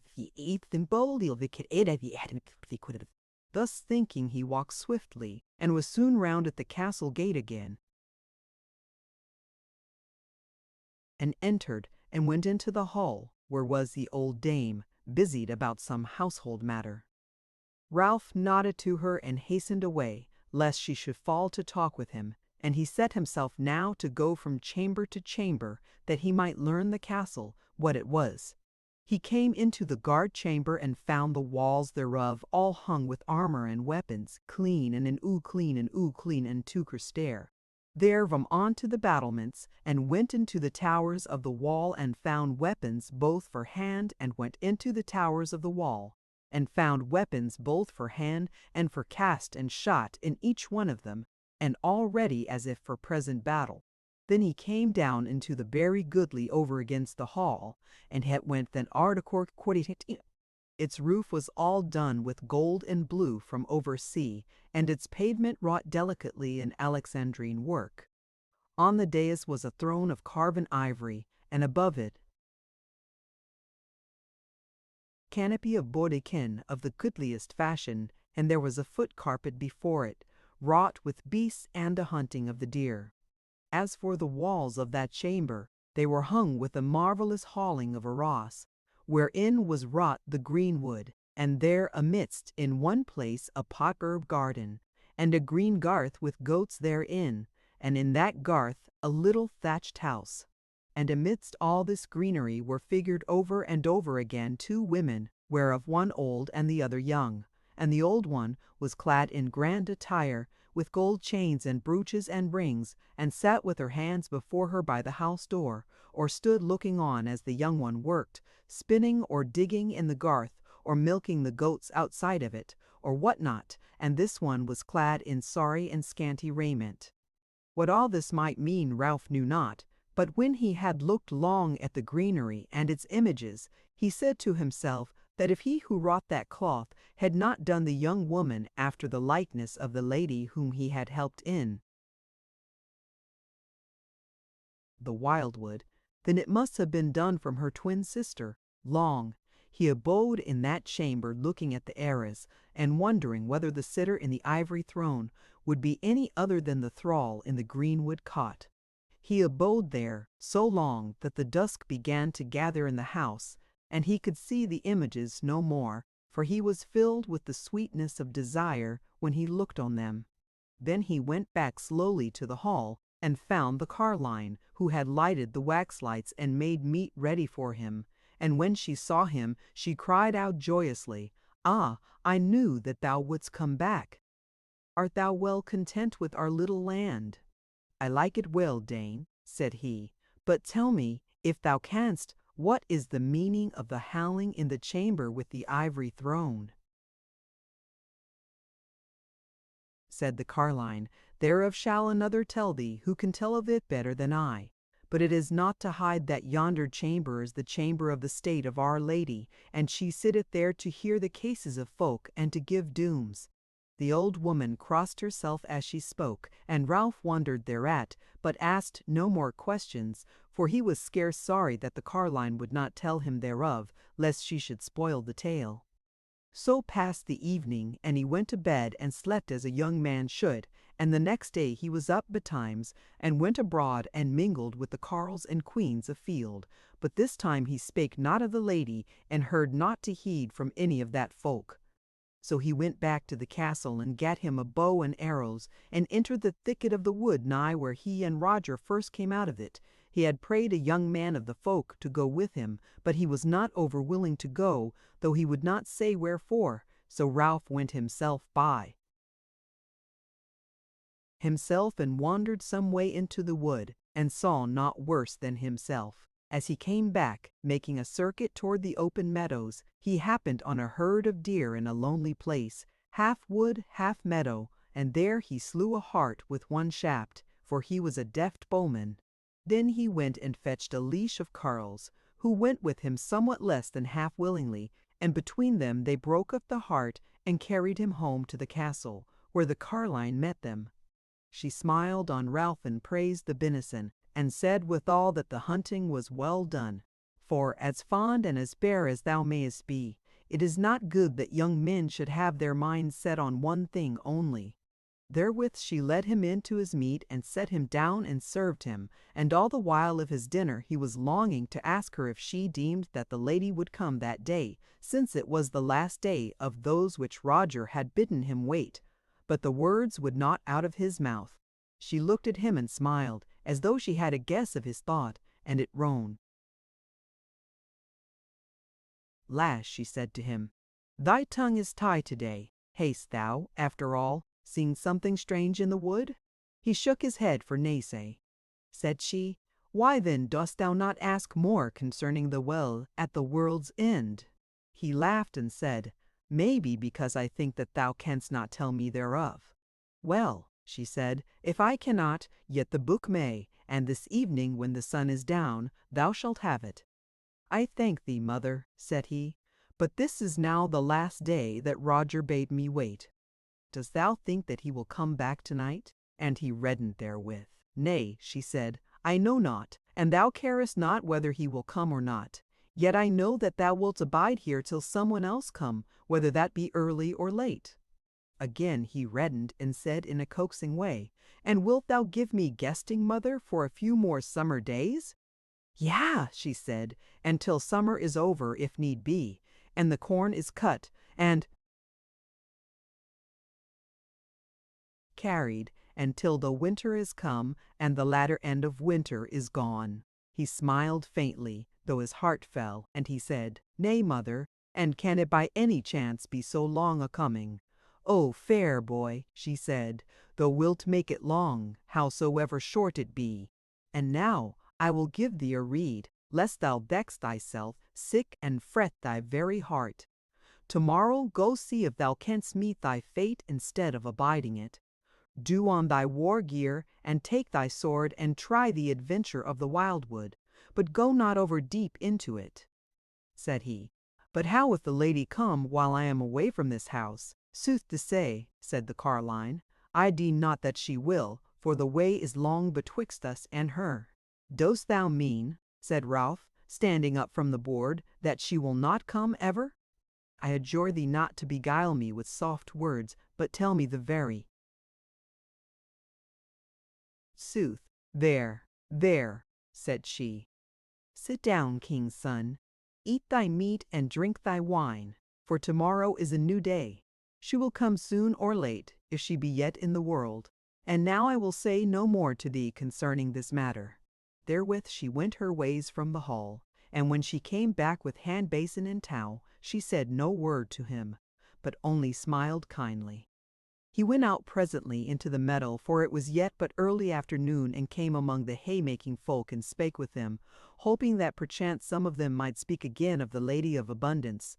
But none of them did so, though the old carle he had spoken with was there, and there also were the two maidens whom he had seen fishing, and as for him, he was over faint-hearted to ask them any more questions concerning her. Yet he abode with them long, and ate and drank amidst the hay with them till the moon shone brightly. Then he went back to the castle and found the carline in the hall, and she had the book with her and gave it to him, and he sat down in the shot window under the wax lights and fell to reading of it. Chapter 19. Ralph readeth and a book concerning the Well at the World's End. Fairly written was that book, with many pictures therein, the meaning of which Ralph knew not. But amongst them was the image of the fair woman whom he had holpen at the wantways of the wood, and but 4 days ago was that, yet it seemed long and long to him. The book not had much added at her be he ba. Or this order of there's quite shut of his line, wendeth for one would vol the while though. How she came there was not said, and how a king's son found her there and brought her to Felfield. Wangen falk her bathed full lung, and hin ported zarda to sell the salve to sit out the but sight, so to dread out the saveth but to fide car. And how again there came a knight to that place who was seeking the well at the world's end, and bore a suited, boreful, but these being entangled in her love fought amongst themselves, and she escaped, and went seeking that well, and found it at the long last, and drank thereof, and throve ever after, and how she liveth yet, and is become the servant of the well, to entangle the seekers in her love, and keep them from drinking thereof, because there was no man that brove, but Utabanat. Ralph read on till the short night waned, and the wax lights failed one after the other, and the windows of the hall grew grey, and daylight came, and the throstles burst out a singing at once in the castle pleasaunce, and the sun came up over the wood, and the sound of menfolk bestirring themselves afield came to his ears through the open windows, and at last he was done with the tale, and the doe carline came not near him, though the sun had clomb high up the heavens. As for Ralph, what he had read was sweet poison to him, for if before he was somewhat tormented by love, now was his heart sick and sore with it. Though he knew not for certain whether this tale had to do with the lady of the forest, and though he knew not if the lady who should come to the castle were even she, yet he needs must deem that so it was, and his heart was weary with love, and his manhood seemed changed. Chapter 20. Ralph meeteth a man in the wood. But the morning began to wear as he sat deep in these thoughts, and still the carline came not to him, and he thought, she leaveth me alone that I may do her bidding, so will I without tarrying. And he arose and did on his hauberk and basnet, and girt his sword to his side, and went forth, afoot as before.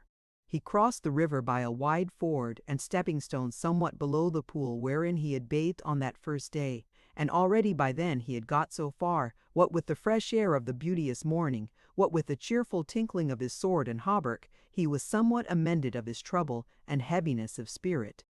A little way across the river, but nigher to the wood, was a house or cot of that country folk, and an old woman sat spinning in the door. So Ralph went up thither, and greeted her, and craved of her a draught of milk. So the goody turned about and cried out to one within, and there came forth one of the maidens whom Ralph had met fishing that other day, and the old woman bade her bring forth milk and bread. Then the carline looked hard at Ralph, and said, "Ah, I have heard tell of thee. Thou art abiding the turn of the days up at the castle yonder, as others have done before thee. Well, well, belike thou shalt have thy wish, though whether it shall be to thy profit, who shall say?" There Ralph's heart fell again, and he said, "Sayest thou, mother, that there have been others abiding like me in the tower? I know not what thy words mean." The carline laughed. "Well," said she, "here comes thy morning's bait, borne by shapely hands enough. Eat and drink first, and then will I tell thee my meaning." Therewith came the maiden forth with the bowl and the loaf, and indeed she was fair enough, and shy and kind. But Ralph heeded her little, nor was his heart moved by her at all. She set a stool for him beside the door, and he sat down and ate and drank, though his heart was troubled. And the maiden hung about and seemed to find it no easy matter to keep her eyes off him. Presently the carline, who had been watching the two, said, "Thou askest of the meaning of my words. Well, deemest thou that I have had more men than one to love me?" "I know not, mother," said Ralph, who could scarce hold himself patient. "There now," quoth the carline, "look at my damsel. She is not my daughter, but my brother's. There is a man, and a brisk lad too, whom she calleth her bachelor, and is, as I verily deem, well pleased with him. Yet lo you, how she eyeth thee, thou fair man, and doth so with her raiment, that thou mayest best see how shapely she is of limb and foot, and toyeth her right hand with her left wrist, and the like. Well, as for me, I have had more lovers than one or two. And why have I had just so many, and no more? Nay, thou needest not make any long answer to me. I am old now, and even before I was old I was not young. I am now foul of favour, and even before I became foul I was not so fair well then." "Yea, what then?" said Ralph. "This then, fair young fool," said she, "the one whom thou lovest, long hath she lived, but she is not old to look on, nor foul, but fair, oh, how fair!" Then Ralph forgot his fear, and his heart grew greedy, and his eyes glistened, and he said, yet he spoke faintly, "Yea, is she fair?"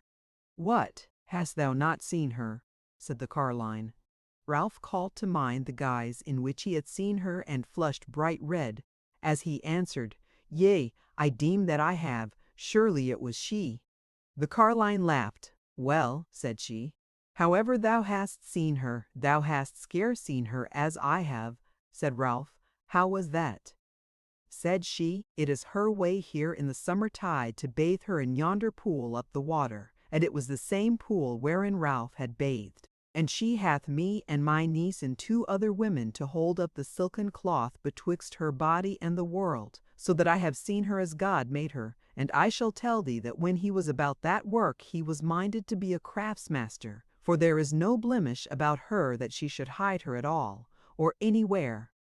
Her sides are sleek, and her thighs no rougher than her face, and her feet as dainty as her hands. Yea, she is a pearl all over. Withal she is as strong as a knight, and I warrant her hardier of heart than most knights. A happy man shalt thou be, for surely I deem thou hast not come hither to abide her without some token or warrant of her." Ralph held down his head, and he could not meet the old woman's eyes, as she spake thus, and the maiden took herself out of earshot at the first words of the carline hereof, and was halfway down to the river by now. Ralph spake after a while and said, "Tell me, is she good, and a good woman?" The dame laughed scornfully and said, "Surely, surely, she is the saint of the forest land, and the guardian of all poor folk. Ask Bacarlas else." Ralph held his peace, and rose to be gone, and turning saw the damsel wading the shallow ford, and looking over her shoulder at him. He gave the dame good day, and departed lightfoot, but heavy-hearted. Yet as he went, he kept saying to himself, Did she not send that Roger to turn my ways hither? Yet she cometh not. Surely she hath changed in these last days, or it may be in these last hours, yea, or this very hour. Amid such thoughts he came into the wood and made his way by the paths and open places, going south and east of the house, whereas the last day he had gone west and north. He went a soft pace, but wandered on without any stay till it was noon, and he had seen naught but the wild things of the wood, nor many of them. But at last he heard the tinkle of a little bell coming towards him. So he stood still, and got the hilt of his sword ready to his hand, and the tinkle drew nearer, and he heard withal the trample of some riding beast. So he went toward the sound, and presently in a clearer place of the wood came upon a man of religion, a clerk, riding on a hackney, to whose neck hung a horse bell. The priest had saddle-bags beside him, and carried in his right hand a bug, in a bag. When he met Ralph, he blessed him, and Ralph gave him the sele of the day, and asked him whither he would. Said the priest, I am for the little plain and the land of abundance. Whence art thou, my son, and whither wilt thou? From that very land I come, said Ralph. And as to whither, I seek adventures, but unless I see more than I have this forenoon, or thou canst tell me of them, back will I whence I came. Yet to say sooth, I shall not be sorry for a fellow to help me back, for these woodland ways are somewhat blind. Said the priest, I will bear thee company with a good will, and I know the road right well, for I am the vicar, appointed by the fathers of the Thorn to serve the church of the Little Plain, and the chapel of St. Anthony yonder in the wood, and today I go to the church of the good folk there. So Ralph turned and went along with him, walking by his bridle rein. And as they went, the priest said to him, Art thou one of my lady's lords? Ralph reddened as he sighed, and said, I am no captain of hers. Then smiled the priest, and said, Then will I not ask thee of thine errand, for belike thou wouldest not. Tell me thereof. Ralph said naught, but waxed shamefaced as he deemed that the priest eyed him curiously. At last he said, I will ask thee a question in turn, father. Yea, said the priest. Said Ralph, This lady of the land, the lady of abundance, is she a very woman? Holy saints! Quoth the priest, blessing himself. What meanest thou? Said Ralph. I mean, is she of those who outwardly have a woman's semblance, but within are of the race of the ancient devils, the gods of the Gentiles? Then the priest crossed himself again, and spake as solemnly as a judge on the bench. Son, I pray that if thou art not in thy right mind, thou wilt come thereinto anon. Know this, that whatever else she may be, she is a right holy woman, or hast thou perchance heard any evil tales concerning her? Now Ralph was confused at his word, and knew not what to say, for though in his mind he had been piecing together all that he had heard of the lady, both for good and for evil, he had no clear tale to tell, even to himself, so he answered nothing. But the priest went on, Son, I shall tell thee that such tales I have heard, but from whose mouth, forsooth? I will tell thee, from a sort of idle jades, young women who would be thought fairer than they be, who are afraid of everything save a naked man, and who can lie easier than they can say their paternoster. From such as these come the stories, or from old crones who live in sour anger with themselves and all else, because they have lived no goodly life in their youth, and have not learned the loveliness of Holy Church. Now, son, shall the tales of such women, old and young, weigh in thy mind beside the word I tell thee of what I have seen and know concerning this most excellent of ladies?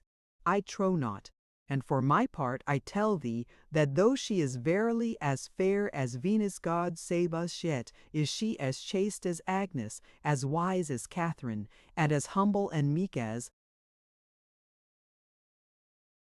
Dorothy. She bestoweth her goods plentifully to the church, and is merciful to poor men therewith. and so far as occasion may serve her, she is constant at the holy office. Neither doth she spare to confess her sins, and to do all penance which is bidden her, yea, and more.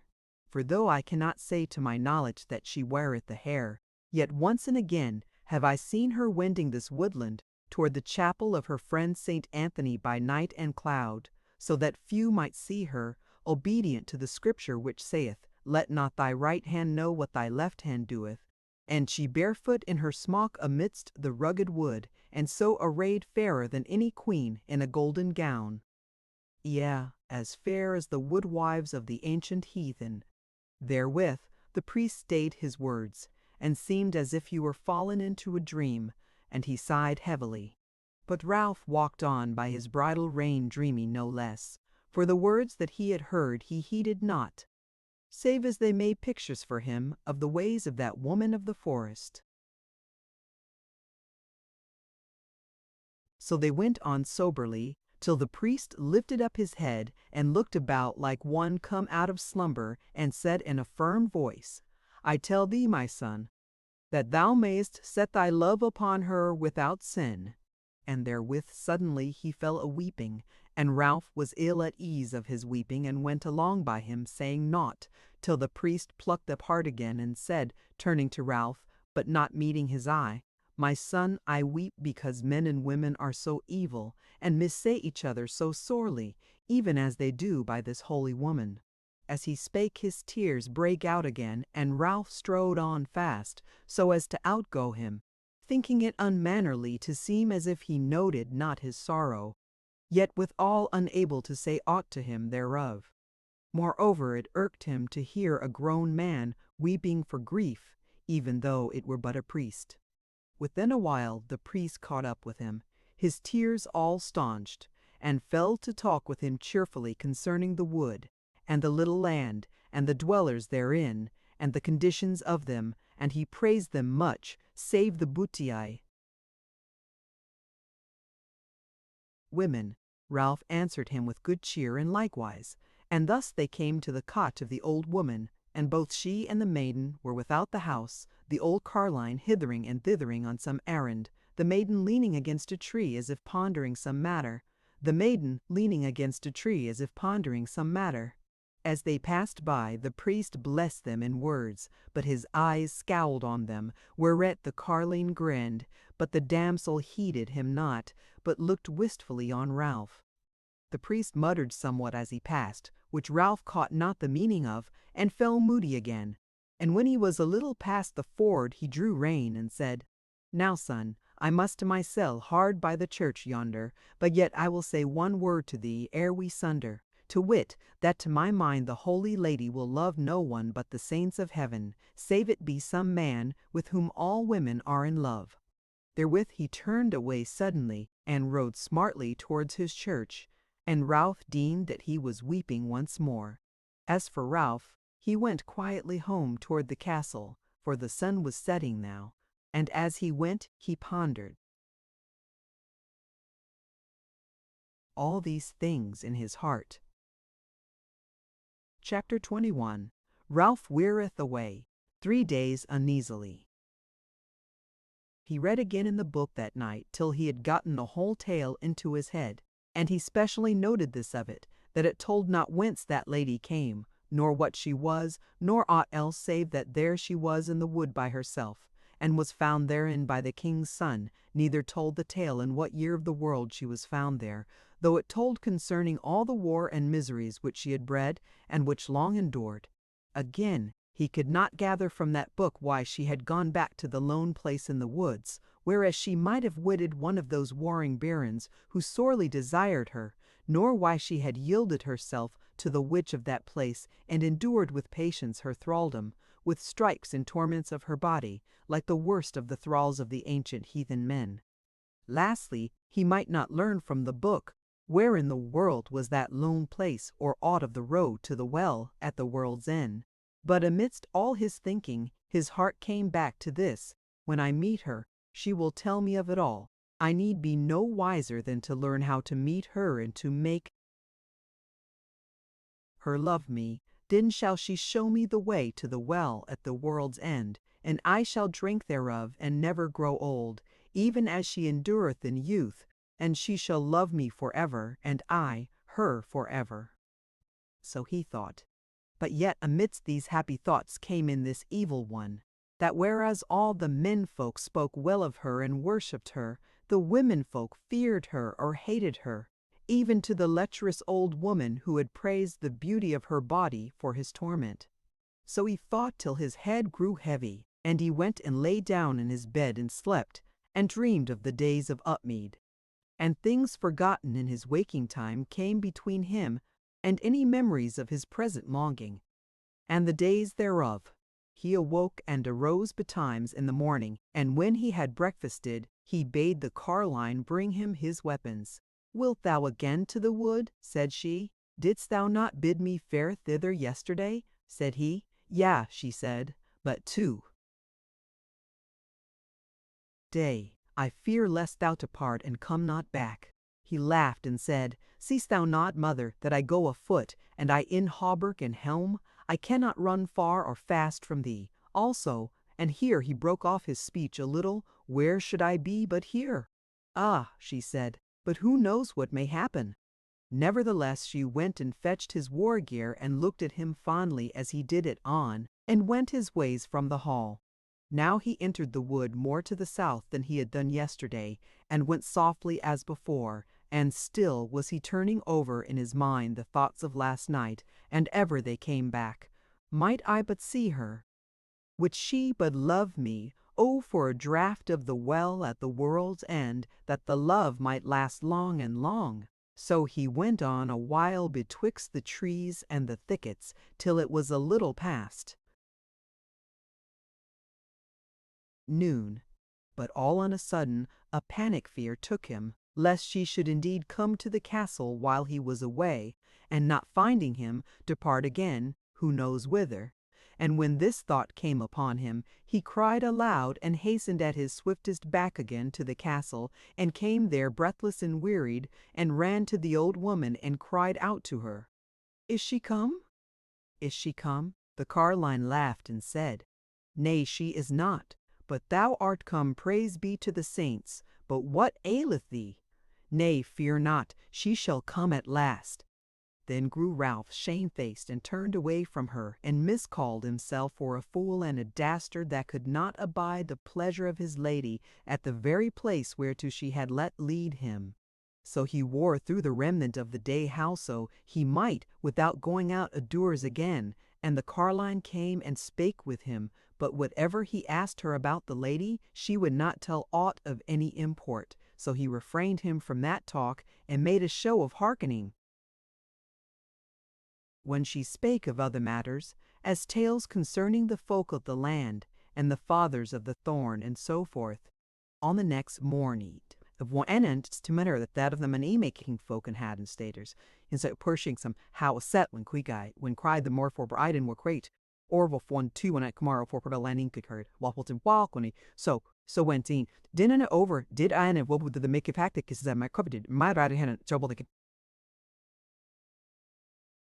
When the new day came, he arose and went into the hall, and found the carline there, who said to him, Fair sir, wilt thou to the wood again today? Nay, said Ralph, I must not, I dare not. Well, she said, thou wilt? Why shouldst thou not go? Said Ralph, reddening and stammering, Because I fear too. Thrice have I been away long from the castle, and all has gone well. But the fourth time she will come and find me gone. The carline laughed. Well, she said, I shall be here if thou goest, for I promise thee not to stir out of the house whiles thou art away. Said Ralph, Nay, I will abide here.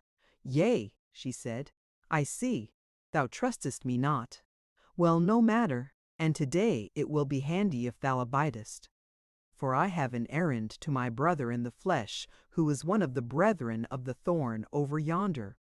If thou wilt give me leave, it will be to my pleasure and gain. Ralph was glad when he heard this, deeming that if she left him alone there, he would be the less tempted to stray into the wood again. Besides, he deemed that the lady might come that day when he was alone in the castle, and that him seemed would make the meeting sweeter yet. So he yea said the carlines asking joyously, and in an hour's time she went her ways and left him alone there. Ralph said to himself, when he saw her depart, that he would have the more joy in the castle of his lady, if he were alone, and would wear away the day in better patience therefore. But in sooth, the hours of that day were worse to wear than any day there had yet been. He went not without the house at all that day, for he deemed that the folk abroad would note of him that he was so changed and restless. Whiles he read in that book, or turned the leaves over, not reading it, whiles he went into the chamber of estate, and pored over the woven pictures there, wherein the lady was figured. Whiles he wandered from chamber to chamber, not knowing what to do. At last, a little after dark, back comes the carline again, and he met her at the door of the hall, for he was weary of his own company and the ceaseless turning over and over of the same thoughts. As for her, she was so joyous of him that she fairly threw her arms about him and kissed and clipped him, as though she had been his very mother, whereof he had some shame, but not much, for he deemed that her good will to him was abundant, which indeed it was. Now she looks on him and says, "Truly it does my heart good to see thee, but thou poor boy, thou art wearing thyself with thy longing and thy doubting, and if thou wilt do after my rede, thou wilt certainly go into the wood tomorrow and see what may befall, and indeed, and in sooth, thou wilt leave behind thee a trusty friend." He looked on her kindly and smiled and said, "In sooth, mother, I deem thou art but right. Though it be hard for me to leave this house, to which in a way my lady hath bidden me, yet I will do thy bidding herein." She thanked him, and he went to his bed and slept. For now that he had made up his mind to go, he was somewhat more at rest. Chapter 22. An Adventure in the Wood. Ralph arrayed himself for departure next morning without more words, and when he was ready the carline said to him, "When thou wentest forth before, I was troubled at thy going and feared for thy returning, but now I fear not, for I know that thou wilt return, though it may be leading a fair woman by the hand. So go, and all luck go with thee." Ralph smiled at her words and went his ways, and came into the wood that lay due south from the castle. And he went on and had no thought of turning back. He rested twice and still went on, till the fashion of the thickets and the woods changed about him, and at last, when the sun was getting low, he saw light gleaming through a great wood of pines, which had long been dark before him against the tall boles. And soon he came to the very edge of the wood, and going heedfully, saw between the great stems of the outermost trees a green strand, and beyond it a long smooth water, a little lake between banks on either side. He came out of the pine wood on to the grass, but there were thorn bushes a few about, so that moving warily from one to the other, he might perchance see without being seen. Warily he went forsooth, going along the green strand to the east and the head of that water, and saw how the bank sloped up gently from its ending toward the pine wood, in front of whose close-set trees stood 3 great bold-tall oak trees on a smooth piece of green sward. And now he saw that there were folk come before him on this green place, and keen-sighted as he was, could make out that 3 men were on the hither side of the oak trees, and on the further side of them was a white horse. Thitherward then he made, stealing from bush to bush, since he deemed that he needed not be seen of men who might be foes, for at the first sight he had noted the gleam of weapons there. And now he had gone no long way before he saw the westering sun shine brightly from a naked sword, and then another sprang up to meet it. And he heard faintly the clash of steel, and saw withal that the third of the folk had long and light raiment, and was a woman belike. Then he bettered his pace, and in a minute or two came so near that he could see the men clearly, that they were clad in knightly war gear, and were laying on great strokes, so that the still place rang with the clatter. As for the woman, he could see but little of her because of the fighting men before her, and the shadow of the oak boughs fell on her withal. Now as he went, hidden by the bushes, they hid the men also from him, and when he was come to the last bush, some 50 paces from them, and peered out from it, in that very nick of time, the 2 knights were breathing them somewhat. And Ralph saw that one of them, the furthest from him, was a very big man with a blue surcoat, whereon was beaten a great golden sun, and the other, whose back was clad in black over his armor. Even as he looked and doubted whether to show himself or not, he of the sun raised his sword aloft, and giving forth a great roar, as of wrath and grief mingled together, rushed on his foe and smote so fiercely that he fell to the earth before him, and the big man fell upon him as he fell, and let knee, and sword pommel and fist follow the stroke, and there they wallowed on the earth together.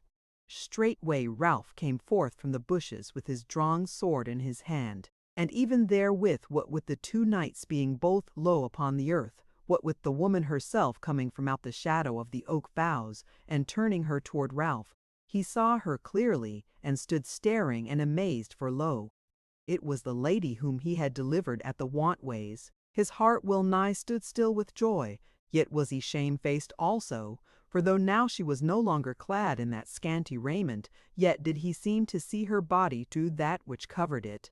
But now her attire was but simple, a green gown, thin and short, and thereover a coat hardy of black cloth, with orphreys of golden colours.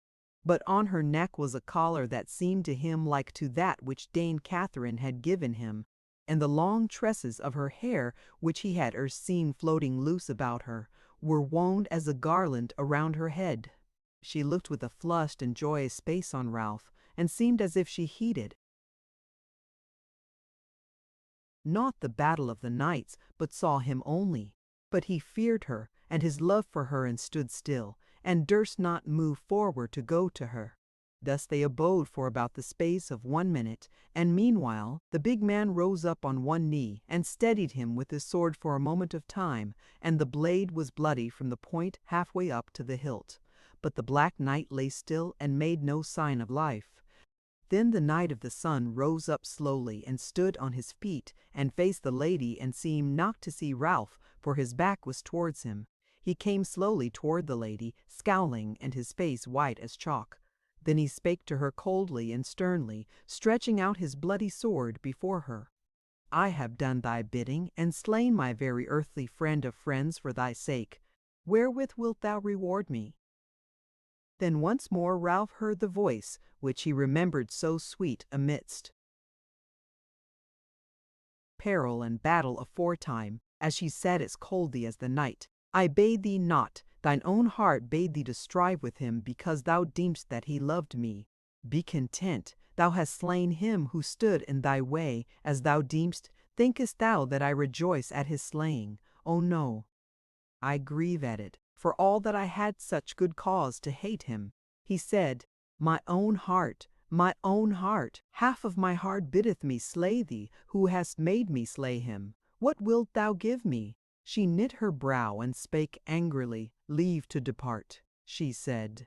Then after a while, and in a kinder voice, and thus much of my love, that I pray thee not to sorrow for me, but to have a good heart, and live as a true knight should. He frowned.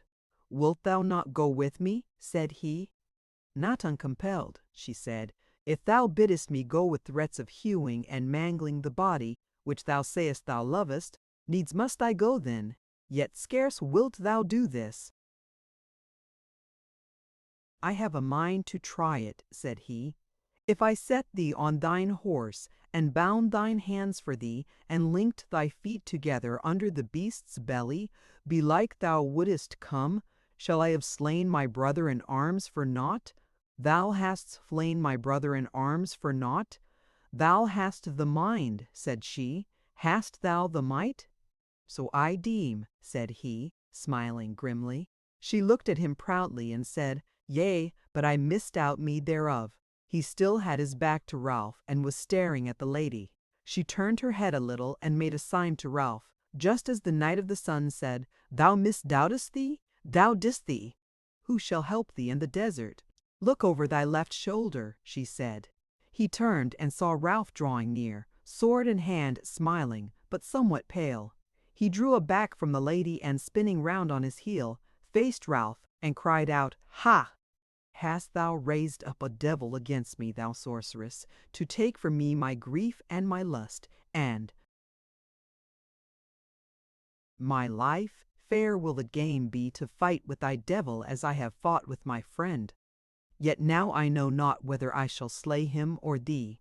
She spake not, but stood quietly looking on him, not unkindly, while a wind came up from the water and played with a few light locks of hair that hung down from that ruddy crown, and blew her raiment from her feet and wrapped it close round her limbs. And Ralph beheld her, and close as was the very death to him, for huge and most warrior-like was his foeman, yet longing for her, melted the heart within him, and he felt the sweetness of life in immersive. Suddenly the Knight of the Sun turned about to the lady again, and fell down on his knees before her, and clasped his hands as one praying, and said, "Now pardon me all my words, I pray thee, and let this young man depart unhurt, whether thou madest him, or hast but led him away from country and friends and all. Then do thou come with me, and make some semblance of loving me, and suffer me to love thee, and then shall all be well, for in a few days we will go back to thy people, and there will I be their lord, or thy servant, or my brother's man, or what thou wilt. O wilt thou not let the summer days be sweet?" But she spake, holding up her head proudly, and speaking in a clear, ringing voice, "I have said it, that uncompelled I will not go with thee at all." And therewithal she turned her face toward Ralph, as she might do on any chance met courteous man, and he saw her smiling, but she said naught to him, and gave no token of knowing him. Then the Knight of the Sun sprang to his feet, and shook his sword above his head, and ran furiously on Ralph, who leapt nimbly on one side. Else had he been slain at once, and fetched a blow at the Sun Knight, and smote him, and brake the mails on his left shoulder, so that the blood sprang, and fell on fiercely enough, smiting to right and left as the other gave back at his first onset. But all was for naught, for the Knight of the Sun, after his giving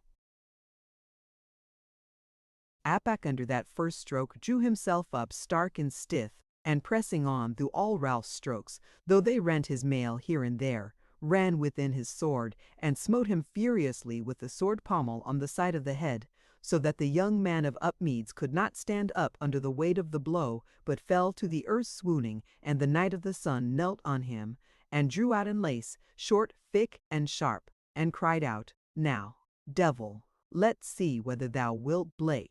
Therewith he raised up his hand, but the weapon was stayed or ever it fell, for the lady had glided up to them when she saw that Ralph was overcome, and now she stretched out her arm and caught hold of the knight's hand and the onlease withal, and he groaned and cried out, "What now?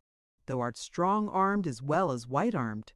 For she had rent the sleeve back from her right arm, and he laughed in the extremity of his wrath. But she was pale, and her lips quivered as she said softly and sweetly, "Wilt thou verily slay this young man?"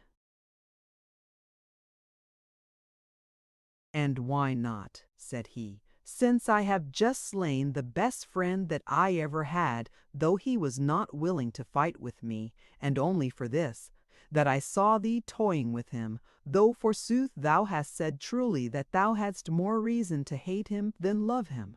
Well, since thou wilt not have this youngling slain, I may deem at least that he is no devil of thy making, else wouldst thou be glad of his slaying, so that he might be out of the path of thee. So a man he is, and a well-favoured one, and young, and valiant as it seemeth, so I suppose that he is thy lover, or will be one day well then." And he lifted his hand again, but again she stayed him, and said, "Look, thou will buy him of thee, and indeed I owe him a life." "How is that?" said he. "Why wouldest thou know?" she said. "Thou who, if thou hadst me in thine hands again, wouldest keep me away from all men. Yea, I know what thou wouldest say, thou wouldest keep me from sinning again." And she smiled, but but bitterly. Well, the tale is no long one. 5 days ago I was taken by them of the burg, and thou wottest what they would do with me. Yea, even if they deemed me less than they do deem me. Well, as 2 of their men-at-arms were leading me along by a halter, as a calf is led to the butcher, we fell in with this goodly lad, who slew them both in manly fashion, and I escaped for that time, though forsooth I must needs put my neck in the noose again in delivering 4 of our people, who would else have been tormented to death by the burghers. Well, said the knight, perchance thou hast more mercy than I looked for of thee. Though I misdoubt thee that thou mayest yet pray me or some other to slay him for thee. Thou art merciful, my queen, though not to me, and a churl were I if I were less merciful than thou. Therefore will I give his life to him, yet not to thee will I give him if I may help it. Lo, you, sweet, he is just opening his eyes. Therewith he rose up from Ralph, who raised himself a little and sat up dazed and feeble. The Knight of the Sun stood up over him beside the lady with his hands clasped on his sword hilt, and said to Ralph, Young man, canst thou hear my words? Ralph smiled feebly and nodded a yea say. Dost thou love thy life then? Said the knight. Ralph found speech and said faintly, Yea. Said the knight, Where dost thou come from? Where is thine home? Said Ralph, Upmeads. Well then, quoth the big knight, go back to Upmeads and live. Ralph shook his head and knit his brows and said, I will not. Yea, said the knight, thou wilt not live? Then must I shape me to thy humour. Stand on thy feet and fight it out, for now I am cool. I will not slay a swordless man. Ralph staggered up to his feet, but was so feeble still that he sank down again and muttered, I may not, I am sick and faint, and therewith swooned away again. But the knight stood a while leaning on his sword and looking down on him not unkindly. Then he turned about to the lady but Mo. She had left his side. She had glided away and got to her horse, which was tethered on the other side of the oak tree, and had loosed him and mounted him, and so sat in the saddle. There the reins gathered in her hands. She smiled on the knight as he stood astonished, and cried to him, Now, lord, I warn thee, draw not a single foot nigher to me, for thou seest that I have Silverfax between my knees, and thou knowest how swift he is, and if I see thee move, he shall spring away with me. Thou wottest how well I know all the ways of the woodland, and I tell thee that the ways behind me to the dry tree be all safe and open, and that beyond the gliding river I shall come on Roger of the Rope Bay Fipin's man. And if thou thinkest to ride after me and overtake me, cast the thought out of thy mind, for thy horse is strong but heavy, as is meet for so big a knight, and moreover he is many yards away from me and Silverfax, so before thou art in the saddle, where shall I be?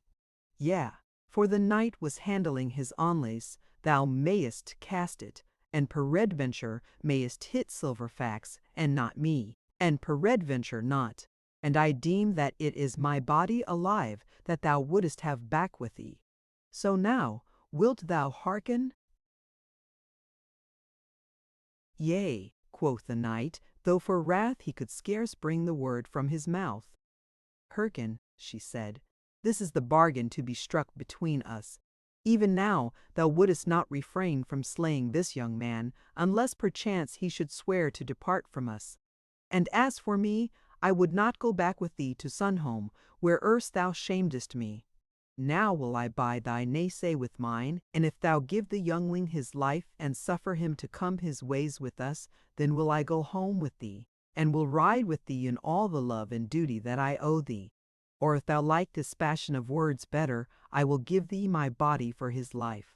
But if thou likest not the bargain, there is not another piece of goods for thee in the market, for then I will ride my ways to the dry tree, and thou shalt slay the poor youth, or make of him thy sworn friend, like as was Walter, which thou wilt.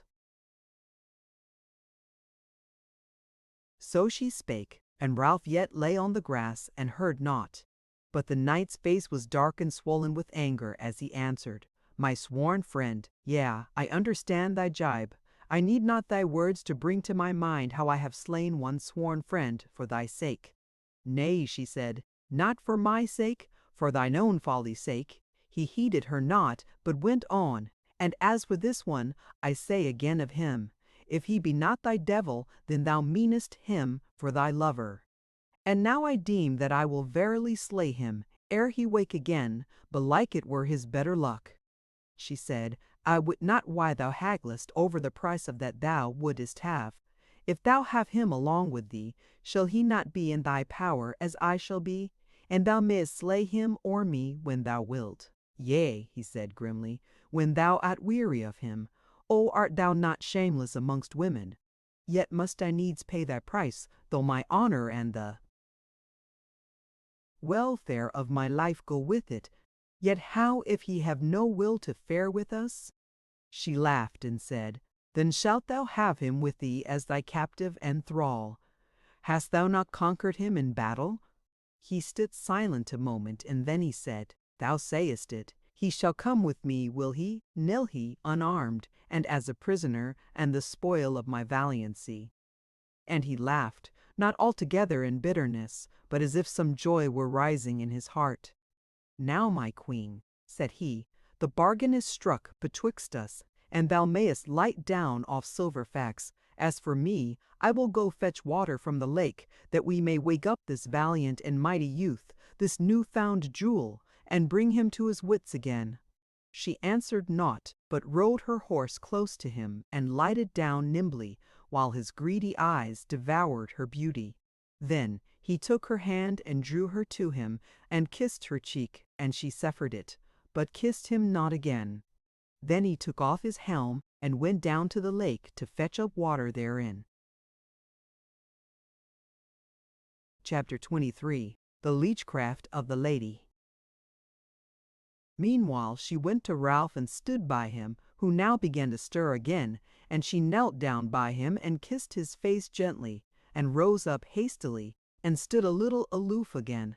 Now Ralph sat up and looked about him, and when he saw the lady he first blushed red, and then turned very pale, for the full life was in him again, and he knew her, and love drew strongly at his heartstrings. But she looked on him kindly, and said to him, How fares it with thee? I am sorry of thy hurt which thou hast had for me. He said, Forsooth, lady, a chance knock or two is no great matter for a lad of Upmeads. But oh, I have seen thee before. Yea, she said, twice before, fair knight. How was that? He said, Once I saw thee, the fairest thing in the world, and evil men would have led thee to slaughter, but not twice. She smiled on him still more kindly, as if he were a dear friend, and said simply, I was that lad in the cloak that ye saw in the Flower de Luce, and afterwards when ye, thou and Roger, fled away from the Burg of the Four Friths. I'd come into the burg with my captain of war at the peril of our lives to deliver 4 faithful friends of mine who were else doomed to an evil death. He said naught, but gazed at her face, wondering at her valiancy and goodness.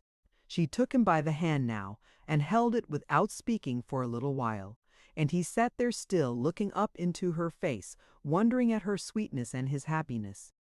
Then she said, as she drew her hand away and spake in such a voice, and so looking at him, that every word was as a caress to him, Thy soul is coming back to thee, my friend, and thou art well at ease, is it not so?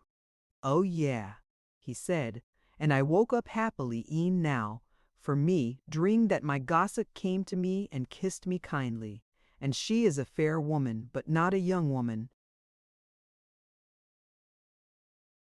As he spoke, the knight, who had come nearly noiselessly over the grass, stood by them, holding his helm full of water and looking grimly upon them.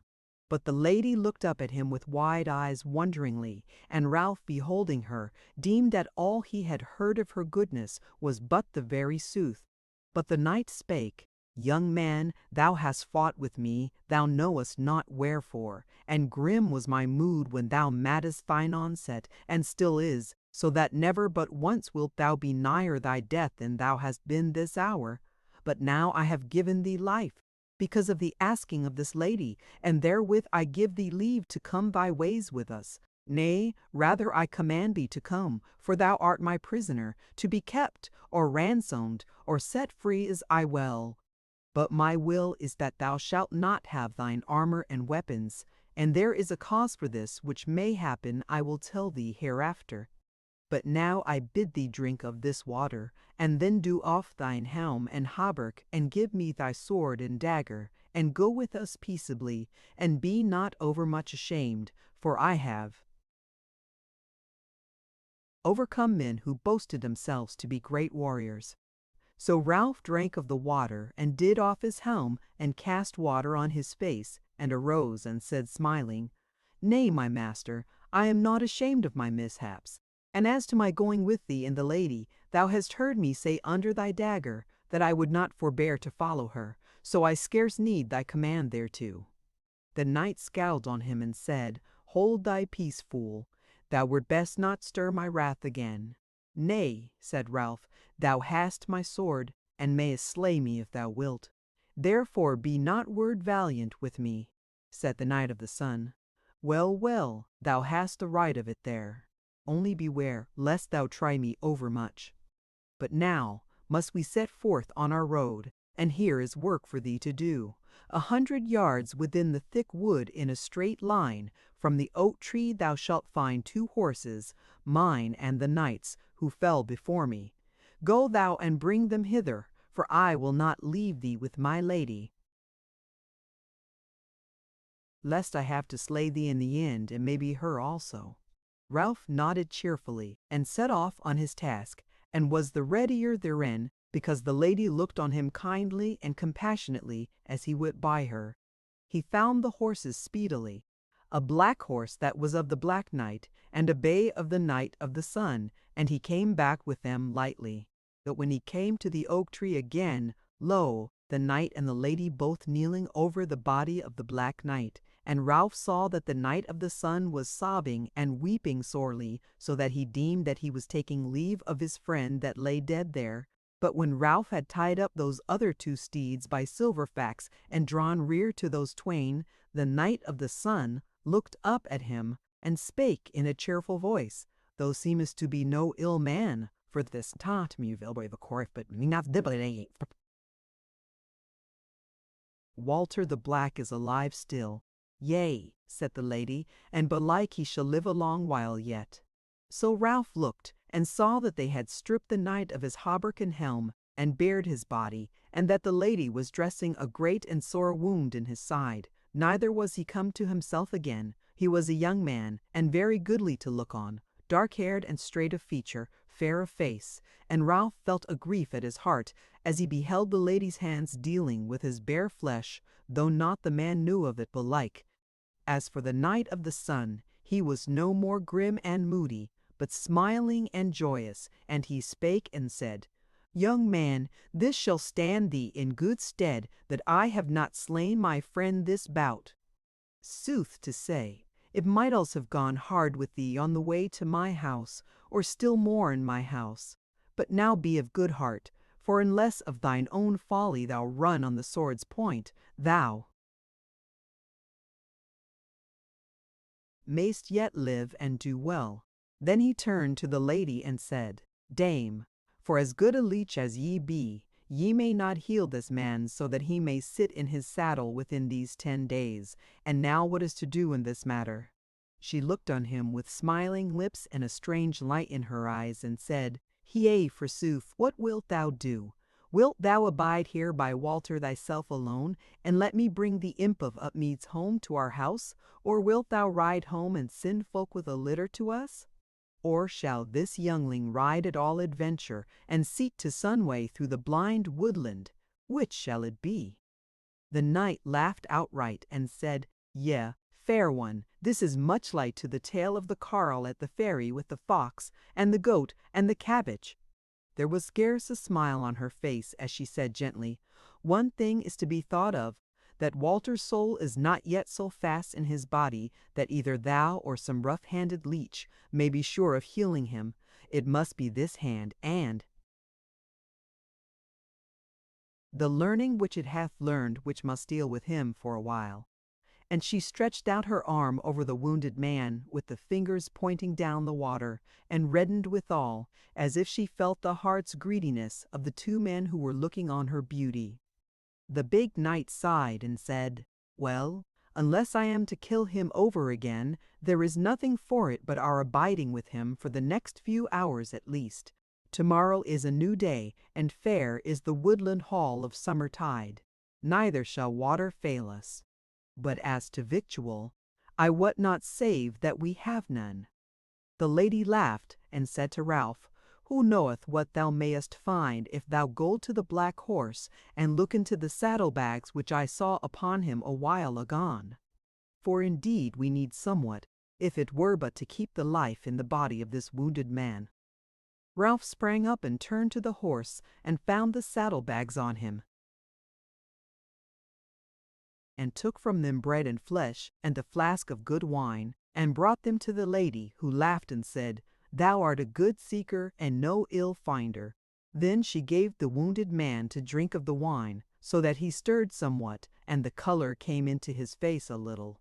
Then she bade gather store of bracken for a bed for the Black Knight, and Ralph bestirred himself therein. But the Knight of the Sun sat looking at the lady as she busied herself with his friend, and gloom seemed gathering on him again. But when the bracken was enough, the lady made a bed deftly and speedily, and between the three they laid the wounded man thereon, who seemed coming to himself somewhat, and spake a few words, but those, nothing to the point. Then the lady took her gay embroidered cloak, which lay at the foot of the oak tree, and cast it over him, and, as Ralph deemed, eyed him lovingly, and the like the Knight of the Sun thought in likewise, for he scowled upon her, and for a while, but little was the joy spile and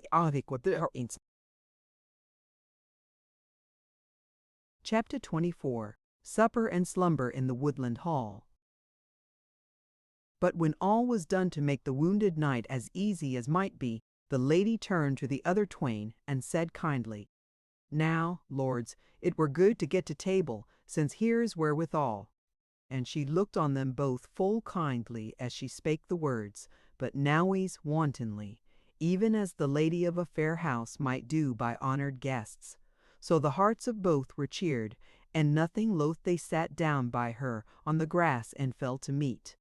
Yet was the Knight of the Sun a little moody for a while, but when he had eaten and drunken somewhat, he said, "It were well if someone might come hereby, some hermit or holy man, to whom we might give the care of Walter, then might we home to Sunway, and send folk with a litter to fetch him home softly, when the due time were." "Yea," said the lady, "that might happen forsooth, and perchance it will, and if it were before nightfall it were better." Ralph saw that as she spake she took hold of the two fingers of her left hand with her right forefinger, and let the thumb meet it, so that it made a circle about them, and she spake something therewith in a low voice, but he heeded it little, save as he did all ways that her body moved. As for the Knight of the Sun, he was looking down on the grass as one pondering matters, and noted this not. But he said presently, "What hast thou to say of Walter now? Shall he live?" "Yea," she said, "maybe as long as either of you twain." The knight looked hard at Ralph, but said nothing, and Ralph heeded not his looks, for his eyes were busy devouring the lady. So they abode a little, and the more part of what talk there was came from the lady, and she was chiefly asking Ralph of his home in Upmeads, and his brethren and kindred, and he told her all openly, and hid naught, while her voice ravished his very soul from him, and it seemed strange to him that such an one should hold him in talk concerning these simple matters and familiar haps, and look on him so kindly and simply. Ever and anon would she go and look to the welfare of the wounded man, and come back from him, for they sat a little way aloof, and tell them how he did. And still the Knight of the Sun took little heed, and once again gloom settled down on him. Amidst all this the sun was set, and the long water lay beneath the heavens like a sheet of bright, fair-hued metal, and naught stirred it, till at last the lady leaned forward to Ralph, and touched his shoulder, for he was sitting over against her, with his back to the water, and she said, Sir Knight, his wish is coming about, I believe, verily. He turned his head to look over his shoulder, and, as if by chance hap, his cheek met the outstretched hand she was pointing with. She drew it not away very speedily, and as sweet to him was the touch of it as if his face had been brushed past by a summer lily. Nay, look, something cometh, she cried, and he looked and saw a little boat making down the water toward the end and them. Then the Knight of the Sun seemed to awake at her word, and he leapt to his feet and stood looking at the newcomer. It was but a little while ere the boat touched the shore, and a man stepped out of it onto the grass and made it fast to the bank, and then stood and looked about him as if seeking something, and lo, it was a holy man, a hermit in the habit of the Black Friars. Then the Knight of the Sun hastened down to the strand to meet him, and when Ralph was thus left alone with the lady, though it were but for a little, his heart beat, and he longed sore to touch her with his hand, but durst not, and did but hope that her hand would stray his way as it had e'en now. But she arose and stood a little way from him, and spake to him sweetly of the fairness of the evening, and the wounded man, and the good hap of the friars coming before nightfall, and his heart was wrung sore with the love of her. So came the knight up from the strand, and the holy man with him, who greeted Ralph and the lady and blessed them, and said, Now, daughter, show me thy sick man, for I am somewhat of a leech, and this thy baron would have me heal him, and I have a right good will thereto. So he went to the Black Knight, and when he had looked to his hurts, he turned to them and said, Have ye perchance any meat in the wilderness? Yea, quoth the Knight of the Sun, there is enough for a day or more, and if we must needs abide here longer, I or this young man may well make shift to slay some deer, great or little, for our sustenance and the healing of my friend. It is well, said the friar. My hermitage is no great way hence, in the thicket at the end of this water. But now is the fever on this night, and we may not move him ere morning at soonest, but tomorrow we may make a shift to bear him hence by boat, or if not, then may I go and fetch from my cell bread and other meat and milk of my goats, and thus shall we do well till we may bring him to my cell, and then shall ye leave him there, and afterwards I will lead him home to Sunway where thou dwellest, barren when he is well enough healed. Or if he will not go thither, let him go his ways, and I myself will come to Sunway, and let thee wot of his welfare. The knight essayed all this, and thereafter the friar and the lady together tended the wounded knight, and gave him water to drink, and wine. And meanwhile Ralph and the Knight of the Sun lay down on the grass, and watched the eve darkening, and Ralph marvelled at his happiness, and wondered what the morrow would bring forth. But amidst his happy thoughts the Knight of the Sun spake to him and said, Young knight, I have struck a bargain with her that thou shalt follow us home, if thou wilt. But to say sooth, I think when the bargain was struck I was minded, when I had thee at Sunway, to cast thee into my prison. But now I will do otherwise, and if thou must needs follow after thine own perdition, as I have, thou shalt do so freely. Therefore take again thine armor and weapons, and do what thou wilt with them. But if thou wilt do after my rede, get thee away tomorrow, or better, tonight, and desire our fellowship no more. Ralph heard him, and the heart within him was divided.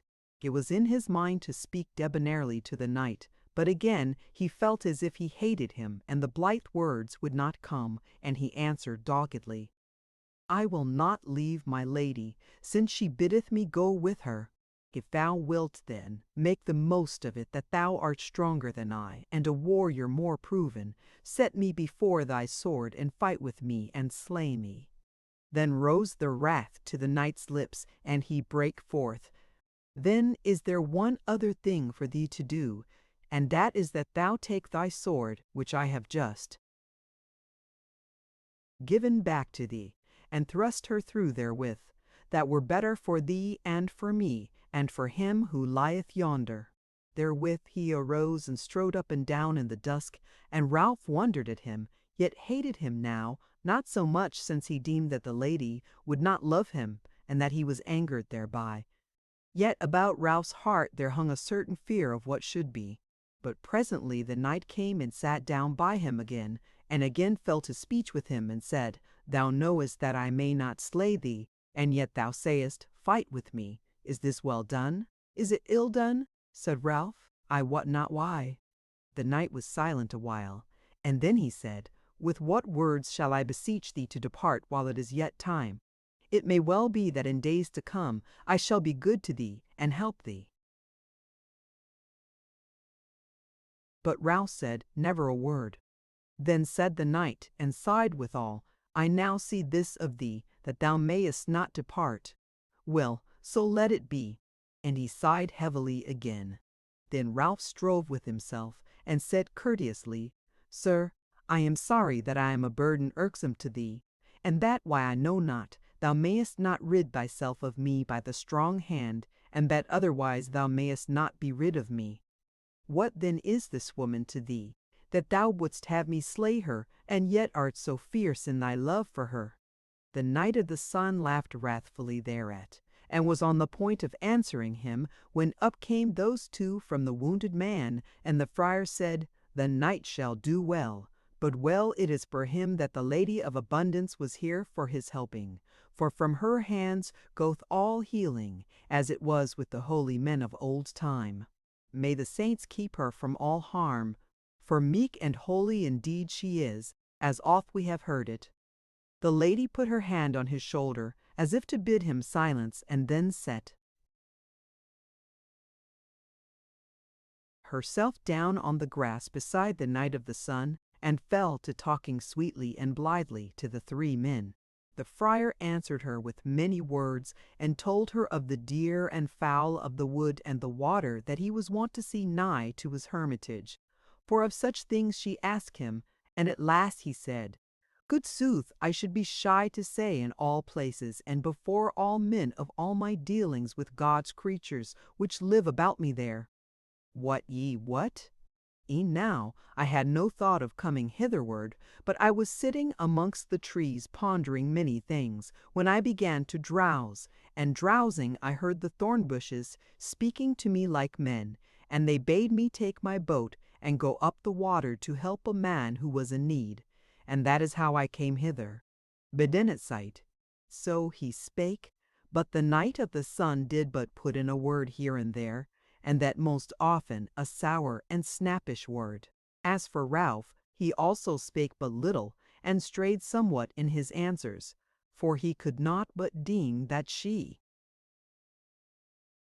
spake softlier and kinder to him than to the others, and he was dreamy with love and desire, and scarce knew what he was saying. Thus they wore away some 2 hours, the friar or the lady turning away at whiles to heed the wounded man, who was now talking wildly in his fever. But at last the night was grown as dark as it would be, since cloud and storm came not, for the moon had sunk down.